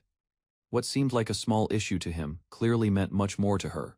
Gradually, the truth became clear. Mana's irritation had grown after watching him reconcile with others before approaching her. Trying to fix the misunderstanding, Shinomiya explained that the situation had not been intentional. At last, Mana's mood softened. Hearing his explanation eased her doubts, and the tension between them finally began to fade. Mana quietly reached out and placed her hand over Shinomiya's. The unexpected gesture left him momentarily speechless. Although her expression remained stern, the distance between them had already begun to shrink. Far from the shore, the pair drifted peacefully across the water. Unnoticed by them, someone else was carefully observing the scene from afar watching. Their behavior, the observer quickly noticed the contradiction. Despite claiming to be upset, Mana seemed unable to hide her true feelings. Curious about her reaction, Mana leaned closer and sought an honest answer. Faced with the question, Shinomiya struggled to find the right words. Mana pressed for an honest answer, refusing to let Shinomiya avoid the question. Determined to understand his feelings, she waited for a response. Across the lake, the two remained alone while an observer quietly watched from the shore. The peaceful setting only made the awkward moment more noticeable. His hesitation quickly frustrated Mana, who demanded a clearer reaction, growing more emotional. She insisted that sincerity mattered more than perfect wording. What she wanted most was proof that his feelings were genuine. Suddenly, Mana proposed a playful challenge. Hoping to force his true emotions to surface, she introduced a game centered around confessing affection. Realizing she wanted honesty rather than excuses, he prepared to speak from the heart. For a brief moment, Mana listened quietly. Her playful confidence faded as she sensed his words were about to become serious. Facing her directly, Shinomiya finally revealed his true feelings. The fear of losing their bond had weighed heavily on him since their conflict began. One memory after another poured out as he described everything he cherished about her. Each confession carried more sincerity than the last. At last, Shinomiya openly declared his love. The unexpected intensity of his confession left Mana completely overwhelmed and unable to respond normally. The force of the confession hit Mana harder than expected. Overwhelmed by embarrassment, she curled up on the raft, while Shinomiya worried about her reaction. After a long silence, Mana finally regained her composure. Remembering the rules of the game, Shinomiya gently reminded her that it was now her turn. Confidence quickly returned to her face. Having expressed her feelings many times before, she believed answering would be simple. The moment she tried to say it directly, however, the words refused to come out. Repeated attempts only made her more flustered. Her quiet confession completed the exchange and brought their feelings together at last. After finally confessing, Mana became embarrassed when Shinomiya failed to catch her quiet words. Rather than letting the moment pass, Shinomiya responded with an even more direct confession. With the awkward tension gone, the pair enjoyed the ride back across the lake. Smiles replaced embarrassment as they returned to shore together. Waiting for their report, the inventor eagerly examined the results. The excitement ended instantly when the prototype received a harsh evaluation. Confused by the criticism, the couple listened as the boat's flaws were explained. Their romantic outing had distracted them from properly testing its actual performance. While discussing the failed boat test, the group agreed that the design needed major improvements. Elsewhere, the aftermath of the cave incident was being handled. Supplies were gathered, rescued captives were escorted home, and Sasazaki's disappearance was reported. Attention then turned to the captured accomplices. Their past actions had made them too dangerous to trust, leaving their fate uncertain. Fear spread among the prisoners as they awaited judgment. Desperate pleas for mercy echoed through the area while the leaders considered their options. Rather than deciding immediately, Ritu presented a condition. Survival would depend on whether the captives could complete a task he assigned to them. As night approached, the group noticed Arisa was missing. Concern spread quickly, and Shinomiya rushed to investigate before darkness made the search harder. Moments later, Arisa suddenly appeared. Her unexpected return startled everyone, leaving the group frozen in shock. While fishing alone by the shore, she became absorbed in the calm tide and lost track of time. Without warning, a warm wind swept through the area, and daylight vanished as darkness covered the island. Startled by the sudden change, she turned around after noticing a strange smell drifting through the air. From the trees, a shadowy creature emerged and released a piercing cry, leaving her frozen in fear. Moments later, she rushed back and told the others what happened, but they questioned whether she had truly seen it. Back at the shelter, she insisted the creature was real and warned everyone to stay alert. Most of the group listened with interest, while others treated the story as something frightening but hard to believe. Suddenly, panic replaced the discussion when she realized Wankichi was missing. After searching her belongings, she learned the stuffed animal had been lost during the flooding and carried away without notice. Since the toy had stayed by her side since childhood, she felt devastated, knowing she could not rest peacefully without it. Unable to bear the loss, Arisa begged Shinomiya to accompany her and search for Wankichi, despite the danger. After hearing her determination, he agreed to help and prepared to head out with her. Night had already fallen, so they carefully followed a familiar path, while Arisa stayed close behind him. Meanwhile, Shinomiya noticed her nervous behavior and realized this was a rare chance to spend time together. As they moved through the grass, Arisa suddenly stumbled and grabbed him in panic, startling them both. Continued searching, Arisa suddenly felt something brush against her leg and panicked in the darkness. Although Shinomiya suggested returning at dawn, she refused to give up and insisted on finding Wankichi that night. Another scare struck moments later, causing her to lose balance and crash directly into him. Embarrassed by the accident, Arisa quickly pulled away and tried to calm herself before moving on. Then her hand touched a tree stained with a dark substance, and fear returned as she stared at it in shock. Seeing the dark stain, Arisa became convinced it was blood, while Shinomiya suspected something unusual was happening nearby. Elsewhere in the forest, several girls quietly watched the pair and discussed the situation from a distance. Rather than leave them frightened, they prepared a harmless prank using supplies they had gathered earlier. Soon, a bubble solution was used to create strange floating shapes that would appear mysterious in the dark. When the bubbles drifted toward them, both Arisa and Shinomiya panicked and ran forward, certain that another unknown presence was hiding in the forest. While Arisa and Shinomiya searched the forest, the others decided to continue their prank and prepared another trick. With careful aim, one girl launched a banana toward the path ahead, hoping it would frighten Arisa again. The plan worked as the banana became caught on Arisa's clothing, while she continued walking through the darkness. Moments later, she noticed something moving on her chest and immediately panicked, believing a supernatural force had grabbed her. As Arisa screamed and struggled, the others rushed in to remove the banana, while Shinomiya arrived confused by the sudden commotion. During the confusion, Shinomiya noticed something unexpected and froze for a brief moment. At the same time, Arisa let out another scream and rushed forward in panic, unable to calm herself. Once the commotion settled, Shinomiya sensed a strange smell nearby and urged her to stop searching before things became worse. Suddenly, the shadowy creature from earlier appeared behind them, revealing that the threat had been real all along. Fear overwhelmed Arisa as her legs gave out, leaving Shinomiya to pull her up and prepare for the danger approaching from the darkness. The creature closed in from the darkness, and Arisa panicked as Shinomiya quickly carried her away from the danger. Meanwhile, the girls behind the prank heard the screams and realized something unexpected was happening nearby. Still clinging to Shinomiya, Arisa cried out in fear while they rushed through the forest without stopping. After running a considerable distance, Shinomiya finally noticed the sounds behind them had disappeared. Relief was brief when he discovered his phone had been lost during the escape, leaving them without a light source as they cautiously continued forward. With no light and no clear path home, Shinomiya guided Arisa onto a rocky trail and focused on keeping them safe. Rather than crawling through the darkness, he warned her to protect her hands and move carefully beside him. Together, they relied on their memory of the area and searched for familiar landmarks that could lead them back. After some time, signs of a known route finally appeared, giving them confidence to continue forward. Walking side by side, Arisa apologized for causing trouble, while Shinomiya calmly helped her keep moving through the night. As they walked through the night, Shinomiya reassured Arisa and listened, while they talked about things they had not discussed for a long time. During the conversation, she admitted that her own carelessness had caused the trouble, and the tension between them eased. Soon, they arrived at the shoreline, where Arisa had spent the afternoon fishing before everything went wrong. Near the rocks, she finally spotted Wankichi and rushed toward the worn stuffed animal that had survived the ordeal. Relieved beyond words, Arisa hurried ahead to retrieve it, leaving Shinomiya surprised by how quickly she dashed away. Overcome with relief after finding Wankichi, Arisa suddenly threw her arms around Shinomiya without thinking. Rather than pulling away, she remained close and looked at him with complete trust, forgetting everything around them. For a brief moment, neither of them knew how to react as the emotions of the night finally caught up with them. Their quiet moment ended when the others arrived and congratulated Arisa on recovering her treasured stuffed animal. Soon afterward, the girls revealed their prank and returned Shinomiya's lost phone, leaving Arisa embarrassed after realizing many of the strange events had been caused by them. Examining the strange creature, the group realized it was a civet, explaining the unusual smell that had frightened Arisa earlier. With the mystery solved, everyone laughed about the pranks and scares that had turned the search into a chaotic adventure.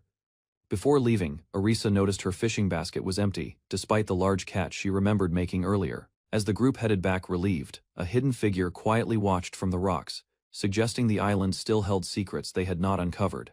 Shinomiya headed out to gather eggs, but three girls insisted on joining him despite his preference for a smaller group. Meanwhile, another classmate watched their behavior and criticized them for treating the trip like a casual outing, although she acted annoyed. The others quickly pointed out that she had chosen to come along as well. Embarrassment turned into impatience as she grabbed Shinomiya's hand and pulled him forward, urging the group to stop wasting time. Since resolving their earlier conflict, their relationship had noticeably improved, making the work feel far more enjoyable. Upon entering the chicken coop, the group was stunned to find feathers scattered everywhere and the nests completely empty. Soon afterward, the others gathered outside and learned that the entrance had been broken open during the incident. Examining the scene more closely, Shinomiya noticed signs of a struggle, but found neither blood nor carcasses. While searching the coop, the girls realized that every egg had disappeared as well, leading them to suspect the chickens had escaped through the damaged entrance. Not far from the building, the missing chickens were finally discovered hiding among thick bushes and vegetation, safely clucking away.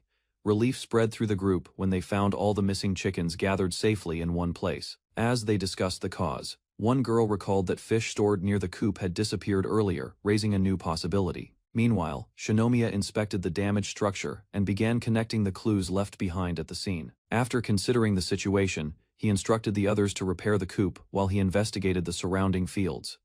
Without rushing to conclusions, Shinomiya headed off alone to confirm the facts, while the girls stayed together and kept watch over the chickens. Leaving the others behind, Shinomiya headed toward the fields to inspect the area for anything unusual. As he approached, satisfaction crossed his mind after seeing how well the crops had grown under the girls' care. Suddenly, Sophia appeared nearby, proudly showing off the vegetables she had harvested from the field. Moments later, Shinomiya learned that several girls had arrived earlier and were already helping with the farm work.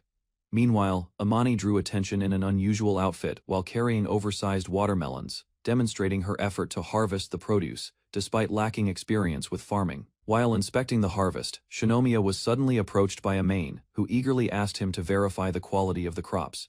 Carefully examining a tomato, he confirmed that the vegetables were fresh, healthy, and well-grown. Encouraged by the praise, Sophia stepped forward and proudly presented her own harvest for evaluation. Embarrassment quickly spread among the group as Sophia's enthusiastic display drew attention, leaving her flustered while the others reacted in surprise. Meanwhile, Amani continued teasing the situation, but Shinomiya remained focused on the investigation. Realizing their earlier distractions were unrelated, the group refocused on the damaged chicken coop and the missing eggs. Together, Shinomiya, Amane, and Sophia headed through the fields to search for more clues around the farm. Before long, they discovered a broken section of fence and signs that something had passed through the area. After examining the traces, Shinomiya agreed with Amane's concerns and concluded that the damage was not accidental. Looking over the partially eaten crops, Sophia worried that a large beast might be responsible, raising fears that the farm could face further attacks. After assessing the danger, Shinomiya instructed Sophia and Amane to return to the ranch and protect the others while he continued investigating alone. Before leaving, he thanked Amane for her help and asked her to keep everyone safe until he returned. Following the trail more carefully, Shinomiya discovered that the suspicious footprints had been made by humans rather than beasts. With a new lead in mind, he headed back to the settlement and approached a girl working inside the base. Soon afterward, Shinomiya questioned her about anything unusual, but no useful information emerged from their conversation. While gathering information, Shinomiya spoke with Shiori and noticed her unusually calm reaction to the recent events. After sharing his findings, he revealed that the hideout might have been discovered by outsiders, shocking her completely. To prevent unnecessary risks, Shinomiya instructed Shiori to remain inside with the others until everyone returned safely.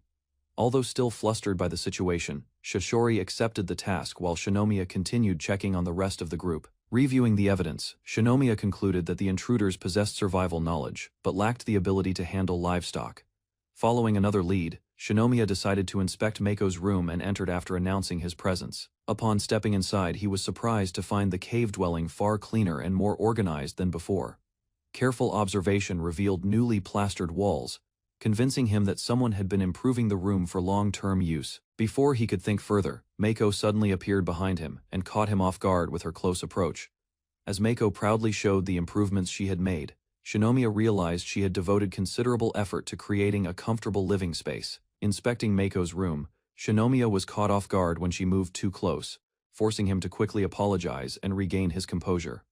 Once the awkward moment passed, Mako suddenly asked about Hineko's whereabouts, drawing his attention to a new concern. As the conversation continued, Mako admitted feeling uneasy about being left alone with him, causing further confusion and embarrassment. Before either could explain themselves, a cry echoed through the cave. Realizing Hinako was involved, Shinomiya rushed toward the back storage area. He found Hinako on the ground beside a basket, apparently having encountered trouble while working alone. After checking on Hinako, Shinomiya learned that a suspicious figure had suddenly collided with her before fleeing deeper into the area. Without wasting time, he rushed after the intruder, determined to catch the person responsible for the recent incidents. The chase continued through the tunnels until the target finally emerged from the cave and headed outside. Soon, Shinomiya spotted the fleeing individual carrying a basket and confirmed that this was no ordinary misunderstanding. Moments later, he stepped out from the cave entrance and confronted a small group, bringing his pursuit to an abrupt end. Outside the cave, Shinomiya confronted a group of intruders, confirming that their hidden base had finally been discovered. Several students blocked the cave entrance as Shinomiya stood protectively in front of the two girls behind him. Observing their condition, He quickly realized the group belonged to a rival team and noticed signs of recent fighting. Attention shifted to the supplies near the cave, while the tense crowd debated what to do next. Nearby, a hand quietly reached for a stone.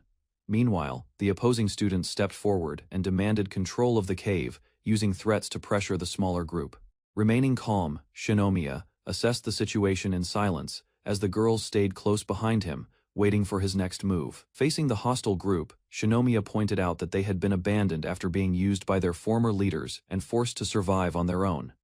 Frustration erupted as the injured students revealed they had only followed orders to stay alive and had no better choice. Evidence of their suffering became clear when they described losing companions and living under strict control, both before and after arriving on the island. Instead of escalating the conflict, Shinomiya proposed cooperation and urged everyone to work together for survival. His attempt at peace failed as desperation overwhelmed the group, driving them to demand supplies and reject any possibility of compromise.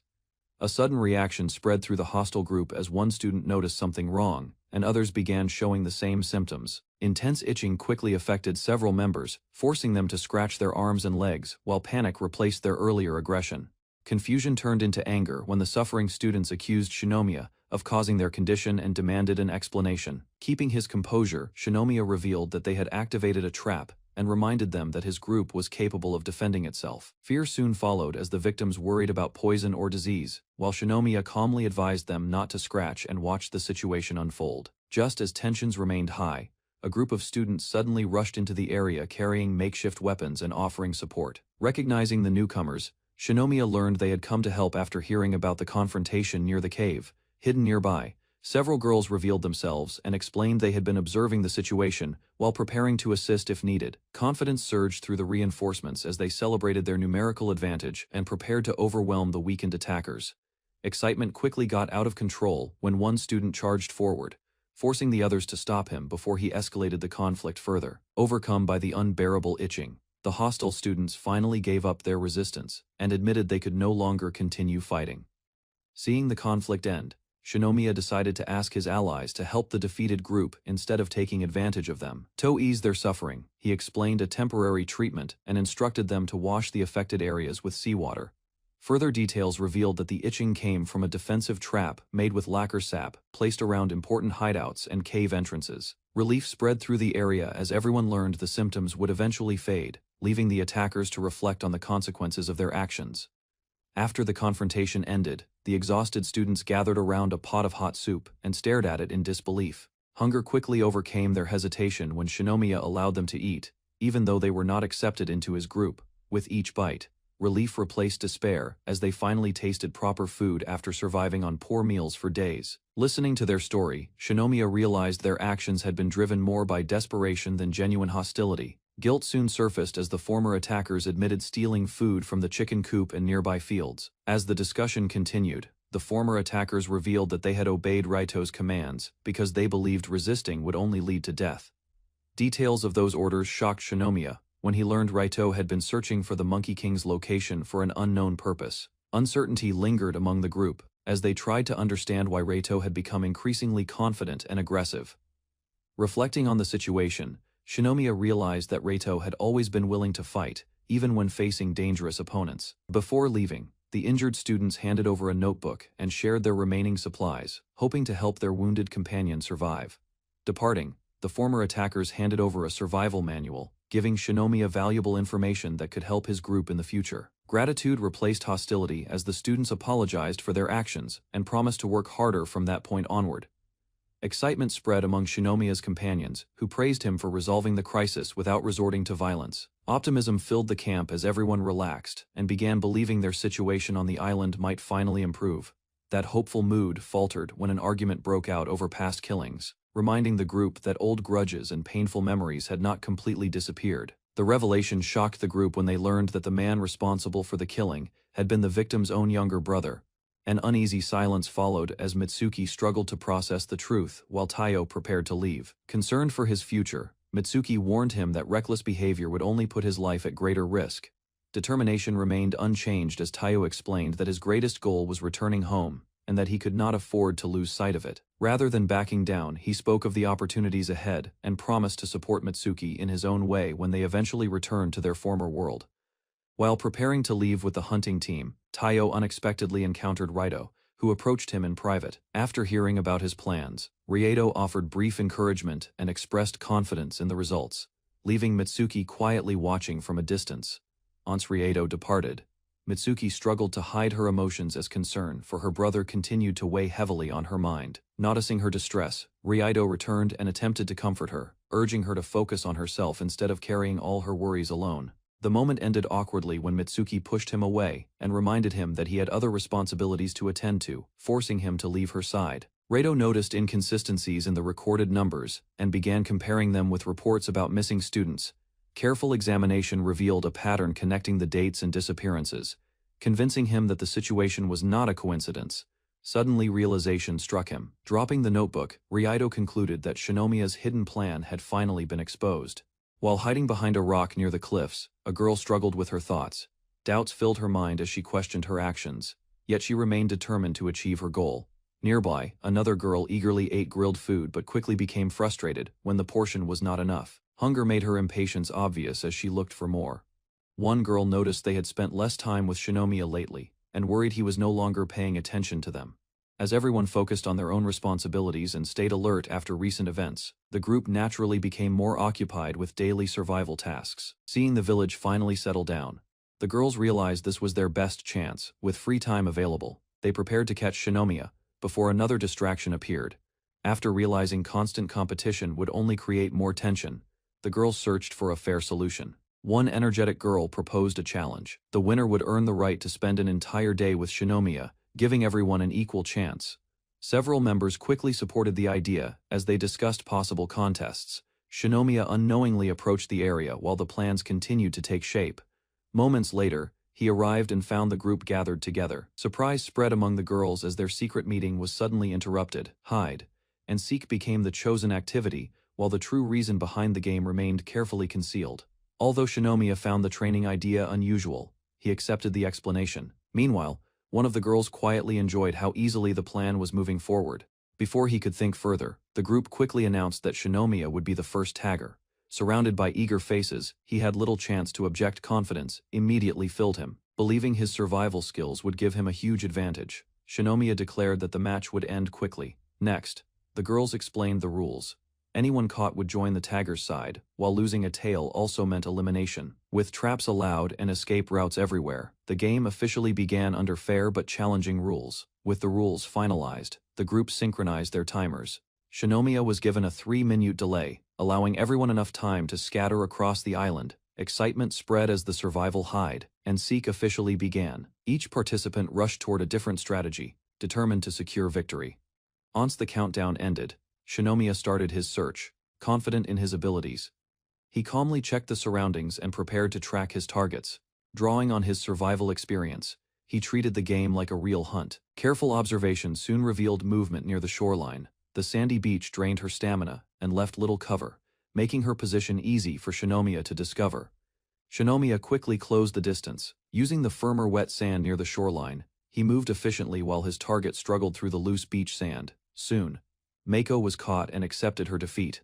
Although disappointed, she realized her hiding spot had placed her at a clear disadvantage from the start. The possibility of spending time alone with Shinomiya, if no one else was found, made her emotions waver. Their attention shifted when footprints leading toward the sea appeared. Following the trail, Shinomiya judged that someone had chosen a risky hiding place. After entering the water to investigate, he searched among the rocks along the coast. Moments later, a hidden girl was spotted, her cover finally broken by the approaching search. The girl's hiding place was exposed, but she tried to defend her position. Even so, Shinomiya quickly pointed out the flaws in her plan and moved closer to claim her tail. Rather than surrendering immediately, she lingered in the water and regretted being discovered so soon.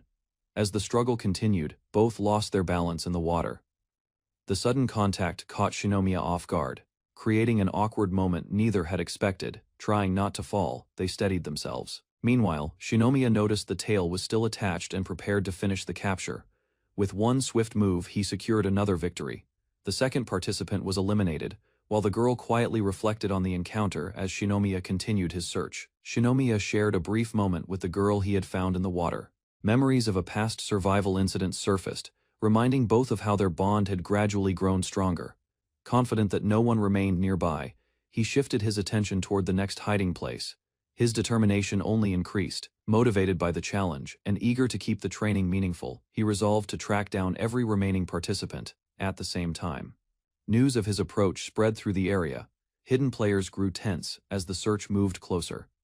Meanwhile, another girl concealed herself among the vegetation. Aware of her disadvantages in survival skills, she relied on patience and hoped her hiding spot would keep her unnoticed. Rather than relying on speed alone, one girl prepared traps to slow Shinomiya down.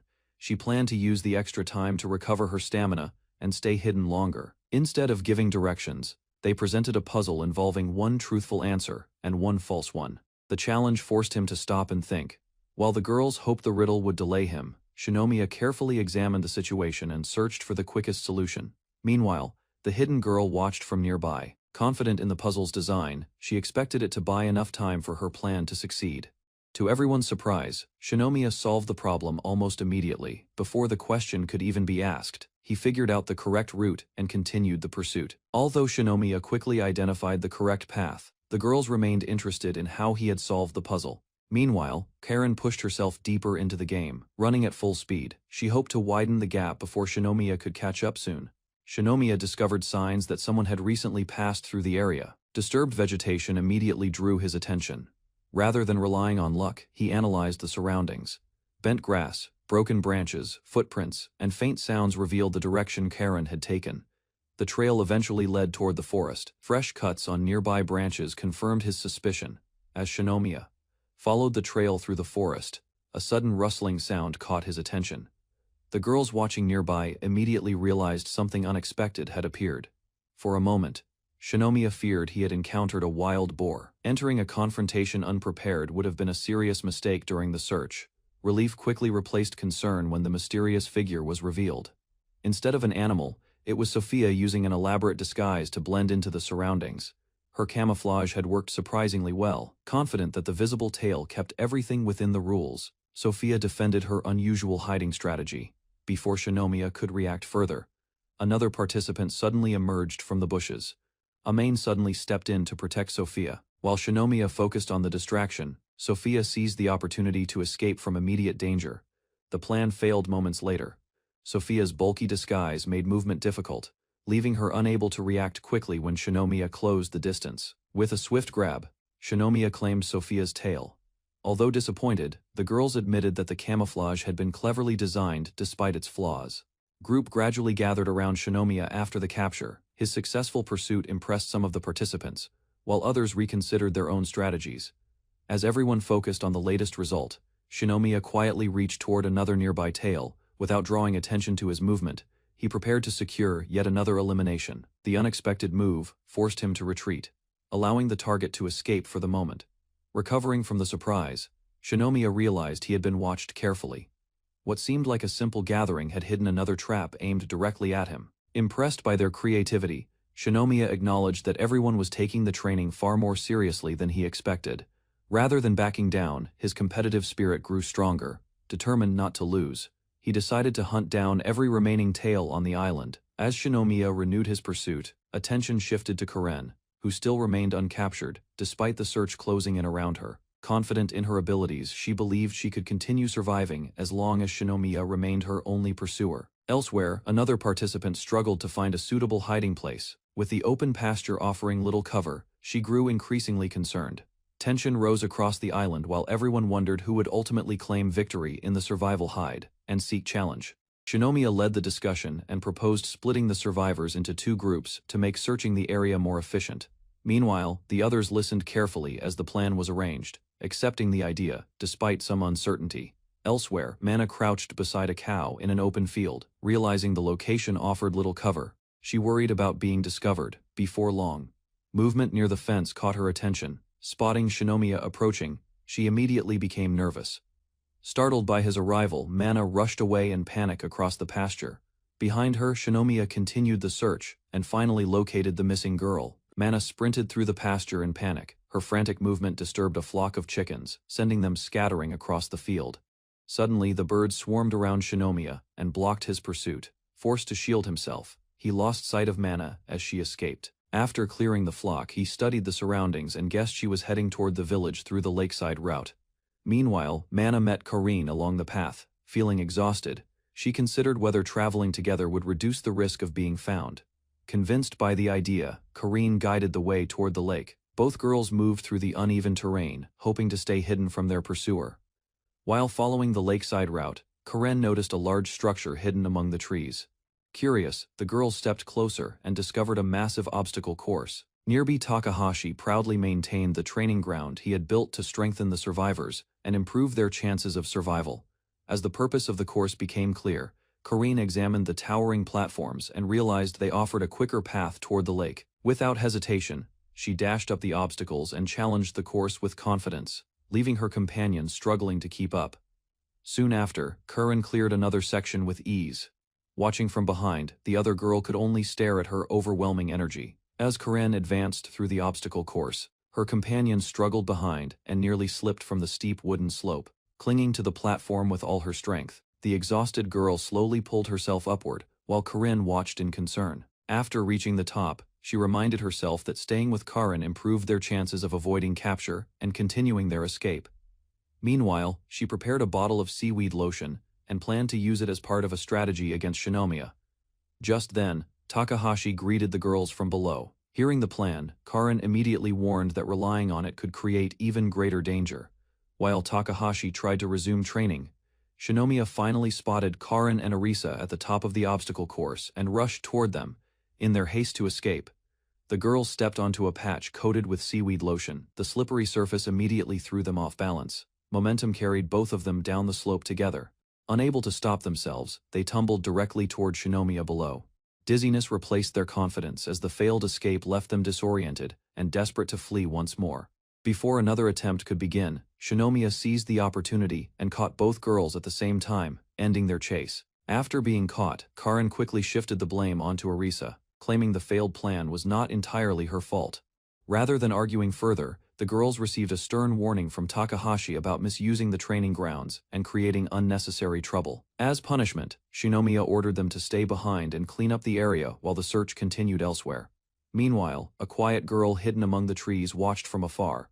Seeing the situation unfold, she considered making her move toward Shinomiya. Nearby, another survivor remained concealed inside a bush using a handmade camouflage suit, carefully observing everything without being noticed. Believing she had found an opportunity, the quiet observer suddenly emerged from hiding and rushed toward her target. Before she could get far, another girl intercepted her path. A rivalry quickly surfaced as both tried to gain the advantage.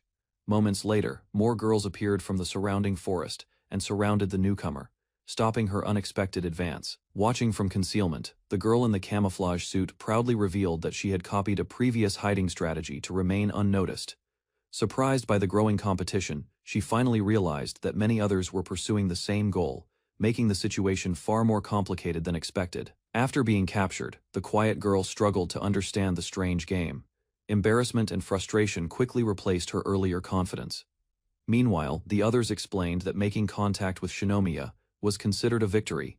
Even so, she remained confused by the unusual competition. Hidden elsewhere, the girl in the camouflage suit used a grass whistle she had learned to make, sending a signal through the forest. Hearing the sound, Shinomiya immediately recognized it as an intentional message and stopped to identify its source. Following the direction of the whistle, he concluded that Eri was likely responsible and hurried toward the area to investigate. While tracking the whistle's source, Shinomiya suddenly noticed Rita sitting calmly in the middle of the forest. Without warning, the monkey dashed deeper into the jungle. Curious about its behavior, Shinomiya decided to follow. Although he suspected a trap, the unusual guide convinced him that Mana was likely hiding somewhere ahead. Determined to continue the chase, he accepted the challenge and moved cautiously through the dense vegetation. Realizing he had become the center of their attention, Shinomiya pressed forward despite the unexpected obstacle.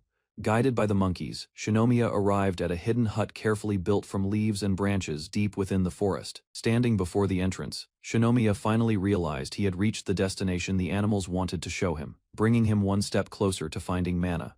Hokage discovered an impressive shelter hidden among the participants during the survival competition. Curious about its builder, he approached carefully, believing Mana might be inside while suspecting another trap. Standing before the entrance, Hokage heard Mana inviting him inside. Embarrassed memories surfaced because previous encounters overwhelmed him, making him fear another unexpected temptation instead of an ordinary conversation. Suddenly a bra landed outside the shelter, shocking Hokage and destroying his composure. Although he understood entering seemed foolish, curiosity and embarrassment pushed him toward the entrance, despite hesitation. Soon another piece of clothing flew outside, revealing only a skirt remained. Hokage struggled to stay calm, yet vivid thoughts filled his mind, making self-control increasingly difficult. Despite understanding, unable to ignore his curiosity, Hokage pictured Mana inside the shelter while battling his imagination. Even knowing the circumstances distracted him, he remained frozen outside, uncertain whether entering mattered. Hokage accidentally witnessed Mana wearing only her underwear inside the shelter, leaving him completely embarrassed. His face turned red as he struggled to control overwhelming excitement before making a desperate decision. Gathering his courage, Hokage rushed into the shelter despite his confusion. Mana and Rita immediately noticed his arrival, preparing their next move while the monkeys watched the strange survival challenge unfold. Mana successfully distracted the monkeys before escaping the shelter with Hokage, following behind, believing their plan succeeded. She reached forward, but Hokage suddenly grabbed her hand before she escaped. Hokage pulled Mana onto the ground, reversing the situation before she could flee. Holding her close, he realized grabbing her tail first prevented another escape and secured the advantage. Pinned beneath Hokage inside the shelter, Mana admitted she allowed herself to become captured as part of her plan. Even so, Hokage still outsmarted her, leaving both surprised by the unexpected outcome. Hokage praised Mana after realizing her sturdy shelter could withstand wind and rain. He admired her construction skills while recognizing the helpful monkeys contributed through teamwork, guidance, and steady cooperation together. Overjoyed by Hokage's sincere praise, Mana embraced him without hesitation, pressing herself against him inside the shelter. Hokage blushed as unexpected closeness overwhelmed his thoughts and strengthened their growing connection. Holding each other across the shelter floor, Hokage and Mana struggled to resist rising emotions. Their racing hearts and growing affection nearly erased reason before either remembered their difficult survival situation. Realizing their feelings almost carried them beyond control, Hokage stopped himself and apologized for becoming overwhelmed. Mana accepted his concern, understanding both needed patience, despite sharing genuine affection for each other. Resting beside Hokage, Mana acknowledged his kindness and confessed she trusted his caring nature. She hoped their relationship would continue after returning home, leaving Hokage speechless while considering her heartfelt wish. Hokage promised Mana they would escape the deserted island together after solving every challenge facing their classmates. Determined to protect everyone, he strengthened her confidence with sincere resolve and hope. Mana smiled warmly beside Hokage, revealing the hide and seek event accomplished its true purpose. Although everyone would probably scold her afterward, she remained satisfied because her feelings reached Hokage completely. Mana explained her intentions, while Hokage finally understood why everyone had worked together during the challenge. Feeling relieved, he accepted the playful outcome and jokingly confiscated her fluffy tail afterward. The survival exercise ended as Hokage checked the timer before gathering every participant together. Smiling classmates congratulated one another. Recognizing the unusual competition helped everyone develop stronger teamwork and trust. Hokage thanked everyone for their determined effort throughout the survival training, praising each participant's progress. His classmates celebrated the successful exercise, believing their cooperation would help overcome future dangers together. After the survival game ended, Hokage gathered beside Mana and several classmates while everyone discussed the results. Although satisfied overall, some girls still teased Mana for receiving special attention from him. Hokage and Mana noticed a strange alarm continuing despite the competition ending. Following the mysterious sound together, they suspected unusual activity hidden among nearby rocks and immediately investigated the source. Behind the rocks, Hokage discovered Shiori still hiding with her phone after everyone else finished searching. Startled by his arrival, she emerged while wondering whether the survival game had already concluded. Learning Shiori remained hidden throughout the entire event, Hokage praised her impressive patience and determination. Mana laughed happily because nobody had managed to discover Shiori until the competition completely finished. Mana excitedly announced Shiori became the final survivor after remaining undiscovered until the end. Surprised by the unexpected victory, Shiori accepted everyone's congratulations while blushing from the cheerful celebration. After receiving congratulations, Shiori admitted she had slept through almost the entire hide-and-seek competition. She wished to spend another day beside Hokage, surprising everyone with her honest confession. Embarrassed by her own unexpected wish, Shiori immediately denied the possibility of spending time alone with Hokage. She worried such a situation would become awkward and attract unnecessary attention. Later, Shiori encouraged Hokage to spend time with the boys instead of remaining beside her. Since they already worked together every day, she wanted everyone else included during their break. Hokage's male classmates rushed over with excitement, inviting him to join their activities after feeling neglected throughout the survival event. Laughing together, they happily welcomed him back into the group. The boys recovered their belongings and proudly revealed handmade games brought from home. Hokage accepted their invitation, preparing to enjoy peaceful moments together after completing the demanding survival competition. The classmates relaxed after finishing the survival event, enjoying peaceful conversations together. While everyone celebrated the successful challenge, Hokage's friends invited him to games and training before sunset with cheerful enthusiasm. Meanwhile, Shiori spoke with Mana about the competition, admitting her unexpected victory felt undeserved because she remained asleep throughout most of the challenge. Mana kindly reassured her without hesitation. Shiori happily admitted spending time with Mana, Yuyuki, and the others brought her genuine happiness. Hearing those honest feelings, Mana smiled brightly, delighted their friendship had become much stronger. The girls gathered together after the event, discussing ideas for another friendly competition during their next outing. Excited laughter spread through the group as everyone suggested different activities for future adventures.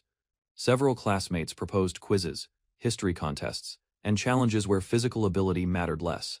Shiori preferred skipping the competition while listening happily as everyone debated their favorite ideas with excitement. Elsewhere, an unfamiliar survivor wandered through the jungle before suddenly encountering something unexpected. Refusing to surrender, despite overwhelming danger, the determined stranger struggled desperately to escape the frightening situation alive. The mysterious survivor finally discovered the Monkey King's village hidden deep within the forest. Believing this important information could benefit Kato's group, the stranger prepared to report the remarkable discovery. Sophia guided Oju through the forest, leaving harvested vegetables before asking Tachibana to notify Hokage's camp about their delivery. Tachibana thanked Sophia for bringing supplies, while Sophia insisted Hokage's group had already provided enough valuable assistance for everyone. Sophia presented baskets filled with vegetables, explaining rice cultivation had not begun, though successful harvesting provided generous produce, despite difficult conditions.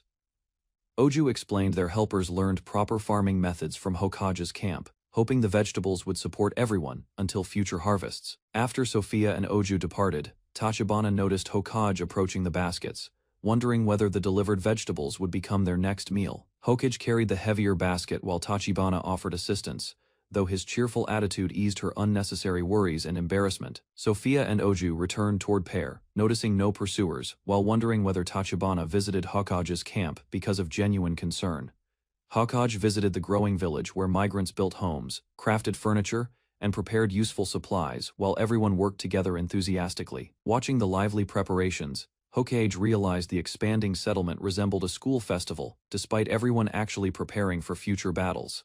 Hokage believed strengthening the village protected everyone without needless bloodshed, as hard-working survivors continued building defenses instead of seeking conflict. Hokage encouraged Corinne to trust the plan, calming her worries until she regained confidence, and promised supporting everyone without hesitation. Karen's determined words embarrassed nearby classmates, causing playful misunderstandings, while Hokage remained focused on organizing preparations for the approaching confrontation. Hokage carefully studied Ryudo's stronger group, realizing victory required predicting every movement because reckless actions would quickly destroy their strategy. Kageyama accepted Hokage's important mission, believing accurate timing would secure success, while Amain secretly waited nearby for unexpected emergencies. Kageyama reached the destination with Sophia's vegetables, finding Tachibana arranging supplies, before asking another student to continue managing the delivery. Kageyama overheard villagers spreading rumors that Sophia's workers disappeared after visiting a paradise-like settlement created by people from another world. Other rumors claimed the missing workers suffered kidnapping and terrible conditions, but Kageyama realized those frightening stories were false. Hearing the growing gossip, Kageyama worried recruiting newcomers would become difficult because fear spread faster than the actual truth. A hostile student questioned whether Sophia discovered anything, believing secretly recruiting villagers justified retaliating against Hokage's allies. Another student mocked the situation, insisting Sophia deserved punishment because they believed she had been taking valuable people from their side. The blonde student falsely claimed Shikishima needed protection from the Monkey King, hiding selfish motives behind seemingly reasonable explanations. Ignoring his excuses, the group tightly restrained Shikishima, treating her as an important hostage instead of someone needing protection. Shikishima struggled fiercely despite repeated threats, while the blonde student warned that making more noise would bring harsher treatment. The blonde student ordered Mitsuki to gather everyone, believing Shikishima alone provided enough leverage after the young woman escaped safely. Watching another assembly begin, Kageyama sensed serious trouble approaching and quietly feared the enemy's dangerous plans would soon unfold.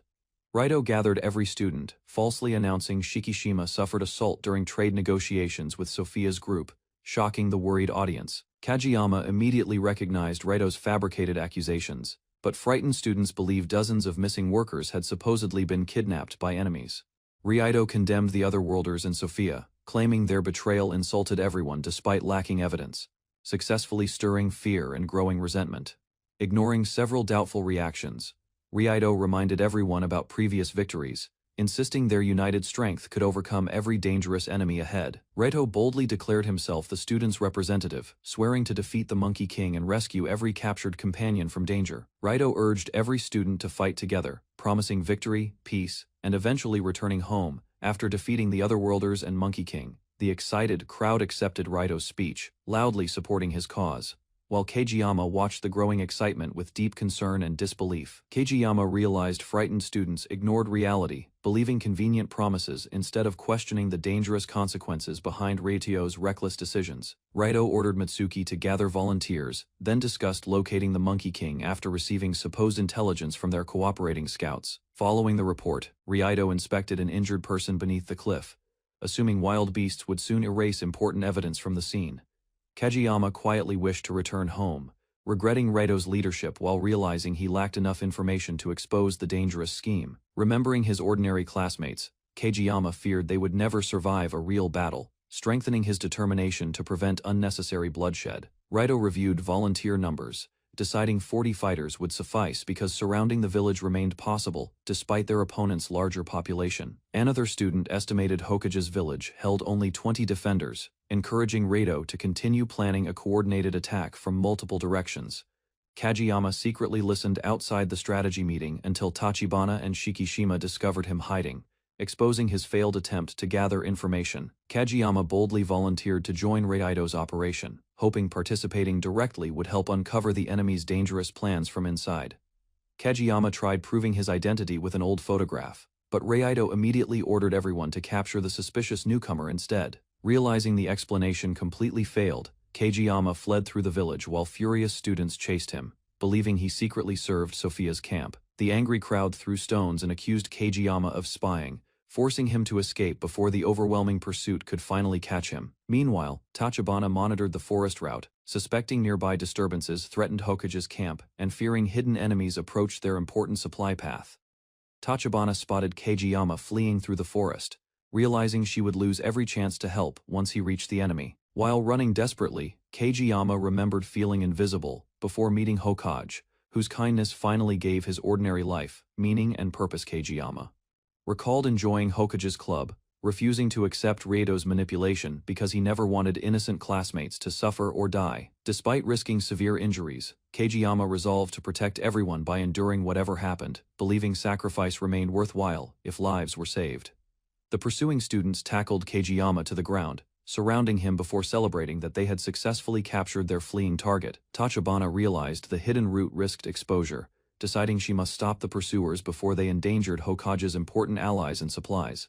Tachibana threw a folded paper airplane carrying urgent information, hoping someone inside Hokage's village would discover the warning before enemies arrived. Hokage read Kageyama's message, learning Raito's village planned a coordinated attack against their settlement. Without wasting valuable preparation time, Kageyama returned, apologizing for worrying everyone, while Hokage's companions feared he had suffered torture during his dangerous infiltration mission. Kageyama explained confusion helped his escape, allowing Hokage's relieved companions to welcome him back after his successful mission ended.